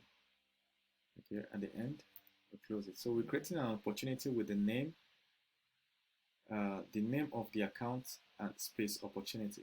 Okay, whatever account that was created, how did we get the account? Because we use trigger new to access, we're using trigger new to access the recent account that was created. And then we use a.name to get the name of the account. So the name of the opportunity is going to be the name of the account concatenated with the name of the opportunity. And what of the stage name? We just write prospecting. Close date, we created a date, system.today.add months. How did I know this? You just Google it, how to get current date in Apex. Then you will see it on Google. Then account ID, we'll add the account ID. So here, let's do an if statement. If uplist.size is greater than 0, then perform the insert. So here we just loaded it into that list. Now we are going to actually do the insert. Well, we are going to do the insert only if the list is not empty. So go insert uplist. And that's it. Okay, it's that simple. So let's run it, and hopefully there won't be any error. I think there's an error. Variable does not exist. Account with online what? 17. So online 17 says this variable doesn't exist, but it exists now. So I think this is an old error. Okay, I believe this is an old error. Here's this code. What we have to do is to go to Salesforce and create an account and see whether it works here. But first of all, we have to save this. So let's attempt a save. A save will tell us whether our code had any errors or not. So if it's saved successfully, which it failed to. All right, let me find the problem. I think the problem is pointing to this place, but our code is correct. So if I put it on the same line, okay, I get the issue now. We don't need that dot there. What we need here is plus, okay, plus sign, not dot. And everything should work well now. So I've clicked Ctrl S and it has saved. Okay, so this time it works because we made an error. So now let's create a new account. I could go to my Salesforce interface to create that account, or I could create it from the code we wrote before. Look at this on debug here. We have a code here that creates an account. So let's call this account Tesla Limited. Okay, Tesla Limited, execute. So Tesla Limited is creating, and click on debug. So it gives us this, okay. Now let's go check for opportunities on our Salesforce dashboard. So if we go to our Salesforce dashboard, all right, and click on accounts, what we're going to see is that Tesla Limited has been created, okay. And if we open Tesla Limited, then we can see everything associated with it. Now you can see that there's one opportunity, and that opportunity is Tesla Limited opportunity, stage prospecting amount. You see? So creating triggers is really easy. It's very easy to create, but let's look at something. How do you create triggers from this interface? Instead of going through the developer console, there is a way. So from your Salesforce interface, come here, click this button. Which one is that? Global actions? Nope. Nope. Settings. Okay, yeah, this is the button here. So click this button. You will see setup. Then you see service setup. You see developer console. This is where we launch our developer console. But what you're looking for is setup, not service setup. All right, don't make that mistake. So you click on setup. It opens a new Salesforce for you. Beautiful Salesforce. And I just want to show you where to write the triggers code and see all your triggers in Salesforce. So from here, first thing you notice is the most recently used. You see that we just created a hello world trigger. That's the most recent. Okay, and what is the object? Look at the right. See, it says objects. We perform this action on account. Okay. All right. So why is it of that object? Because if you look at the developer console, on our code here, where is it? The trigger, hello world trigger. See that hello world trigger is acting on account, you see? Okay, good. But this is just a dashboard to show you where you are, but we need triggers, right? So on the left side here, you can find triggers by searching here, or you look for customize option. Salesforce, you would be looking for the build, but this is the new interface, okay? Classic Salesforce, you'll see build, but here, I can search for triggers here. Let me start with that option. So trigger. So if you search for trigger, you see the many triggers you can create. You can create trigger for chatters, service, and so on. But that's not that's just one way, all right? So, but we want to go to custom code. So in this menu, if you scroll, you will see custom code. If you click this small arrow here, I think I should zoom in. Now you can see Apex classes, Apex settings, all right? So now all these things are equivalent to what we have here. Like when you go to file here and say new, it's a classes trigger, visa phone, and so on. All right, so that's the equivalent. So back here you will see Apex triggers. So you click on trigger, and now it does open. So now we have one trigger. That's what we're seeing here. So percentage of Apex use, we're using 0.03, so we're still good. We are currently using characters of Apex code and so on. So they're monitoring how many codes you've written. Good. So here you can say create hello world. We created one hello world trigger, so we can delete it from here. We can edit it. Okay. API version this, and these are the details of the trigger we just created. So how do we edit it? You just click on edit. Now let's view it first. So look at what the code looks like. This is the code we wrote. So if you want to edit, it's easy to edit too. Click on edit. There's a delete here, there's download, there's show dependencies. So if you click on edit, now we can write code. See, we can write code here. So you can actually write code without passing through the console. Now if we go back again, we can create new triggers from here, all right? You can create new triggers,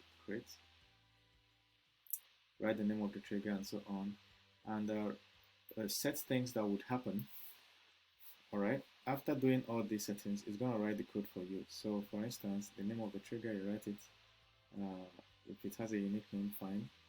Then you say fields, namespace, prefix, API version, whatever valid, date, last date notified.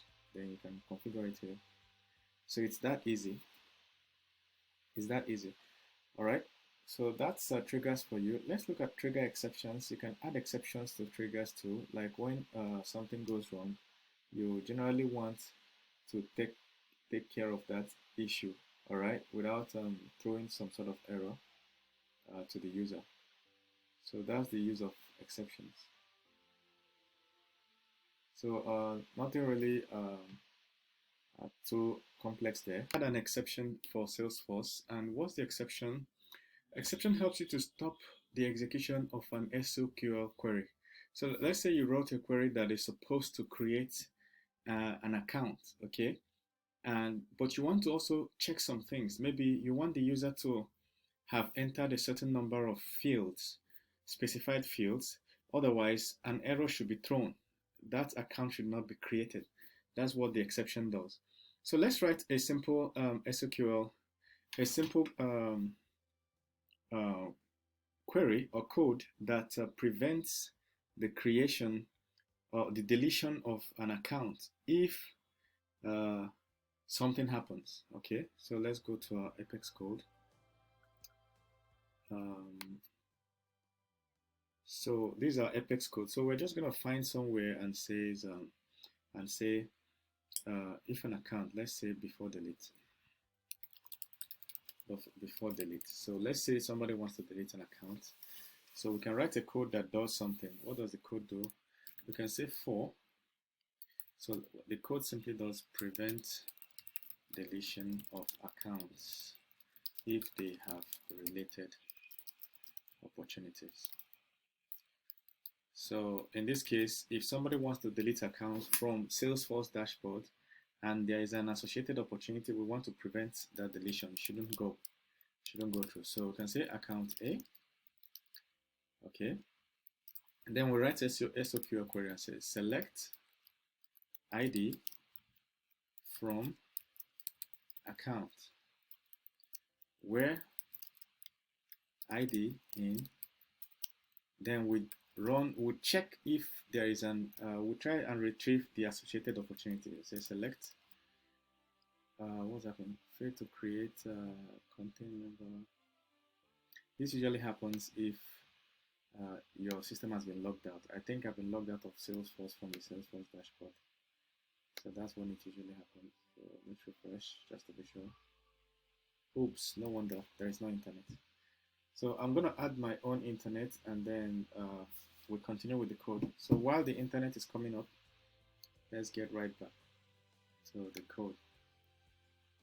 Okay, so here we'll say select account ID, that's a field. So select the account ID from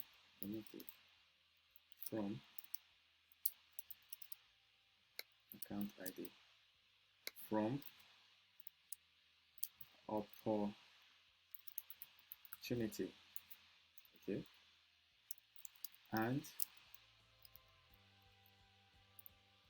ID in colon trigger.old. So we're trying to get the account and the associated opportunity. So here, now we've got it, let's do something. We'll say trigger.oldMap.get. Remember I told you that you'll find all these context variables. Check it so you will know which ones exist and which ones don't on the official documentation. So we'll say get the ID of that old map, and then that is if it exists. If you're able to get it, all right, then add an error. So this function add error, that's what stops the execution of this whole delete function. So if a delete wants to happen, it will stop it. Okay, so we're yet to put that condition, but then when it stops it, you can pass in a message, optionally a string. So you can do cannot delete account with related opportunities, semicolon.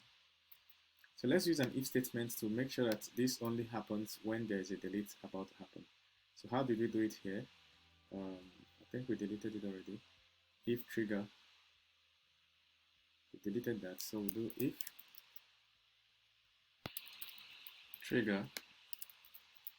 trigger.is delete. So that's how we do it. Copy this and paste it here. So we're just trying to say if a delete, if there's an SOQL query or anywhere, any action trying to perform a delete on accounts, this should be done for the account, and if the account already has an opportunity attached to it, then stop the edit. So here to stop the operation. So that's the exception. It will stop it and throw this error. Okay, to throw this error. So that's basically how to do that. So that's exceptions in Apex and trigger. So let's talk about something called callouts. And what is callout? Callout is a way to make calls to external URLs. For instance, if you want to fetch data from another website, like a stocks quotes or cryptocurrency website, you want to fetch data and you want to make an API call. It's called a callout in Apex, okay? So now to create a callout, you have to create a separate callout class. You have to create a file, a class, and create a separate callout class. That's the first thing. Second thing is that you have to use callout classes are called future. So You create a feature method, okay, with add feature, and then inside your trigger you can then use it. The reason inside your trigger you must use it as asynchronous, okay, asynchronous method. So if you want to make reference to a callout class inside a trigger, it must be asynchronous, because you don't know when the website is going to return the data. It might return it in microseconds, or it might return it in 15 seconds.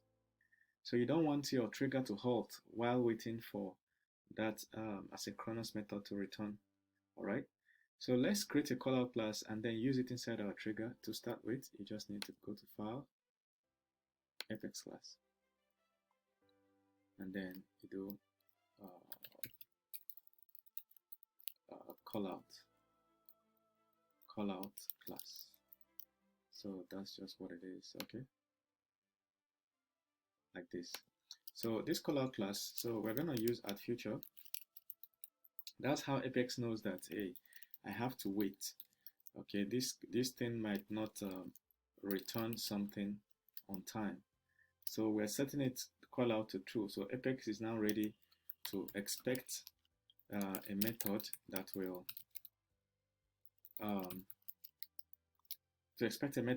will fetch information from an external URL. So let's call this method make callout. You can call it anything, it doesn't matter. But if you define it as static, it means that you don't need to instantiate this class to use it. So that's what it means. So callout. So we created a method, and we called it anything. We call it callout. So we're going to use HTTP request. Okay, HTTP request. Since we're trying to make call to an external class, so define the variable as request equals to new HTTP request. Okay, so here we can do set the endpoint or URL. So whatever URL from any stock site or anything you want to use, you can use it, but let's use a dummy one because we're not really going to make an external call. This is just for demonstration. HTTP is whatever.com/whatever. Okay, so this is the URL. Let me say stock quotes, whatever, something like this. This is the URL that will give us the stock quotes. This is rubbish show, so don't try to make the actual. We're not making an actual request. So we'll do request.set endpoint. You see, so it says what's the endpoint? That's this endpoint we just did here. So now we're going to do get set the HTTP verb to get. So we're making a get request. So we'll do request dot set method, and the method is get. Oops, get like this. That's the method. Okay, good. Now the next thing is we'll do send the HTTP request and get the response. Okay, don't mind my spellings. So now we're going to get send it. So we'll do HTTP. Oops. HTTP response we call it response equal to new HTTP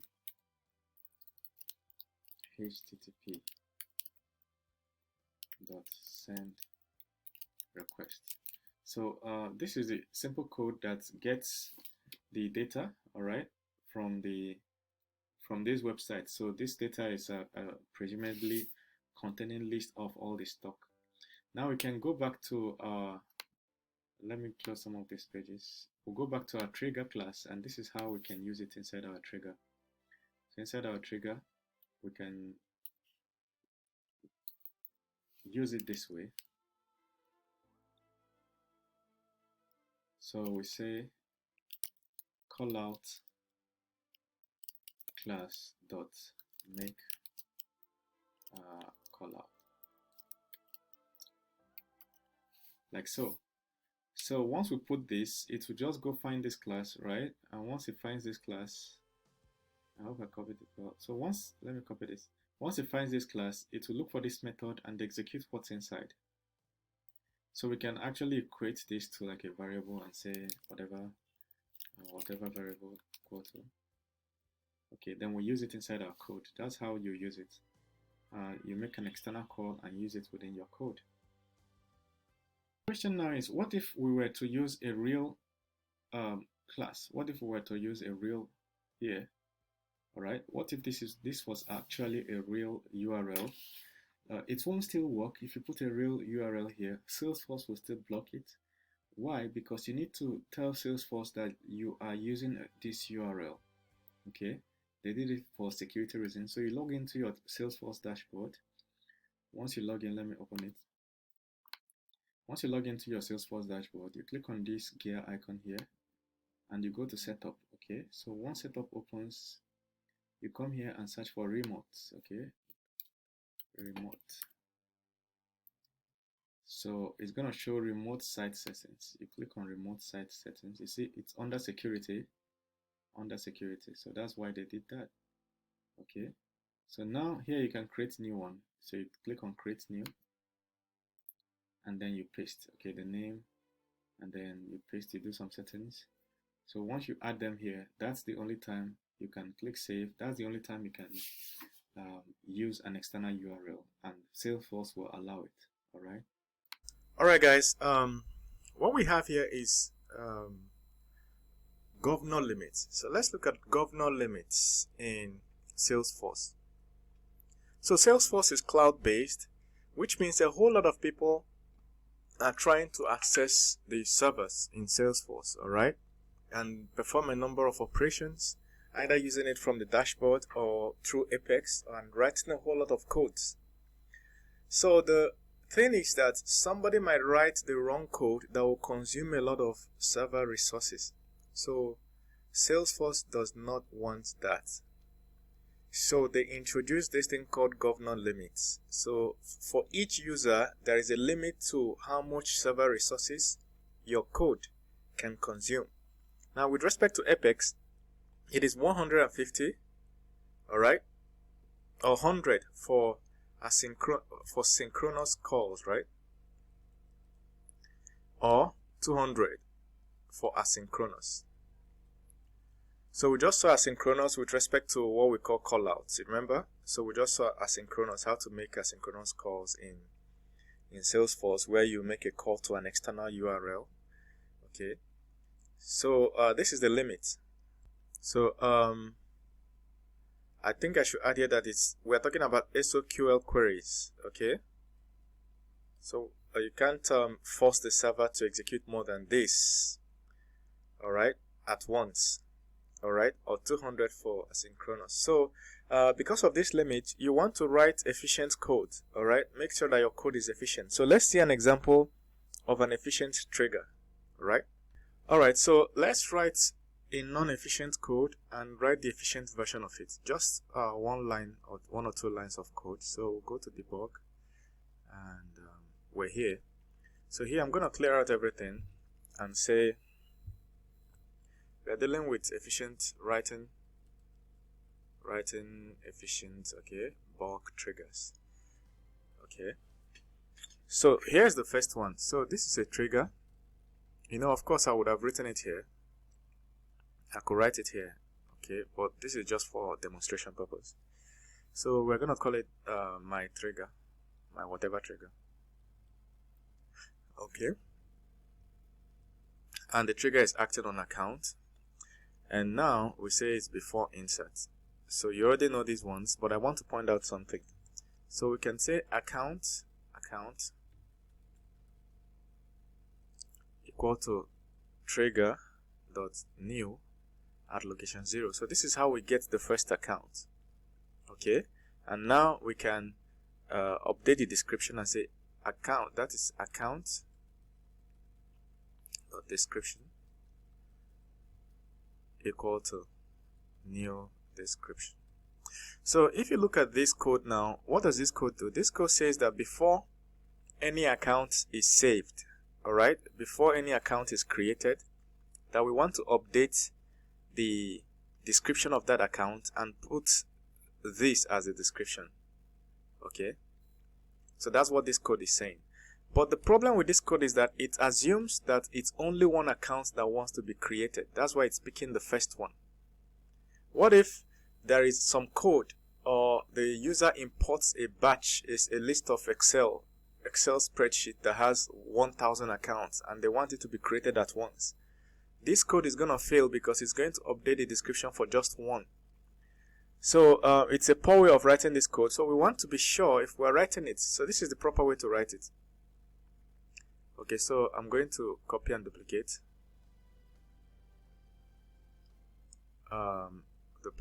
So I'll put bulk here. Normally make sure that it ends with trigger, so we'll put bulk here. So with this now, let's write the more efficient code. So the more efficient code is to assume that this code, that there is more than one account being that is triggering this trigger. All right, so we'll do account. So we use a for loop to transverse the accounts coming. Now we can do trigger.new, and now we can do a.description equal to new description. So compare these two codes now. You see that this one is assuming that whatever account that is coming is in bulk. With that, we loop through it. Apex already assumes that. That's why it's already puts it in a list. So trigger.new has a list. That's why we're using at location 0 to access the first one. So it's already in a list. So you have to treat it that way. So the proper way to write this code is to use a for loop to transverse the list. And for each one, you update the description. Okay, so this is a smarter way to write it. So let's look at another way to deal with bulk triggers. So let's write another bad query. Okay, with a good query using a bulk trigger. All right. So to write the bad one, let's start. So the first one is this. We're trying to find. So we want to find the related opportunities for each account. So find the related opportunities for each account. So that's the challenge here. Now let's see two ways of doing it: the bad way and the good way. Okay, so there is a bad way, and let's try. So this is what most people would normally do. They will do account. So we're trying to find related opportunities. Okay, so opportunities for each account. So we'll do trigger.new. all right, and this is before update, after update. So let's say account has been updated. Now we want to find the related opportunities. Most people will make the mistake of writing SOQL query inside this for loop. So imagine that there are 1000 accounts. This for loop will run 1000 times and do exactly this. Opportunity ops select ID name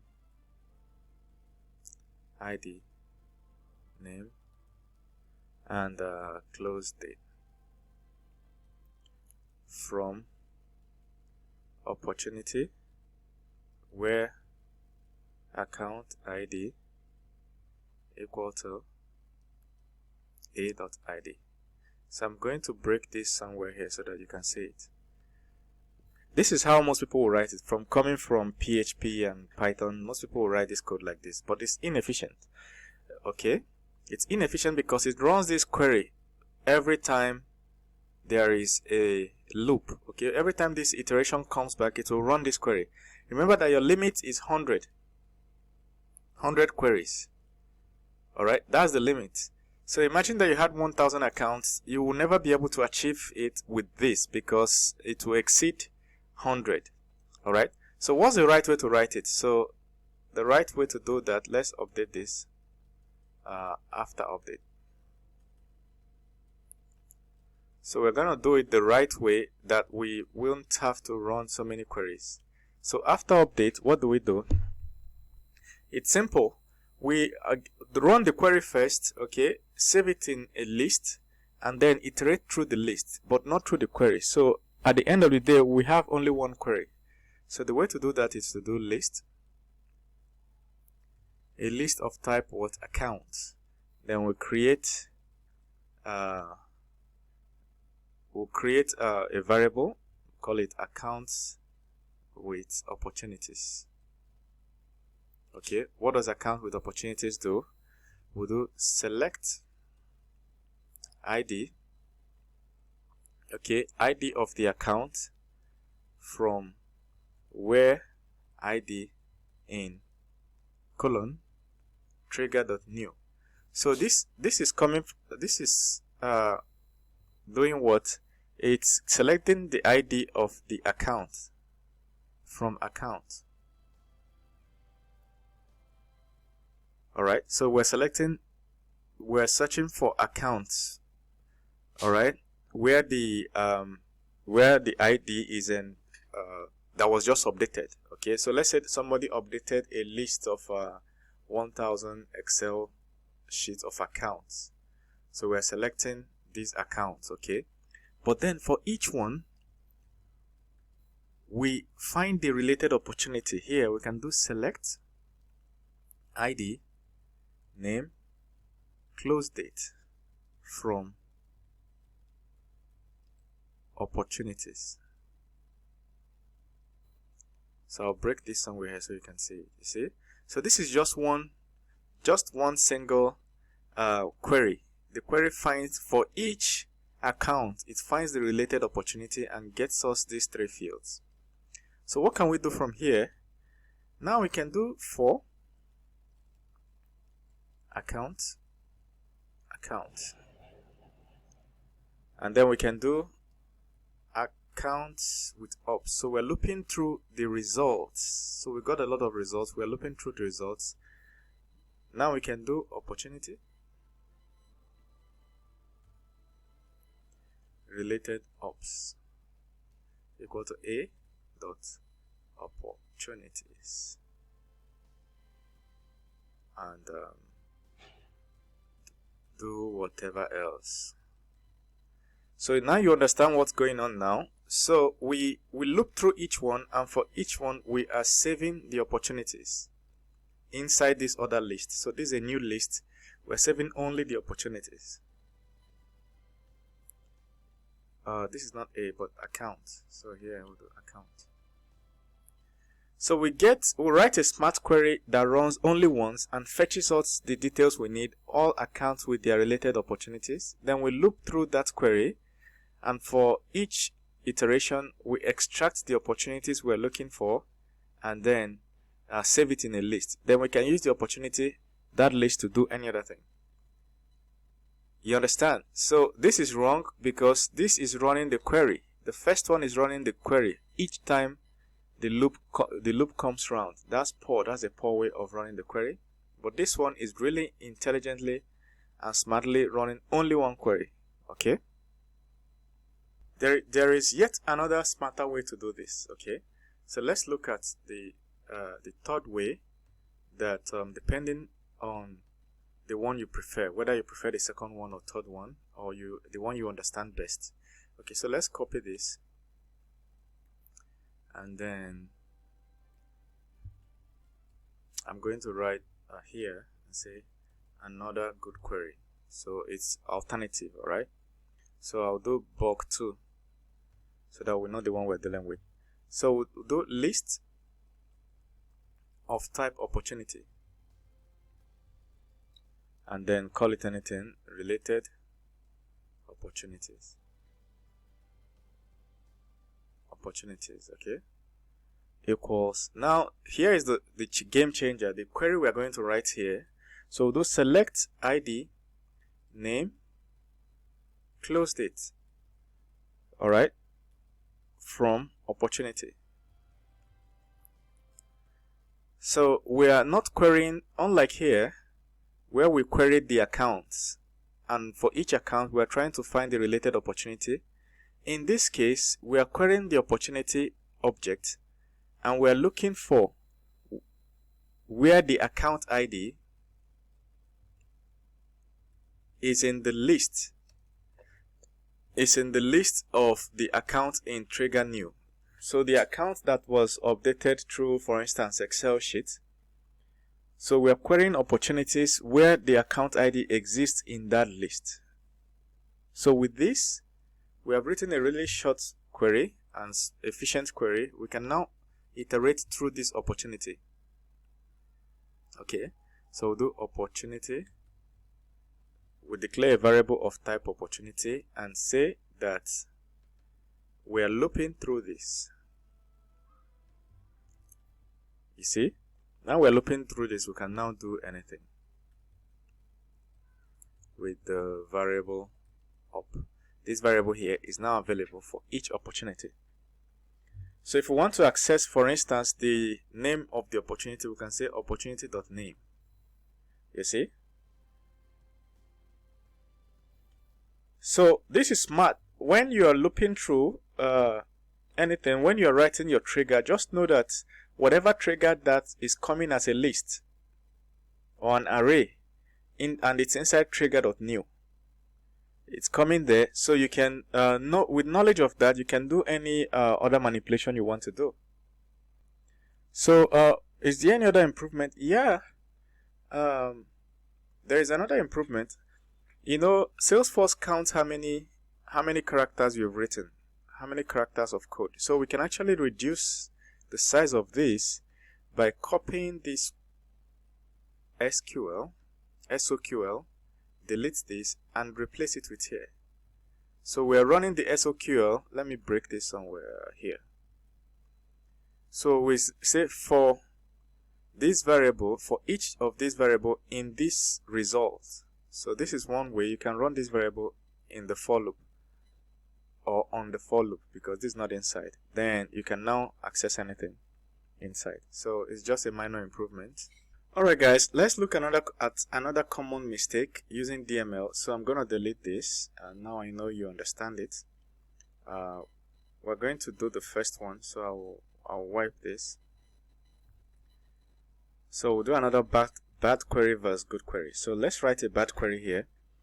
Alright, so we're trying to do a massive update. So but this time around with DML. So let's list opportunities, okay? So we'll do list opportunity, call it related ops, equal to, so let me write some SQL, select SOQL, select ID, name, probability, from opportunity, okay, where account ID in trigger.new. Okay, this is a smart way because it's not inside a loop. So now let's loop over it. Like we thought in the previous example, it's a smart way, right? So now you can do up and then loop through the list. It's correct so far, related ops. So we're looping through this list here. And this code is very, very efficient and correct so far. But I'll show you where there is a mistake. So now we're saying if the probability, if this up.probability, I hope I'm getting the spelling correctly, is greater than or equal to 50%. Okay. And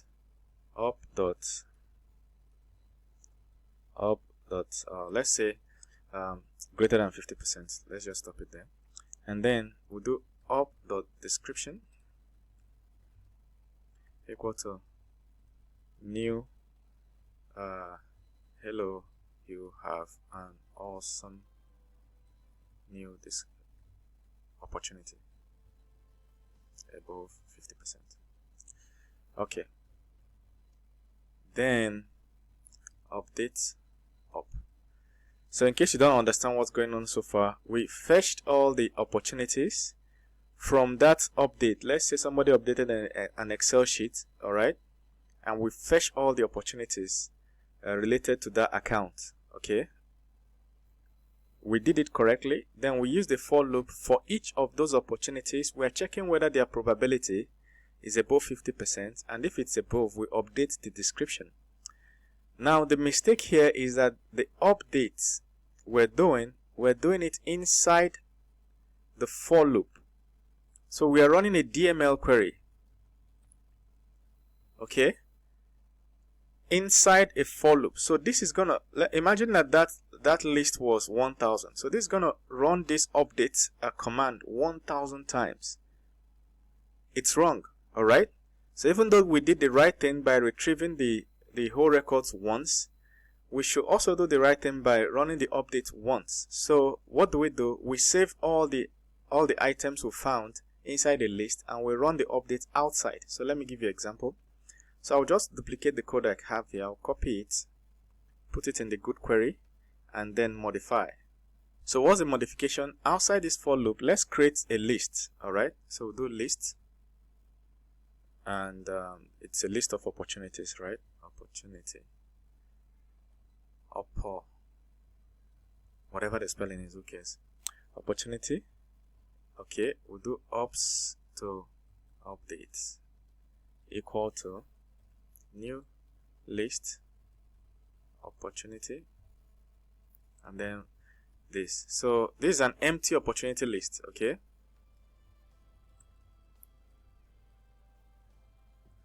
So we'll create this empty list. Then inside here, instead of running this update here, we simply add it ops to update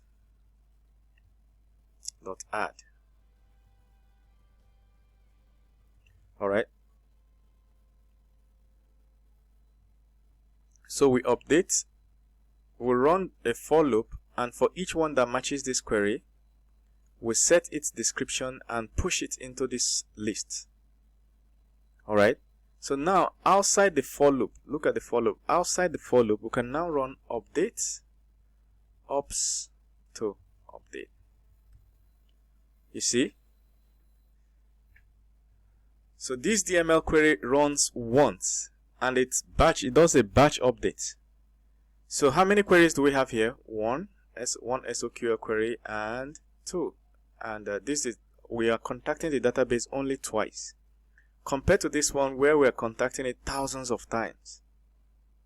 You understand? So this is a slight improvement and a mistake most people will make. Generally, whenever you find yourself trying to run a database query inside a for loop or a while loop or any loop at all, you have to be careful, right? Think of a way to do it outside. So let us look at a trigger, all right? A smart trigger, still on the accounts, all right? And this is the last example on triggers, all right? Very last example. Now let's say we want to find all the, let's say somebody is uploading a bulk list of 1000 accounts to be created, and some of these accounts don't have opportunities, and we want to find the accounts that don't have opportunities and create a default opportunity for them. How would we write this efficiently? So let me write it here. I want you to pause the video and attempt it, and then you see my solution. So the assignment is, find all the accounts that don't have opportunities and update or create new opportunities for them.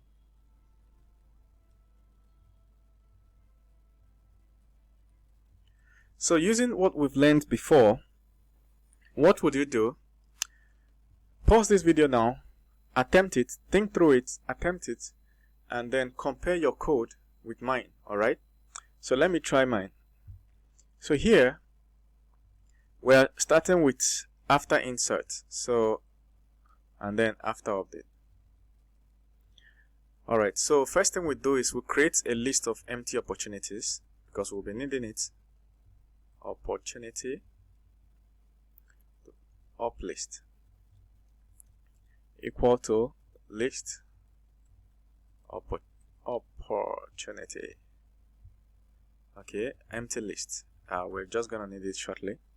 So the next thing we're going to do is to write an efficient code that finds all the accounts and checks whether that account has any opportunity in the opportunity table with an ID to it. Here's what I mean. Here's an account table in the database. It might have ID, have ID field, name field, and so on, table field, whatever field. All right. So here is the opportunity table. Opportunity table. Opportunity table will have ID, all right, its own name field, but then it will have account ID field. So if you enter anything in this account ID, Salesforce will try to match it with the correct account. So we need to write a code, an SOQL query that finds all the accounts and checks through the opportunity table and tables and find any of these accounts that has its ID here. Alright, if that doesn't make sense, then just know that I'm talking about second normal form. Alright, where there's a foreign key here and there's a primary key here. So the first account will have ID 1 and name Dave. Let's say name Dave. Alright, then let's say this account has an opportunity. The first opportunity will have the first ID and name whatever. But then if I put 1 here, this 1 relates to this 1. It means that this opportunity is tied to the first table. So if I put number 35 here, it means that this opportunity is tied to the 35th account, the account that has the ID of 35.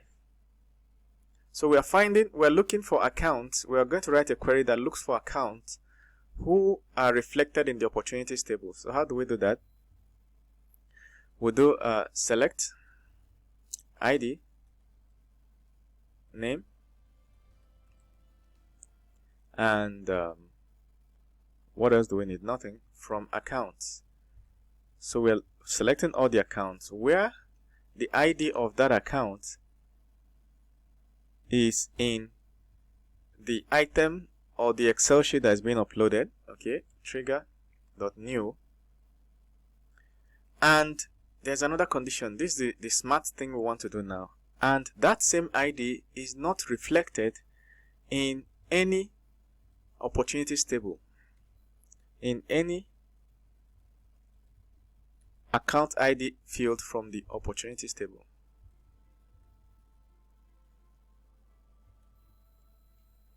Make sense now? You understand? So we are finding accounts that don't have opportunities attached to them. That's what we just did. Get us all the accounts, but also those accounts you're getting, make sure that they don't reflect anywhere in the opportunities table. And how do we know? Because there's an account ID inside the opportunities table. So what do we do? Now we can wrap this around a for loop. So we can do for loop, okay, and we say account colon. So inside this for loop, we can now start creating opportunities for those accounts. Okay, how do we do that? We just do, remember, list of opportunities we created. So we're creating an opportunity. So we're adding something into this opportunity. We'll say new opportunity. Then we'll create a name for it. We can say name equal to a.name. That's account.name. Then plus space opportunity. So we are giving it a name. So we just want the name to look like the account name. Nothing special here. Then we'll do comma. We can add other fields, update other fields. For instance, stage, name of the account. We can say it's still in the prospecting stage. And we can add something like close date equal to system.today. Alright. Dot add months 1. Remember when we did this? So we're just telling it to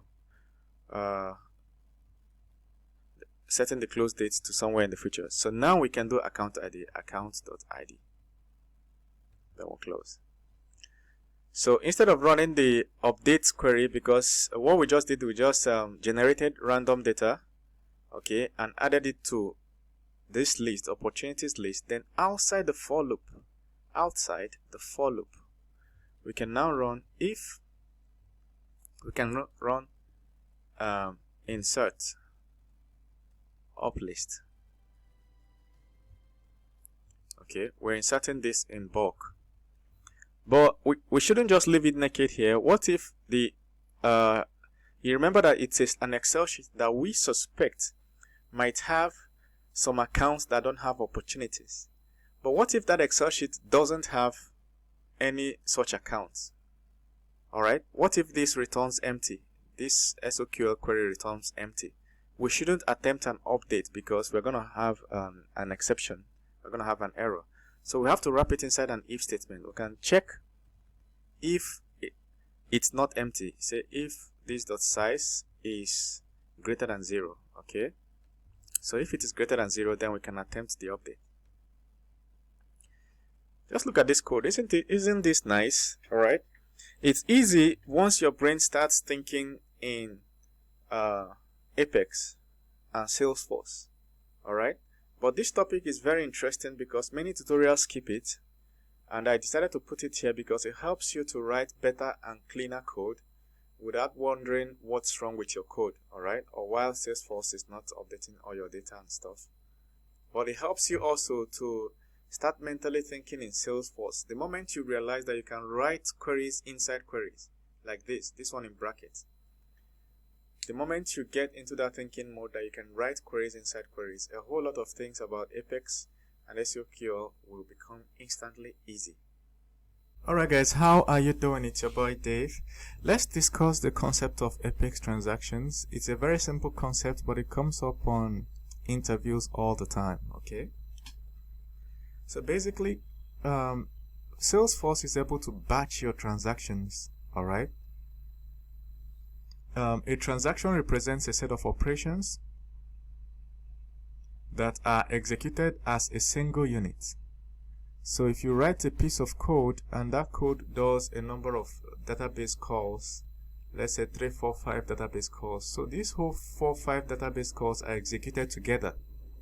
Now the interesting thing about transactions is that if one of those calls fail, the rest will be reverted. And there's a very common example, alright? A common example is if you're transferring money from account A to account B. Let's say you want to transfer $50 from account A to account B. So look at what your database, your code will look like. Your code will look like identify account A, step 1. Step 2, confirm that it has at least $50. Step 3, deduct that $50. Alright? Step 4, identify account B. Step 5, credit account B with $50. Now imagine that somewhere in step 4 or somewhere before step 5, while the crediting to account B is about to be done, there is a failure. Something happened and that crediting did not happen. Salesforce by default will revert the account, the entire transaction that happened before that time, okay, and take that $50 back into account A. If it doesn't do it that way, what you will notice is that money has left account A but never arrived account B. It becomes a problem. So the concept of transactions helps Salesforce to make sure that a group of queries are executed together. If one fails, then all of them will fail.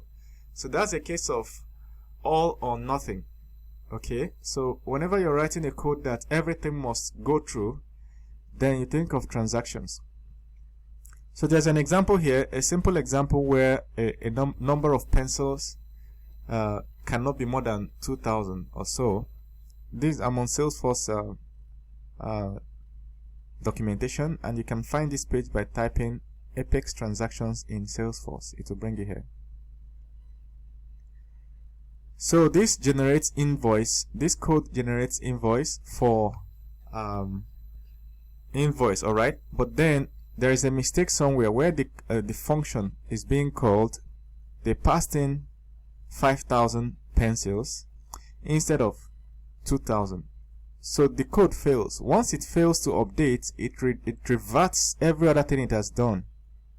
Alright, so everything from here to here will revert. So as long as this particular update line fails. Alright, so it's just like having a trigger somewhere, and every time something happens, a set of operations happen, you want to use a trigger to do one more operation. And then those set of operations happen, but your trigger couldn't execute that one last operation. What does it do? Salesforce will reverse the other previous operations. So that's the concept of transactions. So the example, let's see some example of transaction. The example on the Salesforce that I just showed you is a little bit complex and stuff, but let's do a very simple one.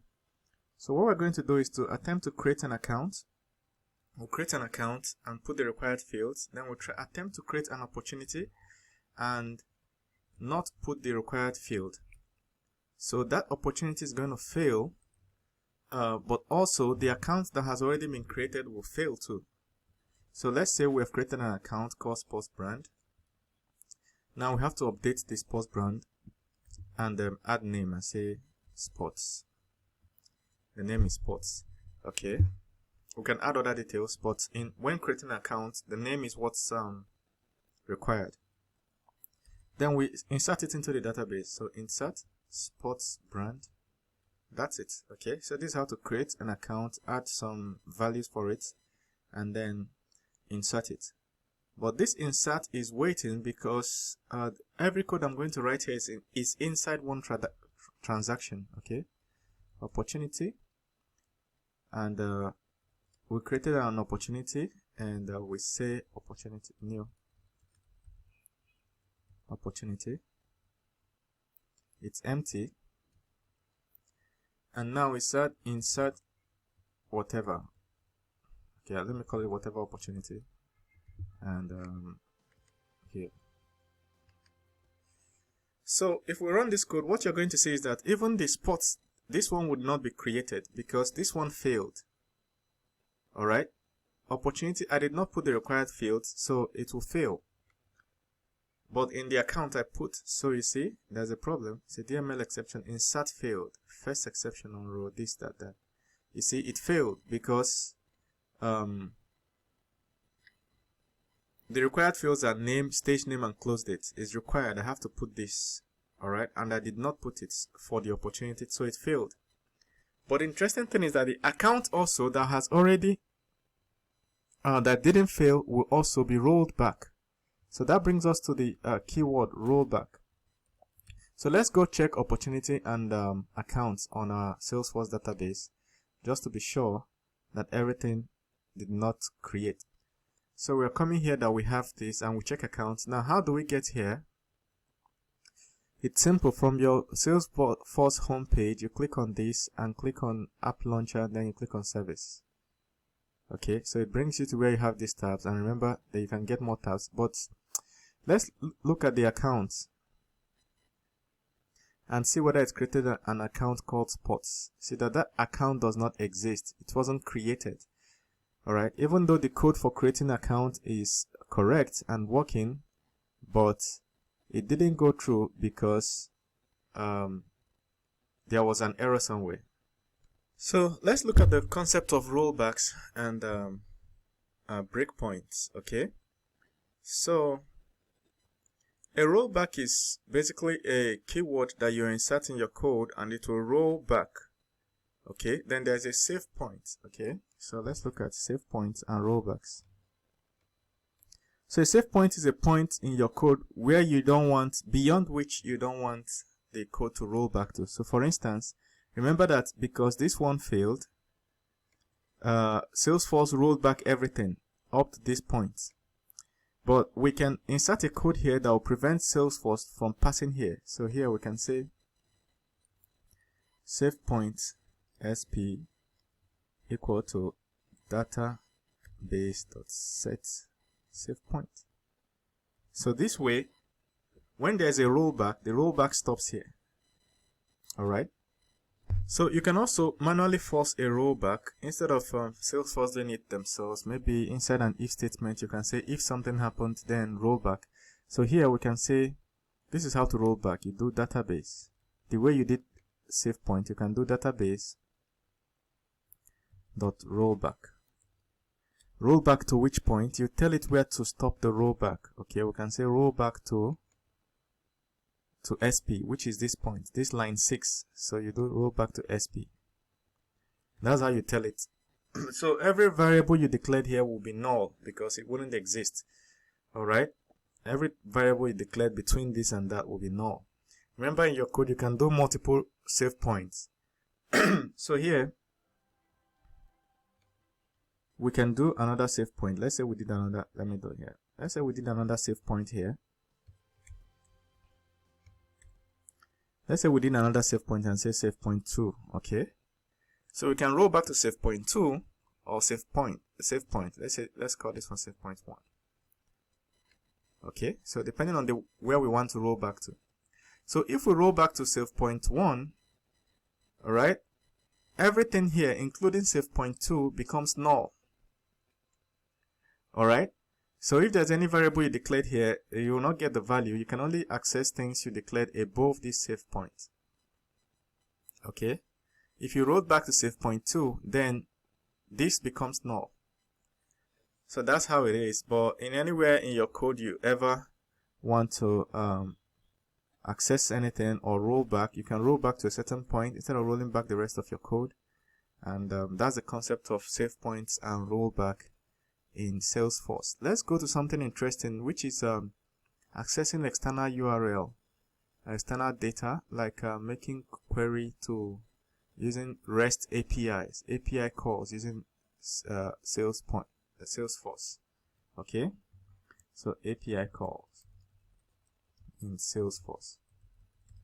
Interesting. So we'll see how to do get, put, patch, and so on in Salesforce. Hello guys, how are you doing? It's your boy Dave Partner. Alright, so let's talk about writing APIs with Apex. Okay, the way to find it in the documentation is Apex REST. So if you go to Google and type Apex REST, okay, you'll get to this page on Salesforce developer.salesforce.com. Alright, so there are some, before we write actual code, there are some key things we need to fish out from this documentation, and so that when we're writing the code, it's going to make sense. First of all, let's say you're building a mobile app, a React app, alright? And this React Native app is going to be a contacts and account management app. Now you want the database and the backend to be Salesforce. You can do that. That's what we're trying to cover here. Okay, so you have to get to your Salesforce and write code. Alright, the API methods, okay, and endpoints. You write them in Salesforce. Then you go to your mobile app and connect to those APIs. Make API calls from there. So the first thing you want to get from this documentation is that you can create classes and expose, you can create and write classes in Apex like we've been doing, and methods. Then you expose those classes and methods to external calls. You understand? So the way to expose them is to use something called annotations. Annotation. So the first one is this. We're going to see practical, so don't worry if you don't fully understand. So if you put this on top of a class or function, it tells Salesforce that whatever you're writing in that function should be accessible from outside. Okay. Then the whole PSR7 requests like get, put, patch, delete, and so on. You can do that using annotations. So if you're going to create a function, you can put this at HTTP get on top of that function. All right, so that Salesforce will know what methods that function can be accessed with. So if it's a put method, you have to put HTTP put on top of it, something like that. We're going to see practical. So these things are called annotations. So let's see the full list of annotations that are available. So if you click here, it's going to open to this place. See that there are not really much PSR7 requests. Okay, so there's read only, there's REST resource, This REST resource is where you define the URL. Like if it's in Laravel, this is the equivalent of having web.php, where you define your URL. Okay, the URL's endpoints, the API endpoints that should be accessed from an external device. Okay, so that's what at REST resource annotation helps you to set. There's HTTP delete. If you are going to be expecting a delete, you put this on top of a function. If you're going to be expecting a delete request, same thing with get, patch, post, put. Okay, so those are the annotations. We're going to see practical, don't worry. I'm going to write some code. Now, another interesting thing to note is the governor limit. So the governor limit is 6 MB for synchronous and 12 MB for asynchronous. So your code should not be more than, you see, the maximum request or response size is 6 MB. So you don't want to be sending images, all right, like really huge stuff. No. Okay, so if what you're sending is going to be really huge, let's say people are sending a really huge file, you know, a file of contacts that is more than 6 MB. You want to break it into pieces and send it in batches. Okay, so you want to send it in batches of 6 MB each. All right. Okay, so let's say you're sending an Excel sheet of 10 million contacts. So you want to break it into like 100,000 contacts each. So you write a code at your end. Let's say in your React Native app or Flutter app or whatever, Laravel, wherever. You write a code that takes that file, splits it into 100,000 contacts each. All right, so that they can fit into 6 MB. I hope it's just a random example. The numbers are not accurate, but I hope you understand what I'm saying. Now, authentication. So the Apex REST supports two types of authentication mechanisms: Auth2 and Session ID. Okay. All right, guys. As we continue to set up, go deeper into REST API, I'm being careful and generous to take my time to walk you through the documentation.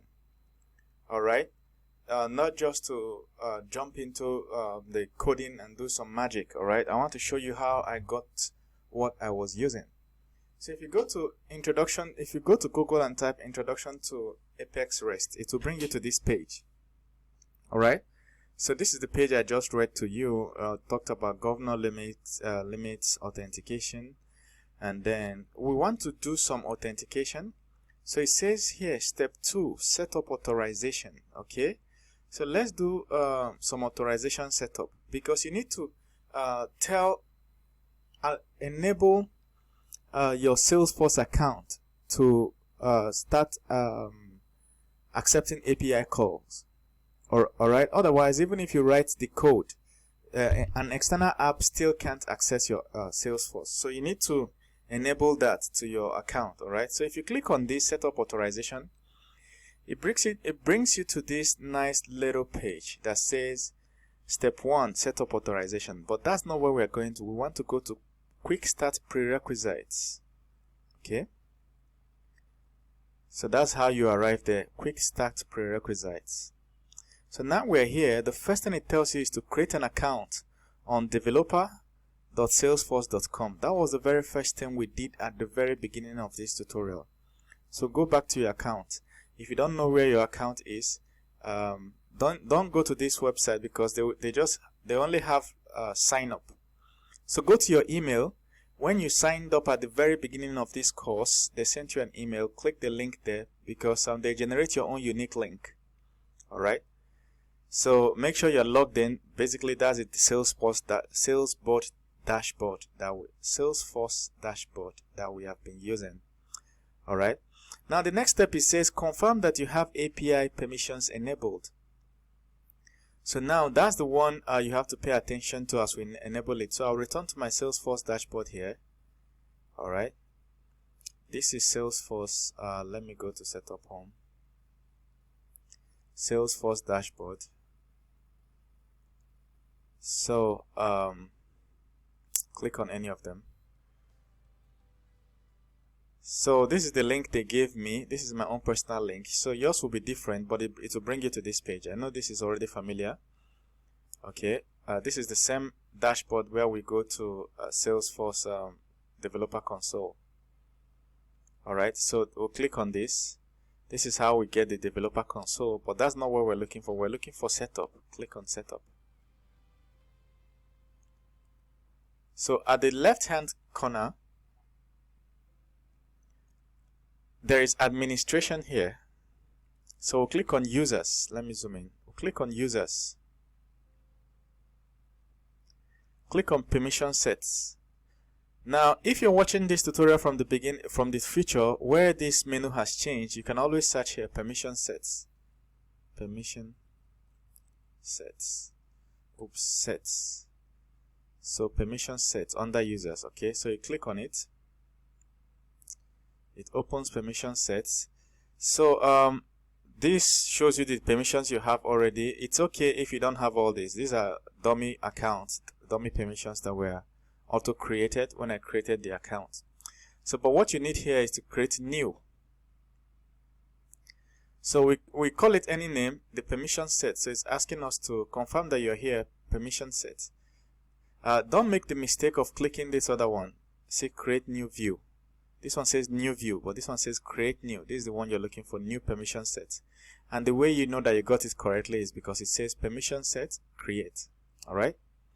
So here we say anything, you call it anything, but I'm just going to call this one API user.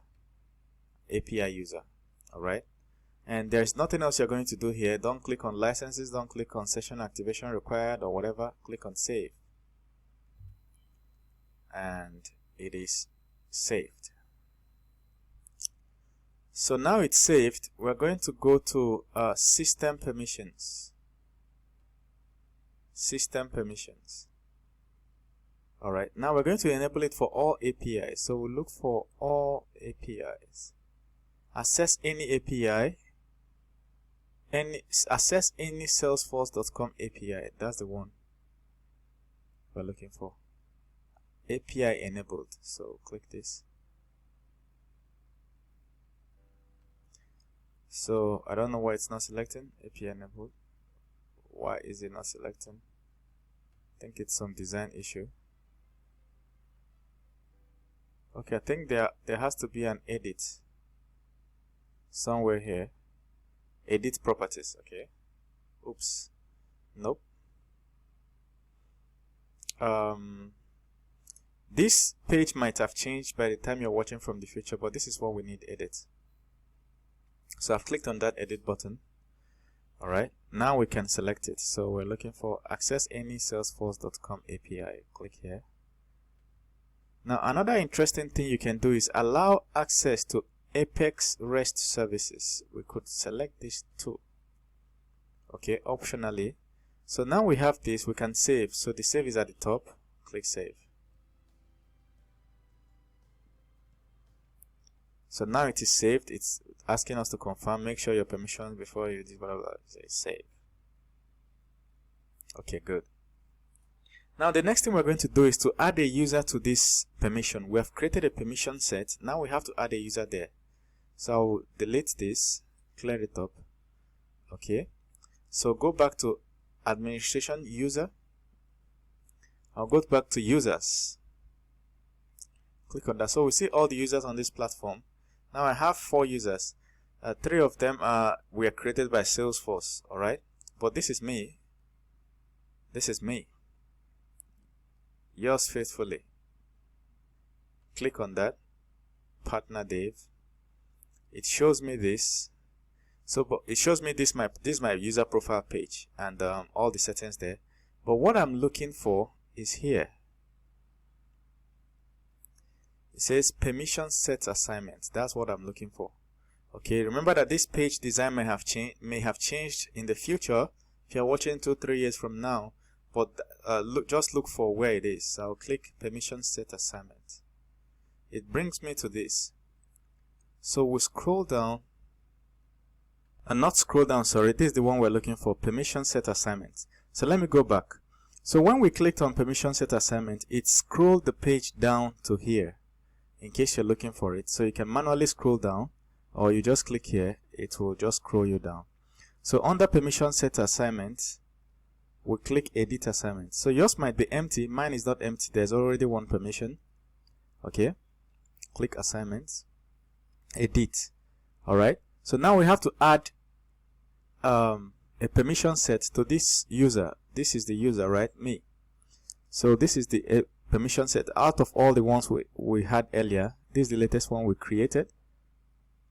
We'll click add. Now it is added. We click save.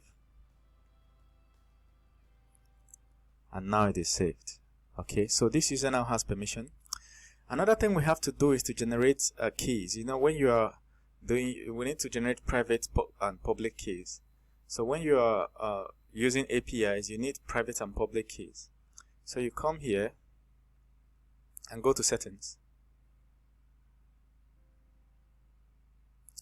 So from settings at the right hand corner or the left hand corner,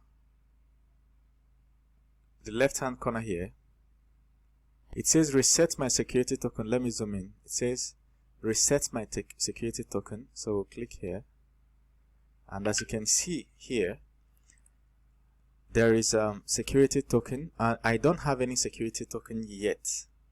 Alright, so I can click on reset security token, and then it's going to generate security token for me that I will use for my APIs. Now I'm not going to click on it. Well, if I click on it, it will not show it here. It's going to send it to my email. So if I click reset security token, said we sent a new security token to your email address on your account. All right, so if I log into my email, I'm going to see a bunch of characters, your security token.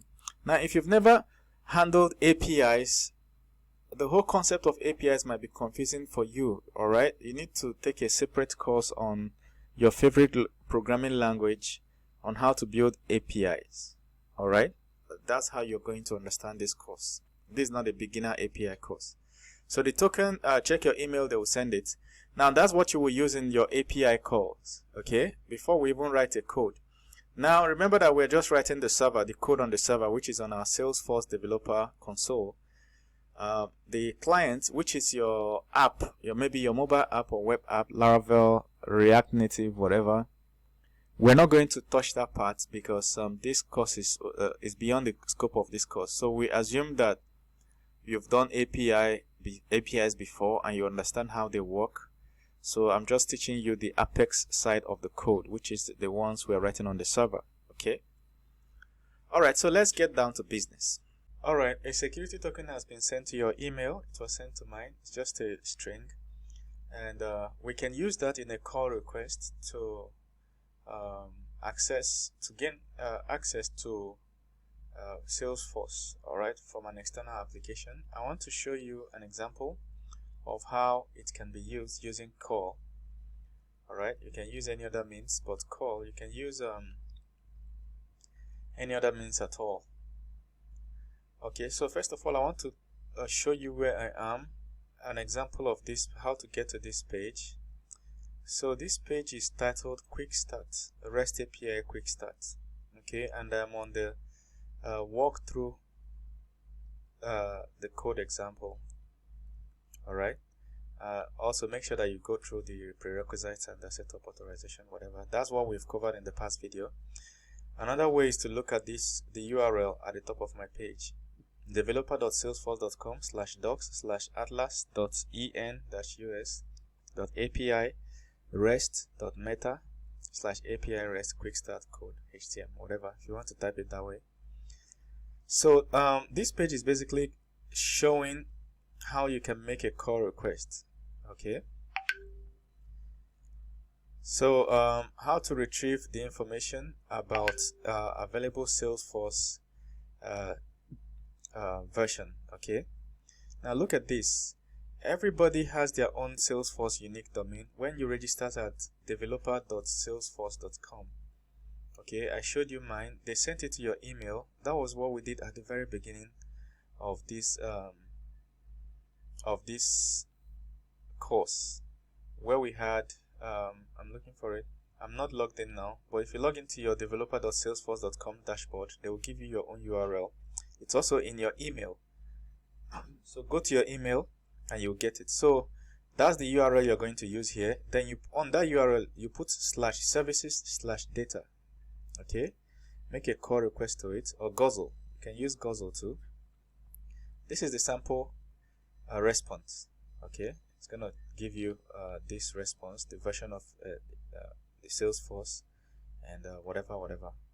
Okay, so this one is another example of you use the same name. Okay, so it helps you retrieve a list of resources available for Salesforce. Okay, you use the same domain that you have, then you append this URL to it, services-data/.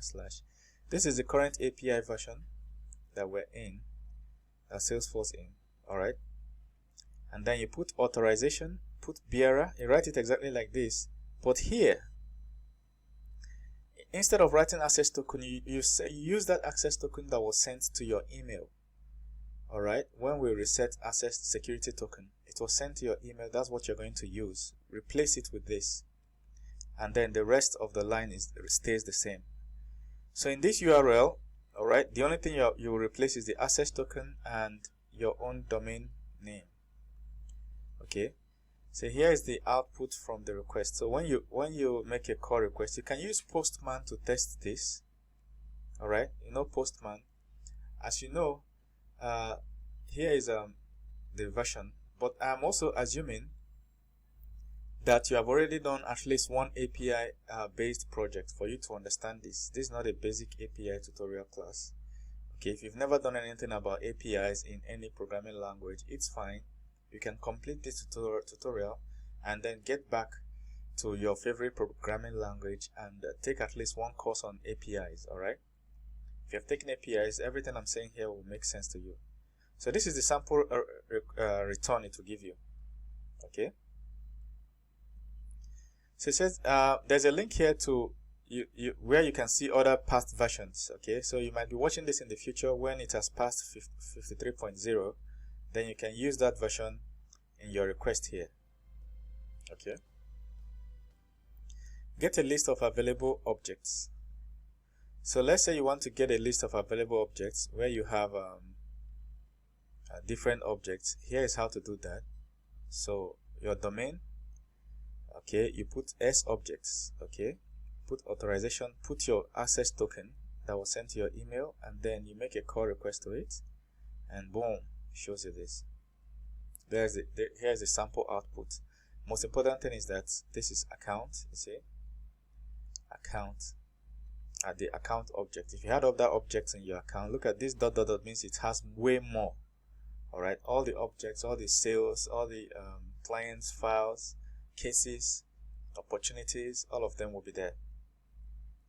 So this says get basic object information. Okay, so if you have a certain object you want to get the information about, you make the same call request, but here you do sObjects/account. Let's say you want to get the information of account. Otherwise, you can use something like opportunities or files or whatever, sObject. The ending is the same. Make sure your access token is here, and then this is what it will give you. Example, to tell you that the name is account, updatable, yes, label account, prefix, more information here. That's what this dot means, replicatable, and so on. See, all this information. So if you're building an app that will display information about accounts, it will be there. Now, interesting thing is the account ID. All right, account ID comes with every account. Every account has an account ID. So if you want to narrow down to one account instead of all accounts, what do? You simply append the account ID. Okay, so let's get an example. We'll see an example shortly, but the next example says if you can use describe to get the list of fields. So if you say describe, it will tell you the shape of the account. Okay, so here it says these are the fields: length, 18, name, this, that. Okay, URL, and so on and so forth. Gives you more details. You can retrieve these details are coming as JSON. You can use your favorite programming language to read it. For instance, you can, if you're using PHP, you can use JSON decode and then use it to translate it to HTML and CSS and display it to your user. So execute an SOQL query. Now you can pass SOQL query in the URL as a get. Alright, so the usual URL, then you put query, then you attach, programmatically attach this, okay, and then the rest stays the same. So this is a sample query that says select name from account. So what it's going on, this is going to be the output. It says name test1 and then other details. Okay, this is name test2. So it gives you like an array of all the accounts you have with their names and minor details. Okay, so if you want to update a particular field, you send a request to that. Okay, post request to this URL. Send this post request. For instance, you want to update billing city, you send the patch request. Look at it, patch request, and to the URL. Now the account, you need to have the account number too. In your Salesforce dashboard, any account you click, if you look at the URL, you will see that the last detail there is the account number. Okay, you can use it to conduct your whatever. And then another thing is that for each, if you retrieve accounts, it will give you the account number of each one. Look at this. The last item in the URL will always be the account number, so you can programmatically select the account number and send a post request to update it. Okay, so that's basically about post requests from Postman or your external application on how to access Salesforce. It's just like any other thing. Salesforce knows the account you're talking about based on your access token. Okay, that's how it knows it's your own account, not an account of another company. So we're going to write sample code. All right, let's write some code. So before we write this code, let's look at Workbench. Workbench is an app and a website that they keep saying that they are not official Salesforce platform. They say they are not official, but of course it's in the Salesforce documentation, so I wouldn't know why they said it's not official. But workbench.developerforce.com/login.php, you must write it like this to be able to access it. That website is the equivalent of Postman. Okay, if you don't want to use Postman, you can use it because it was built specifically for Salesforce. So we're going to use it as we write the sample code, but that's the website you use to test your URLs. As you're writing the code, your endpoints, you use it to test your endpoints. If you don't know what Postman is, you need to take a course on APIs. All right, okay, so this is an example of how it's used, but we're going to see it practical, all right, shortly. So of course the way to arrive at this page is to say using Workbench in Salesforce. Just Google it, using Workbench in Salesforce, it will bring you here. Another one is to open Salesforce, developer.salesforce.com, click on documentation and you type it. All right, now on this same page there is this examples. All right, in case you want to write your code, you'll see there are so many examples of things you can do. All right, so many examples. So you say, for instance, getting information about my organization. If you click on it, you see so many more examples. So I can click on this, click on that, and then see examples. All right, with these examples, look at the URL, the call you have to make, and then look at the sample returns. Okay, depending on whatever you want to code, you'll see the sample URL, sample request, and then you modify it to what you want to build. Look at this. Okay, deleting stuff, working with records, working with searches and queries, you know. So if you want to build an external app for Salesforce, the documentation is very elaborate. Okay, the most important thing is knowing how to find what you're looking for. All right, so let's write some code. Go to your Salesforce dashboard. All right, this is mine, and if you look at the top here, you see that this is my unique link. This is my unique link, whatever.lightning.force.com. Okay, so that's what we are going to be using in the call requests. So, but let's write some code two ways. If we click here, we can use our usual developer console, which I would want to use, but also you can use setup. So if you click on setup, so on the left hand side you type Apex classes. So you see custom code Apex classes, and when it opens, we'll create a new file and write our code in it. So it's opening, and now it has opened. you can see that we can still access developer console from here, and or we can create new file here and start working on this. But I would like to use developer console, and as you can see, the API version is still 53, all right, 0.0. These are the sample ones I've created throughout this tutorial, all right. So I prefer to go through developer console. So we've spun that up. Now for the next few minutes, we'll be writing some API endpoints, okay? Custom code that will manage the API endpoints. So basically, we want to do a CRUD application that manages the account sObject. I'm closing some of the old stuff, okay, so that we can have a clean, neat interface. Alright, so we're good now. I would want to either create a new file or work with an old one. So, close. New class, Apex class, and call it account.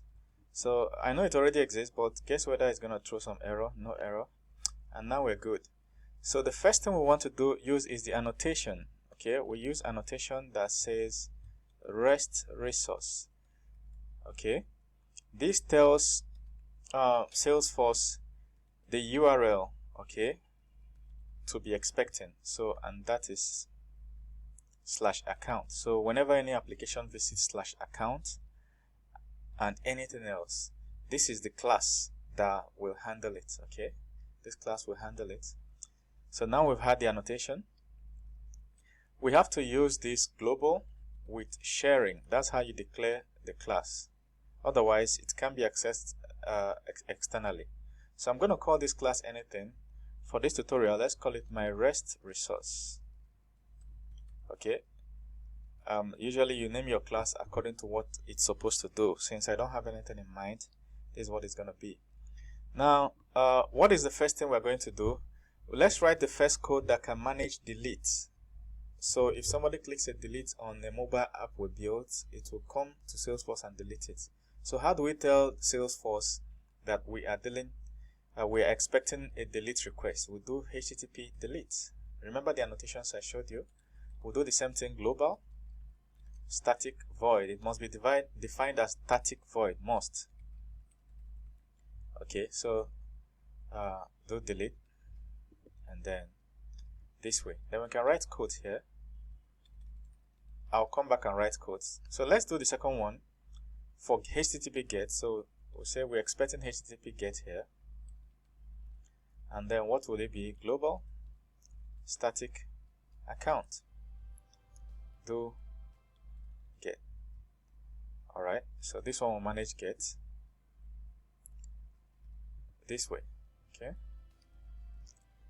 It will manage our get request. It will get list of accounts based on the account ID provided. Okay, so let's write the code of the one that will handle post request. Same annotation, HTTP post, global static string. Okay, pay attention to the casing. Okay, this one is capital letter S, this one is small letter s. So do post string name. So we're accepting name as a parameter here. We can also accept string phone. We can also accept string website. Alright, so when somebody wants to make a post or add a new item to the database, these are the fields they must provide. Okay, so let's do string phone.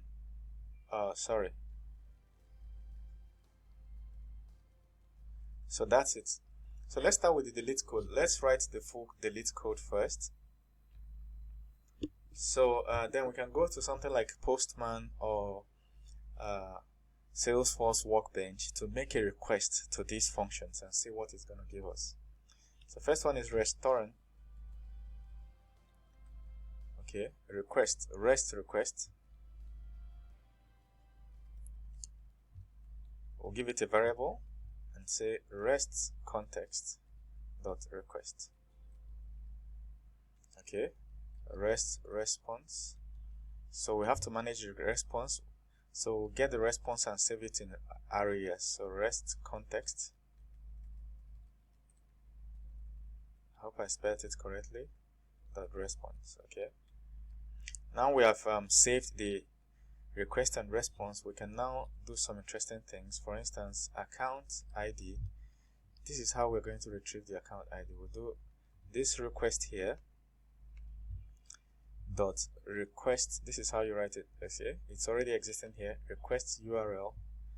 Then we fetch the account ID from the URL. Call it sub string rec dot request URL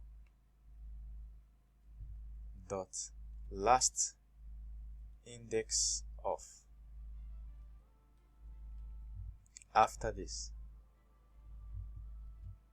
+1. Remember in the example I showed you before on the Salesforce documentation that the last item there is usually the account ID or case ID or file ID, like the object ID. So where this code here is to retrieve that last index. So the URL will be like something blah blah blah blah your Salesforce url.com/account/the ID. So this ID that is supposed to be here, that's what we're retrieving here. So now we've retrieved it, we can now run an SOQL query to delete it. We can say account equal to select ID from account, where ID equal to, we pick the account ID, which is this. So instead of equal to, okay, equal to colon account ID. This account ID, will pick it. So we've fetched it. Now we fetched it. What do? We delete it. So delete account. So we delete it. So other things you can do is to try a try catch block here, so that if this account does not exist, you avoid the whole deleting stuff and throw an error instead. You get what I'm saying? So here we can check whether this existed using a try.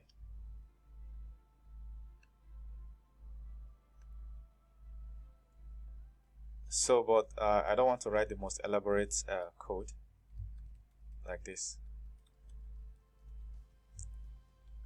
You know, remember when we did it? So, but I don't really care. You already know it. Okay, but I just want to give you a sample basic code. So let's do the same thing for the HTTP GET. HTTP GET, we do the same thing. Fetch the request and response, then we can use it. Okay. Now we fetched it, we'll do the same thing. Get the last index.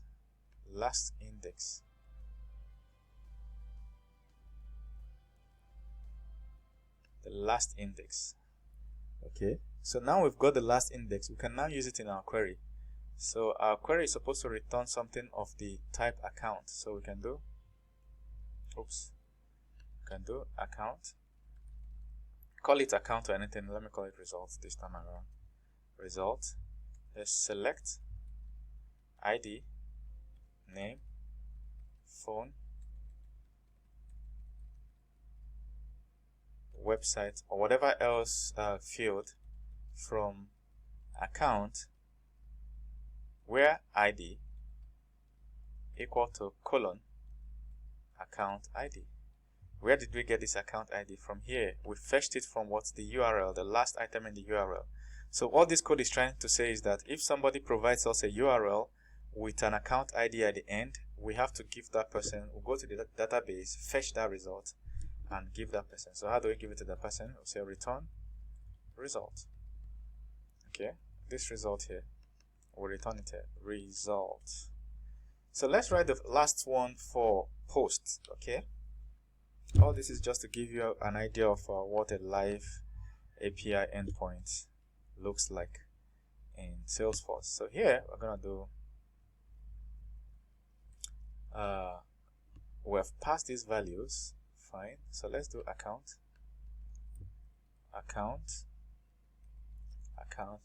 equal to new. Remember that this post request is receiving data. Okay, let's say somebody filled a form on your app, and this is the one that will catch it and then save it in the database. So this is new account, empty account. Now we are going to try and retrieve what is in this URL and save it. So we can do account.name equal to name. Alright, account.phone equal to phone. Okay, I would say that this is a capital letter. Same thing, account.website. From our past tutorial, you also know that you can do that here. For instance, you can do name, alright, equal to name. You can do phone, like this, and so on. So this is just one way of doing that. And to me, this way is a little neater. It's a little neater. So insert account and then return account ID or whatever message you want. So we have inserted it into the database. We have to throw something back to prove that it was created actually. So we'll fetch back the account ID. So ladies and gentlemen, that's it. Now it's time to test this. Two ways to test it: Postman, or you can use call from your command line. If you know how to use call from your command line, you can use call. Alright, otherwise you use Postman. But here is a let's use developer salesforce.com. Not developer.salesforce, but workbench. Okay, workbench.developerforce.com/login.php. I just showed you. Alright, there are many things you can do, login settings, whatever, but you don't really need to log in. Agree to the terms of service. You should leave this as production, but you can also set it to sandbox. Okay, as you can see, as at the time of teaching you this, there's already a higher API version, which is 5.4.0. It hasn't been made popular yet, but by the time you're taking this course in the future, it's going to be much higher. Alright, you could see 5.5 and so on. But for me, I'm using 5.3.0. Okay, click login with Salesforce and allow. Now we have access. Now we've logged in. It takes note of our URL. So it's saying jump to. There are so many things we can jump to. What do we want to perform? Okay, what is it that we want to perform? So we're going to choose. So I need to zoom this. So you select REST Explorer, second to the last option. Okay. Leave this empty. Click select. Say try the Salesforce API for Postman. You see they created something for Postman, which is good. Like I said, we may test it. All right. So we leave it at get. Now we have to put our URL here. Now let's make a request to developer console. Alright, we had account and we want to make a get request. Okay, so account, so get request to /account. So how do we do it? We are trying to, this will involve us passing in the account ID. So we have to go to our Salesforce dashboard and get an account ID. Okay, so here let's get an account. So on services here, I'll click services, and we'll get at least one account and get their ID so that we can use it in the URL. So see accounts, click on account, any account, whatever. So let me just choose one, Django Ben Limited. Okay, let me choose the one that has other options like these ones that have phone numbers. Click on this. Okay, now if you click on it, at the top here you'll see the ID. You see, second to the last option, you'll see the ID. Second to the last option, you see /account. I think I should copy the two of them too. You see, so copy. Now we get back to our workbench. We can delete this and say apex rest /account /the account ID. Okay, make sure there are no spaces. Is there space here? No space. So this way. Okay, and then you make sure it's selected in get. Your functions, that the ones that need post, you will use post. For instance, this one now, this one needs post, so we select post. This one needs delete, so we select delete. So I'm back to this one that needs posts. Say execute.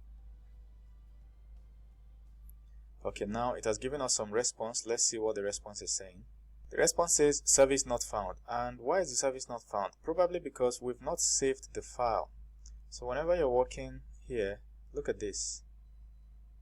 We've not saved it, you see? So you have to do Ctrl S to save. I've done Ctrl S, otherwise file save. File save. Now you have to wait until this saves. If this does not save, then there's a problem. Okay? There's a problem in our code, and that problem seems to be here. And if we look at the bottom, we would see here that it says, here you see account on line 1, and closing type for global methods in Apex classes must be declared as global. So we have to declare that class as global. Alright, so remember what we said, must be declared as global. And then what else? Number 18, global methods do not support return type of account. Line 18. Okay, here. So it appears that we made a mistake in our code, and that mistake is in we didn't really need this first line and the last line. We didn't really need them, so we'll just pull this up. Okay. So we have two more errors. For instance, it says variable does not exist, rest context, and look at where I did it instead of rest context. Okay, rest context. And which other one? Annotation does not exist, http get, that's on line 15. These are just typographic errors. Here should be http. And variable does not exist, rest context on line 19. Rest context. Okay, so now we've done all this. Save. Look at this. If this tag goes, then it has saved correctly. Okay, so it has saved. And what you notice is that instantly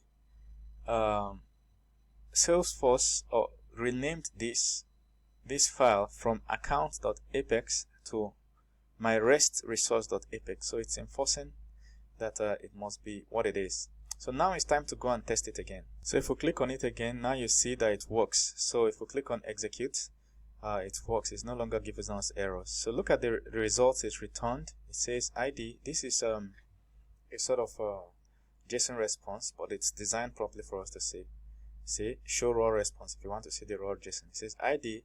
This is the ID that we passed in, and it brought us name and phone. Okay, so let's check our code again to see what we told it to bring us back. Okay, so if I click here, you see that in this get we told it to return ID, name, phone, and the last one is website. But this account does not have a website. That's why it did not return website. So the results did not contain a website. Okay, now let's look at show raw response. On the right here, you see the raw response, and then most importantly, you see your JSON. So if you are building an app that will consume this is what you're going to see. So that's the way you test any other one. Just know that you have to add this Apex REST to this /services, and then you have whatever else. So we can do this for case. If we wrote a code for case, okay, if we wrote the code for files, and any of the items we can see on the top here. So chatter, we can do it for chatter, for contacts, for cases, for reports, for dashboards, and so on. All right, so that's how it works. Same way you can do for post. For instance, if you wanted to do a post request, now we can use JSON to type the body here and give it the data it needs to post, and then we'll give it the URL that we defined in our Apex code. So developer console. For the post here, we need name, phone, website. So but as you can see right here, Salesforce is telling us to try Postman. So you can use Postman if you're conversant with Postman. Alright, this is not an error, it's just a suggestion. If you're conversant with Postman, so they created a kind of Postman you see, run in Postman. So this will spin up Postman. If you don't already have Postman, you need to download it. Go to Google and say download Postman. See? So Postman runs on your browser. There's also a PC version. I don't know whether there's a Mac version. I'm using Mac. You sign in. So it brought me to this page after signing in. It's asking me to choose a workspace. So you can choose any workspace that you created in your Postman before. I already have this one. I named my workspace. So click fork, and then it gives you username and password, whatever, make public, whatever. Now, one thing you need to know is that you don't need to go through all this. You can just open Postman from your system directly and start doing what you want to do. Alright, so the most important thing is the access token. So make sure you insert the access token from your email. Alright, see, it already has the URL added for you, and then you're good. Now, the URL has to involve, let me show you what your URL should look like. Because if you're working from the workbench that we just used, you'll see that workbench kind of shields you from the first part of the URL. It only starts as services/AppExRest. So, but what will the full URL look like if you are working from your command prompt or your Postman? It will look like this: https/your Salesforce instance. Okay, let me show you what mine looks like. This is my Salesforce account. My Salesforce instance looks like this, you see. This guy here. So that's it. Brain Temple software, whatever. That's my own. If you use it, it's not going to work for you because the API endpoints will not, the keys will not be the same. Okay. So from the documentation, you already seen that that's what it will look like. Salesforce.com/services, you see, where I got the AppExRest /account. You understand? That's how I got the AppExRest. But this is making a call. If you want to use Guzzle, it's the same thing. Just use your own instance. Alright, so that's it for APIs and REST in Apex. If you have already had any experience with APIs and REST, everything we just did would be very productive and be easy for you to understand. If you're totally confused, it's because you've not taken a course, a preliminary course on how to build APIs. Take a simple course and build APIs between two devices or two platforms, and then the rest of what we just did will be easy for you.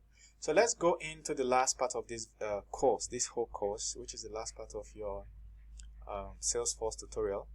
So in this last part, we're going to look at tests, how to write tests for your code. All right, all this code we've been writing is not tested. So if you're working for a big organization, you need to write tests. All right.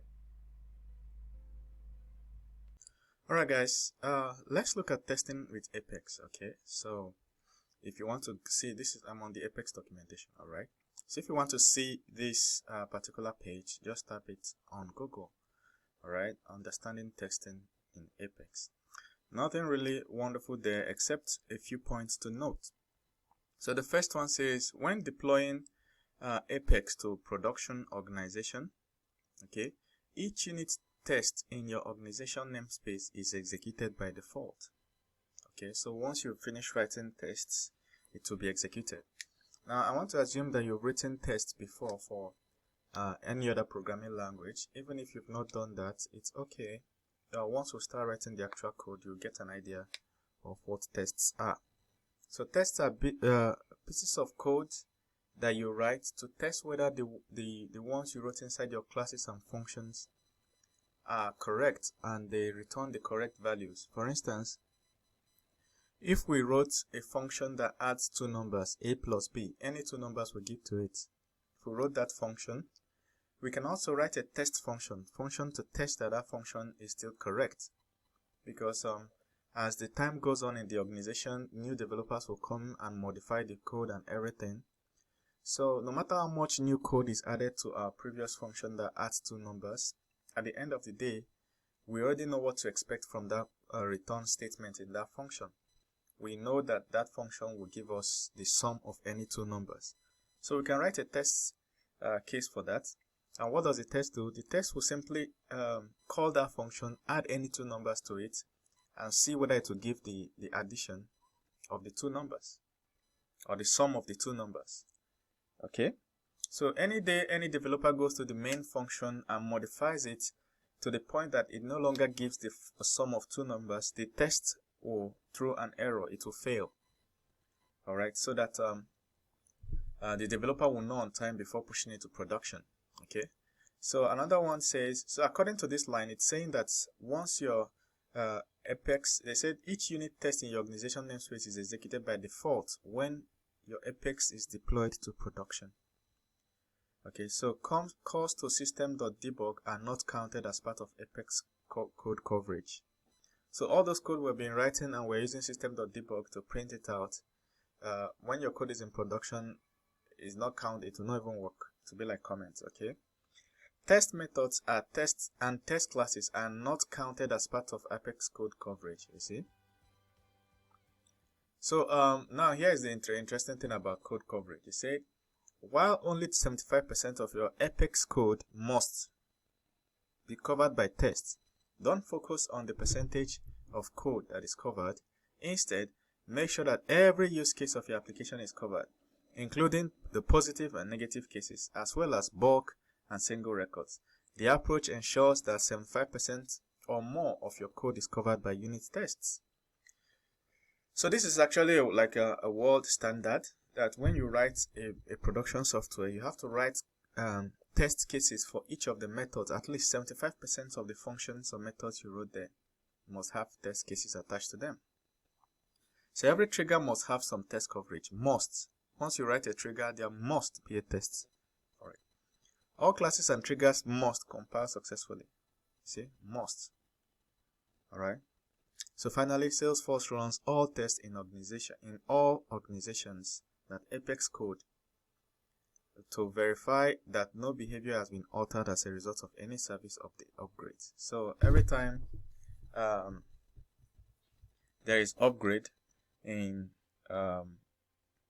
Salesforce will run all the tests that has ever been written on Salesforce and to make sure that everything is fine.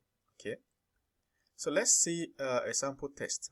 Alright, so let's look at I'm on my developer console now, so let's create a class. Okay, I'm trying to pull this down. File, new Apex class. So this is a popular example, TV remote control. That's the name of the class. That's what we want to call the class. Okay, so I'm going to session invalid because I'm logged out. Let me log in to my Salesforce dashboard again. So back to my Salesforce dashboard, come here and developer console. Okay, we're good now.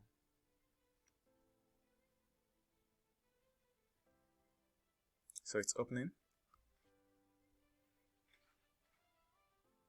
Alright, so we click on new, Apex trigger, new, Apex class. Okay. TV, remote, control. So click OK. So it's created a class. Now let's paste some code here. I will explain the code shortly. So this is a code. I didn't want to take time to start writing it again. So this code says this is a class definition with the same name as the file, which we just did now. Okay, make sure your file is saved. There is no star here. Okay, so look at it again. So here, basically, this class defined a constructor and set some state variables. For instance, it defined volume.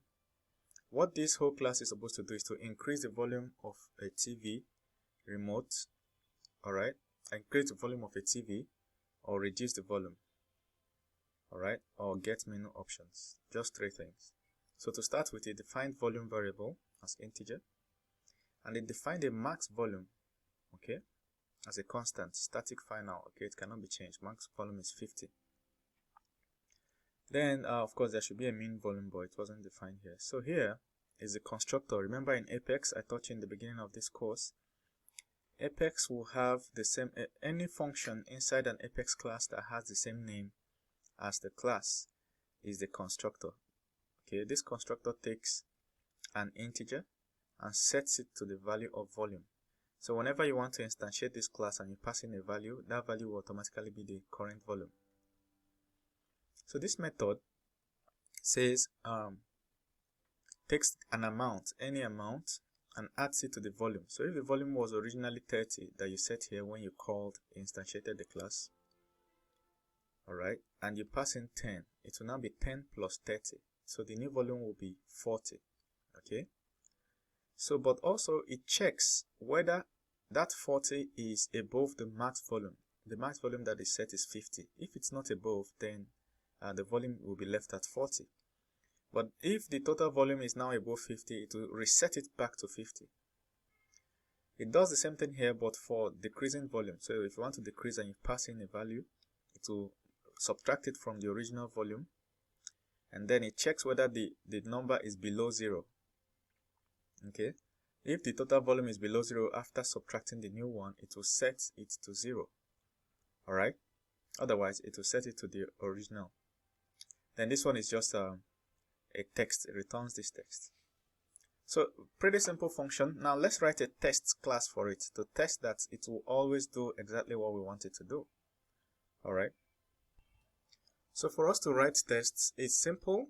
We create a new class that has the same name as the function we want to test, but then it will have test as its last word or suffix. Alright, so we'll click on File, New, Apex class. Okay.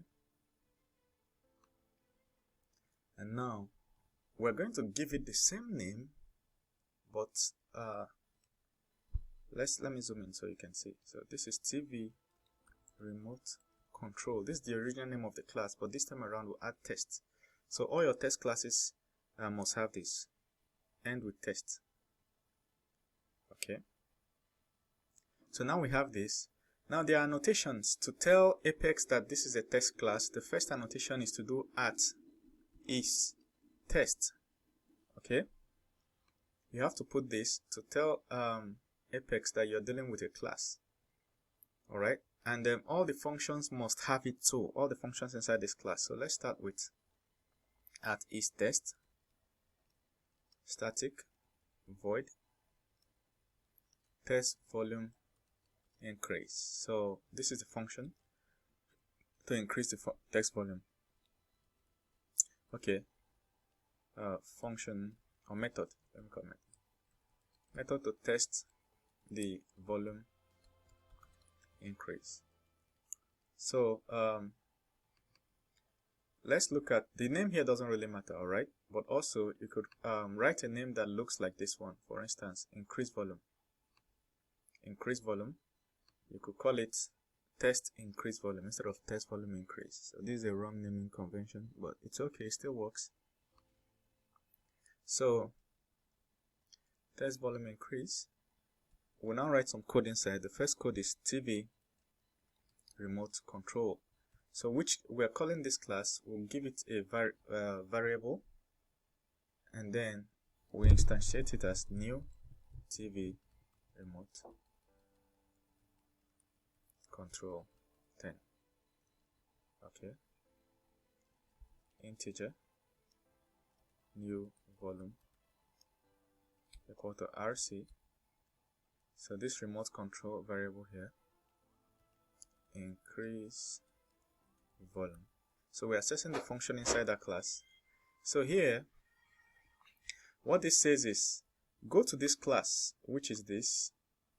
Alright, go to this class, instantiate it. Alright, now we've instantiated it, access this function, and we're going to give it a value.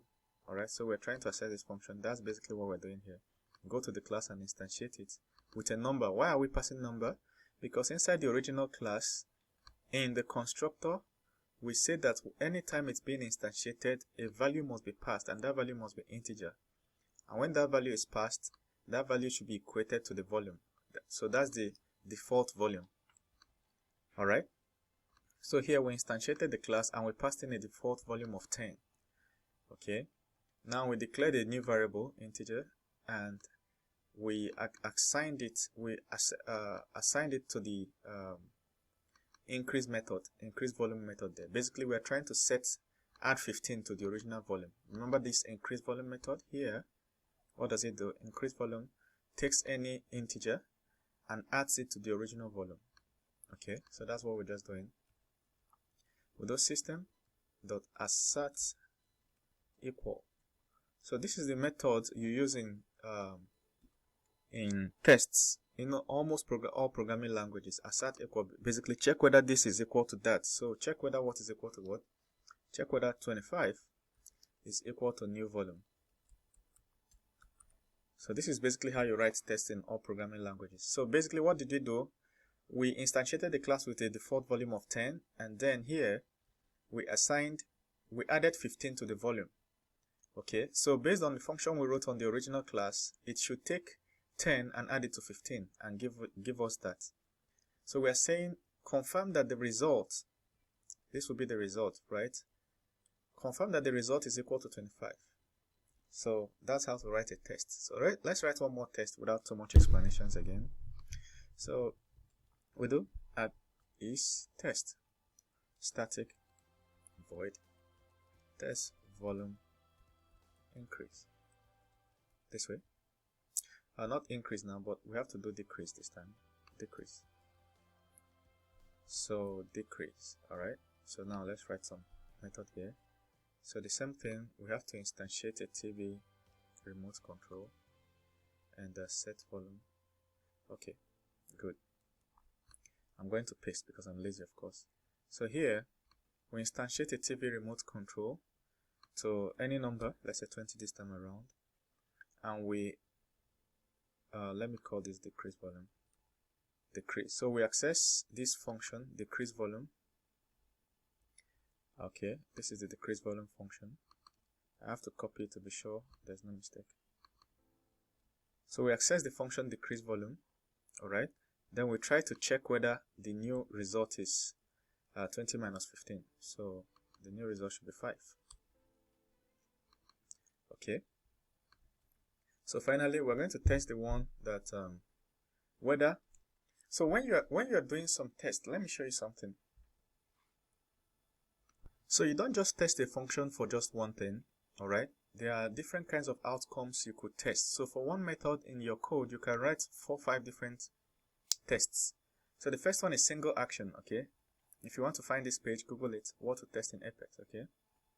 Single action, it said test to verify that a single record produces the correct expected result. That's the kind of test we just wrote, but we need to write another type. But let's see the full, alright? Any Apex code, okay, bulk action test, okay? Any Apex code, whether a trigger, a class, or an extension, may be invoked for 1 to 200 records. You must test not only the single record case, but the bulk cases as well. So we have to try to pass in 200 values. Alright, if you want to test for bulk, you pass in a lot of values, 150, 200, and see how the function will perform with a large value input. Positive behavior tests. A test to verify that the expected behavior occurs through every expected permutation. Okay, that is that the user filled out everything correctly and did not go past the limits. So a good example is when you create a username and password field, and you expect a user to enter username and password, but at the end of the day, some users will enter username and skip the password field and try to click the submit button. Alright, what will happen to your code if the password field is empty? Will it generate an error? Alright, so that's the kind of positive behavior. Negative behavior, there are likely limits to your application, such as not being able to add a feature date, not being able to specify a negative amount, and so on. You must test for the negative case and verify that the error message are correctly produced as well. Like in a case where somebody can order beer, alright, imagine that somebody can order anywhere between 5 to 10 beers in your bar. Let's say you're writing a code for that. What if somebody comes to order -5 beers? A user intentionally types a negative number. How would your code react? Okay. So restricted user, test whether a user with restricted access to the sObjects used in your code sees the expected behavior. Okay, if somebody is not allowed, a user with a specific user account is not allowed to access certain parts of your account. All right. So now what we're going to test is negative behavior. Let's write a negative behavior test. All right. So getting back, let's see what our test will check for. So if you get back to this function for increasing volume, we notice that we put a condition here that if the total volume exceeds the max volume we put here, it should reset the volume to the max volume and spit out only the max volume. Alright, that's what this if statement says. So we want to check whether this if statement will always work. Okay, so we'll write a new function at isTest. We call it anything, but it has to be static, void test volume increase over max. Okay, any name you want to call it, but call it a name that will be easy for you to remember. So we're checking whether if somebody passes a large number, will it also, what will it do? So we'll do the same kind of thing. I want to copy everything I wrote here because I'm lazy. All right, and then I'll modify it. So we instantiate the class. All right, we'll pass in a default number, let's say 20. Then we set a new volume. Here should be increased volume. So we set a new volume of, let's say, 100. Now this is supposed to do 100 plus 20, right? 120. 120 is above 50, the max volume. All right, the max volume we have here is 50. So we expect this function to reset the total volume to 50. So we now check whether the total volume is now 50. So check whether the total volume is 50. That's what this line says. Assert equals 50. We can do the same thing for volume decrease. So I'll just copy, since the codes look alike, I'll copy everything here, duplicate it for volume decrease, and say test volume decrease. And then here we instantiate the volume with any number, and then we try to decrease the volume past 0. So we'll do decrease the volume past 0. So we'll say, let's say 50, 60. Okay, so it's supposed to do 200. Okay, it's supposed to do 200 minus 20, that's 180, the new volume. But we expect this function to reset the volume to 0. Look at what we wrote here. Here we say that if the volume is less than, if the total volume is less than 0, it should do what? Reset it to 0. So if we are passing something that will end up with a negative number here, alright, 20 minus 200 would end up with a minus. So what should it do? It should reset it to 0. So we are checking whether the final answer is 0. So we're going to check the last one, and that will be it. The last one here says at is test static void test get menu options. So we're testing whether if somebody tries to access the menu options function, let's look at it. What does the menu options function do? It simply spits out a text. The text says audio settings dash video settings. Okay, so we want to check whether anytime that function is accessed, whether it will give exactly the same thing. So we'll do string menu equal to TV remote control dot get menu options. So we are trying to access that function. So we now do system dot assert not equals. We want to check whether it's null. So if somebody accesses that function shouldn't return null. It has to return a text. Okay. Another thing we want to check is whether that function shouldn't also return something empty. Null and empty are not the same. That something doesn't exist and that it's empty, they're not the same. Alright. A house can be empty like this, or the house doesn't exist like this. So we want to make sure that something is always returned there. You know. Now I know what you're thinking. We can do system.assert. What should I type it when I can? We can do assert equals menu, something like this. We'll go copy it here. We can copy. So assert equals menu is this. Yeah, we can totally do this. All right. Even though it doesn't really make sense in our context because it's just text, but you can do this. All right. So make sure that it's not empty, it's not null, it's not empty, and then it matches exactly this. Now, if you're going to use assert equals this, then we don't need this too. All right, because if it's null or empty, it will throw an error because it will always match this. All right, but I'll return it to just this. So I just put it there so you know that there are other fields. So like this, we're good for a test. So make sure your file is saved. And if it doesn't save them, that means there's an error in your code. So save. Give it 2-3 seconds and see what's going to happen. It has saved.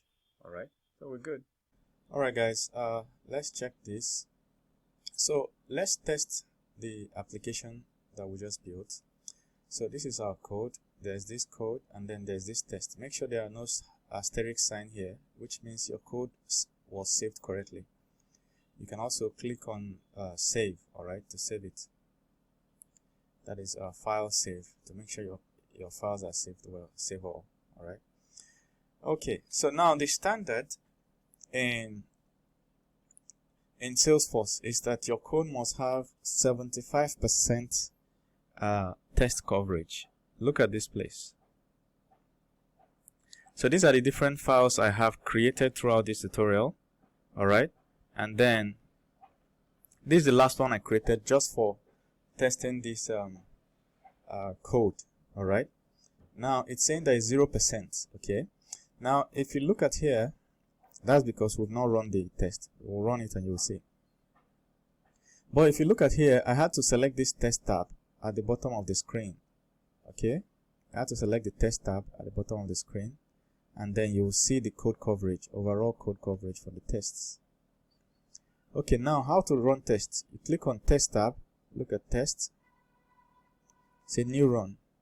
Okay, eventually you can set it to always run asynchronously. Okay, but you can set new run, and once you set new run, it tells you that this it's not seeing our test file, because here, okay, it says this is the test classes, and then you click on run. For some reason it's not seeing our tests, so let's go to test classes and see why is it not seeing the tests that we wrote. Why is it not seeing our tests? So what I simply did was go back to my developer console and restart the developer console. I went back to my Salesforce dashboard, clicked on this, and restarted the developer console. So I think my session timed out. That was why that issue was there. So we go back to developer console, click this new run. So you select the test you want to run. This is the name of the test file we want to run, okay, or test class per se. Then it's asking us how many of the tests inside this test class do we need to run. I'll say run all. Okay, once we've selected all, so it's saying all methods selected. Okay, so I'll click run. So it will take a few seconds. Now look at this. Here, make sure that your test tab is selected.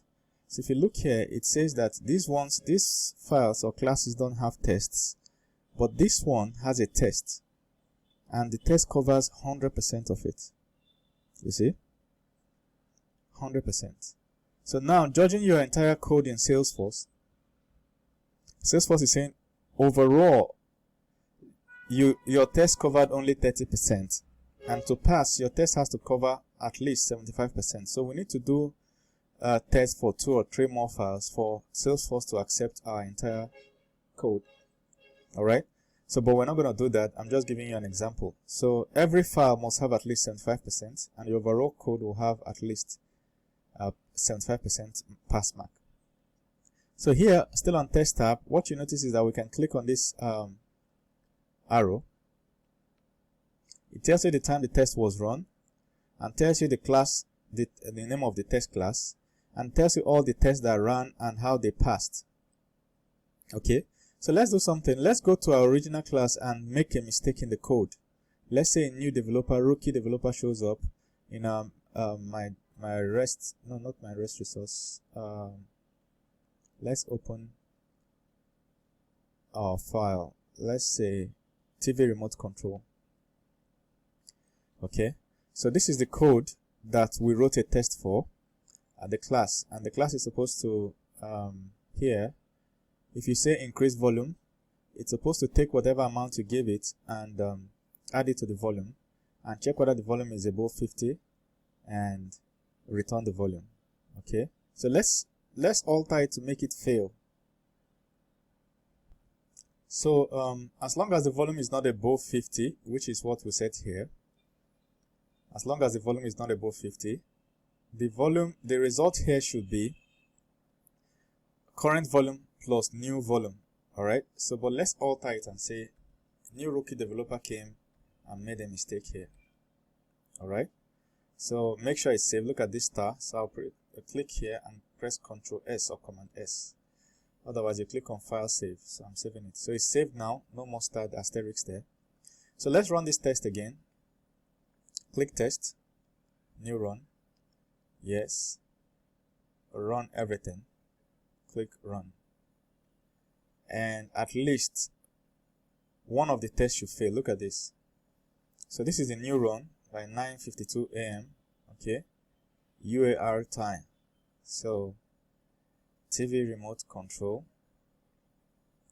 and which of the tests failed? The first one said test volume increase. Test volume increase failed. But look at here, it's still saying that test covered 100% of it, but then at least one failed. So that's how tests work.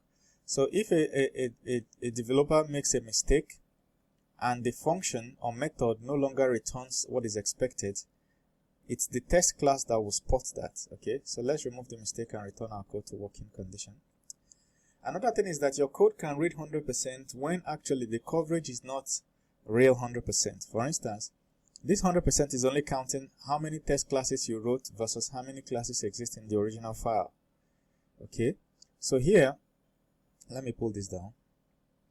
Here, you see that we wrote how many, let me open the test class.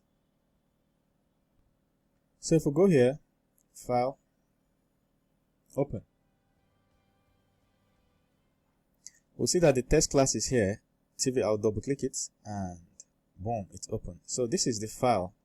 Now if you look at the original class, has been how many methods? 1, 2, 3, and 4. Okay, but let's look at the test class.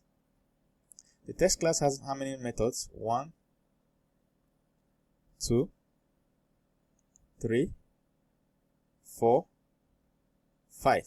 You see, there are more tests. We tested for more things than the methods there, because sometimes each method needs more than one test. Okay, so let's say we remove 1.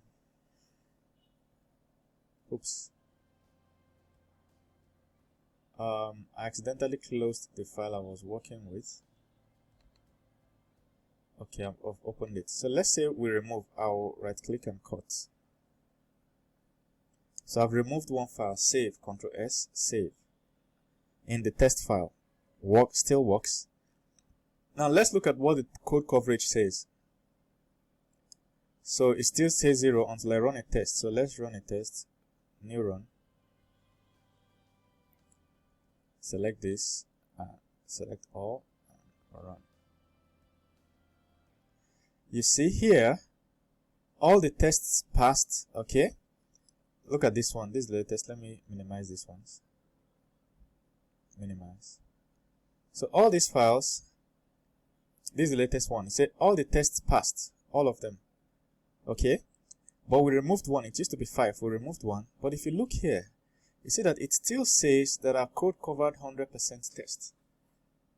You understand? Because there are more test classes than the classes in the original file.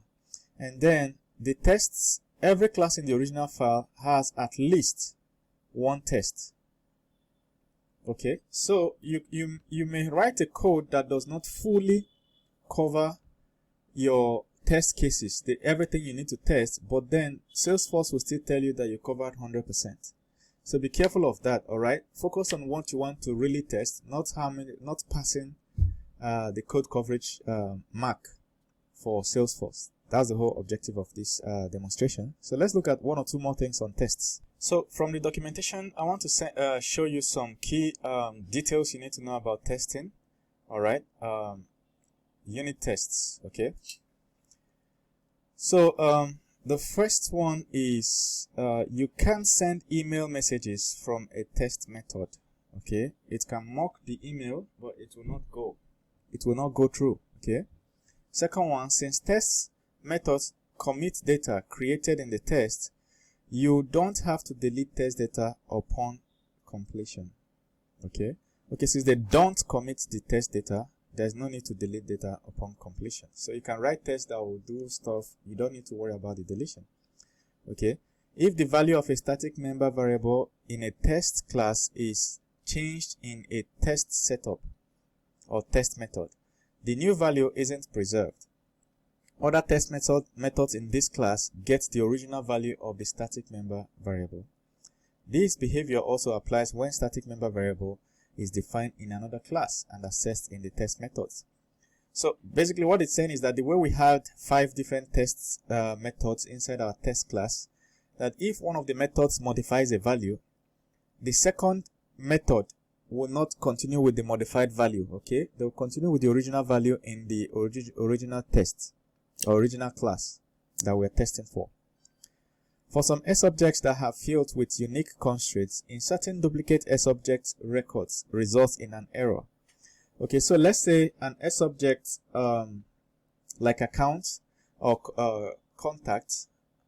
All right, let's say contact uses an email, has an email field, name field, and age, gender, height, and then the email field is set to unique. All right, and then somebody registers with the email devpartner@gmail.com or realdevpartner@gmail.com originally, and then a test class tries to register again with the same email, is going to throw an error. Okay, so tracked changes for a record, okay, in charterfit aren't available when test methods modify the associated record. Finally, if your test includes DML, make sure that you don't exceed the max DML rows limit, which is about 100. All right, so basically that's it. But another thing I want you to see is how to access private class members. So sometimes in your original code or original class, there are some methods that are private. Okay, now if you're going to write a test, your test cannot access that private method. Just like we demonstrated at the very beginning of this class, what you're going to do is go to the original class, write a new method that uses or has access to that private method. If you're a developer, what I'm saying shouldn't be too difficult to comprehend. So, but let me just show you. So this is the original method, original class, okay, TV remote. Let's say the reason we're able to run tests on these functions is that they are all public. Okay, they are all public. You understand? So let's say one of them is private. If it's private, there is no way this test class can access it. Okay, so we can't access it. This decrease volume is going to throw an error because it's private. So if you had a class that is private or a method that is private inside your class, your test method cannot access it. So the way to access it from your test is to do what? You do public. Okay, create another method, public, whatever, increase volume. Okay, this one is the one that will make it public. So inside here, you can now instantiate this class. Okay, instantiate this class and something like this. Okay, I'm just using pseudocode to show you an example. So this one is now public. This is the one that can be accessed. Okay, this is the one that can be accessed by your test class.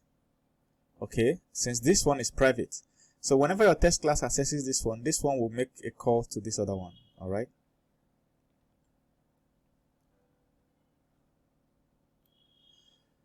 So that's what it's saying. Now, there is another thing you can do. In each class, you can put this annotation at test visible. Okay, at test visible, if you want it to be visible, even though it's private. All right, even though it's private, you can expose it to a test class by using at test visible. Okay, even though it's private, your test class can see it if you did something like this. So here is private, but if we did something like this, then it's still accessible, okay, to our test class, you see? So that's how it is. Now it's private. Look at our test class is already throwing an error. It's already throwing an error. So, but the error just changed to constructor not defined because I think we deleted a class somewhere. Alright guys. Another hidden nugget from the documentation, there is something called parallel execution. So by default, it is turned on for tests in your Salesforce. Okay, but sometimes you may have written so many test files and test cases that two test cases might be trying to access the same item like sObjects, and then they enter into a deadlock. So this one is waiting for this one is waiting for this one. So that's when you get an error that says unable to lock row. So if you get to a point in writing tests that you ever get this error, what you should do is to disable parallel execution. Now the thing with parallel execution is that it's actually very fast. Okay, it's very fast, so you want to leave it on as default, but if you ever get unable to lock row, just know that it's a deadlock condition with respect to tests. So you go to your Salesforce dashboard, how to disable it. From setup, enter Apex test and click options and then Apex test execution. Okay, you disable parallel Apex testing. That's how to do it. Okay, so now another way is to specifically specify, you know what I'm saying, specifically specify in your test using this annotation is test. You can set is parallel attributes to true, okay, or false. Alright, that's the way to do it manually within the test. So if you know the actual test case that is causing the deadlock, you can turn one of them off from parallel execution. Okay, so you may never meet this condition, but if you ever meet it, just know that this is the problem. And if you want to find this part of the documentation, go to Google, type this best practices for parallel test execution. Let me show you one more nugget. Alright, so look at this about code coverage. Okay, it said by default, code coverage numbers aren't refreshed. Okay, so remember we saw that when even though we had tests, it was still showing us 0% until we ran tests. So if you want to check your code coverage numbers, you have to run a test and then Salesforce will calculate that. They said if the organization has been updated since the last test run, the code coverage estimate can be incorrect. You see, you have to run the test to get the current code coverage estimate. Alright, basically if you write more code, the code coverage test estimate will still be showing you the old number until you run a test on it. Okay, the average code coverage percentage in your organization doesn't include the code coverage from managed packaged tests. Okay, the only execution is when managed packaged tests cause your triggers to fire. For example, you can read up on this. Coverage is based on the total number of code lines in your organization. So what the Salesforce is calculating is the number of lines. Adding or deleting lines of code changes the code coverage. You see, for example, let's say an organization has 50 lines of code covered by test methods. If you add a trigger that has 50 lines of code not covered by tests, the code coverage percentage drops from 100% to 50%. Okay, the trigger increases the total code lines in the organization from 50 to 100, of which only 50 are covered. So I just wanted to make sure I show you some of these things because if you don't skim through the documentation, you may not see them, and when it comes up in exams, you may struggle. Okay, I've told you the code coverage must be 75%. Hello guys, how are you doing? If you go to appexchange.salesforce.com, appexchange.salesforce.com, you'll see that Salesforce has a marketplace, more like Play Store or App Store for Salesforce. Alright, and in this place, you'll see that there are categories on the right, okay? Finance, human resource, and so on. And you will see that some apps are free, some are paid. Some are sponsored. For instance, this is a paid app. I don't know how much it is. Okay, let's see. Alright. So some are sponsored, some are not. Okay. So look at this. So many different apps. So many different apps. Look at this one. This one is free. This one says zero home value. Okay. They do different things. They add extra functionalities. And these ones they were built by developers like you and me. Okay. So let's say you have an app, for instance, a job recruitment platform that you're running. You can come on Salesforce and then create an app so that all other organizations in the world can install your app, and suddenly their own Salesforce dashboard can communicate with your app. Okay. And your app will give them their Salesforce dashboard superpowers. All right. So, and you can make a lot of money from this, like when people buy your paid apps versus free app and so on. Look at how many installs. It says 9.9 million, nearly 10 million installations. Okay. This is, look at address picker. Somebody posted 2 minutes ago. A partner, AppExchange. So there are different things different ways you can build stuff, different apps you can build, and this could be a great source of income for you and a boost on your profile as a Salesforce developer. Now in the next course, I'll teach you how to do that. So check the link below this video or in the next slide to go sign up for my training on how to build these kind of apps with Salesforce. It's simple, it's easy, and it's short. All right, it's not as long as this one. It's very short, and then you grab it very fast. That's the next best thing you can do for yourself as a Salesforce developer. All right, so we choose an app and start from beginning and build it till the end. All right, then we deploy it on their app store and people pay to buy it, and then Salesforce sends us payments. All right, so thank you very much. See you. Make sure you subscribe, like, and share. Alright guys, how are you doing? I hope you enjoyed the Salesforce course. I try to cover every single thing in the documentation. If you take this course, you can go ahead, do some practice questions, and then go write the exam, Salesforce Developer exam. Now, also, the next course will be about building apps. Okay, they are called packages in Salesforce. Build these packages and put it on the Salesforce App Store in quotes. Alright. So putting it there, you can make a whole lot of money as organizations install your app to give their Salesforce accounts superpowers. So follow the link below, go get the second course, all right? And then also we have a Telegram group where I teach about programming, software development, cryptocurrency, blockchain development, and so on. So go join our Telegram group. And if you've not subscribed to this channel, subscribe.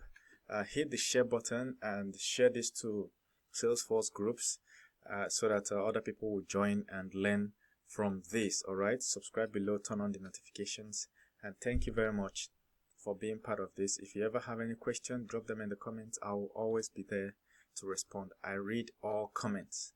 All right, thank you very much. See you.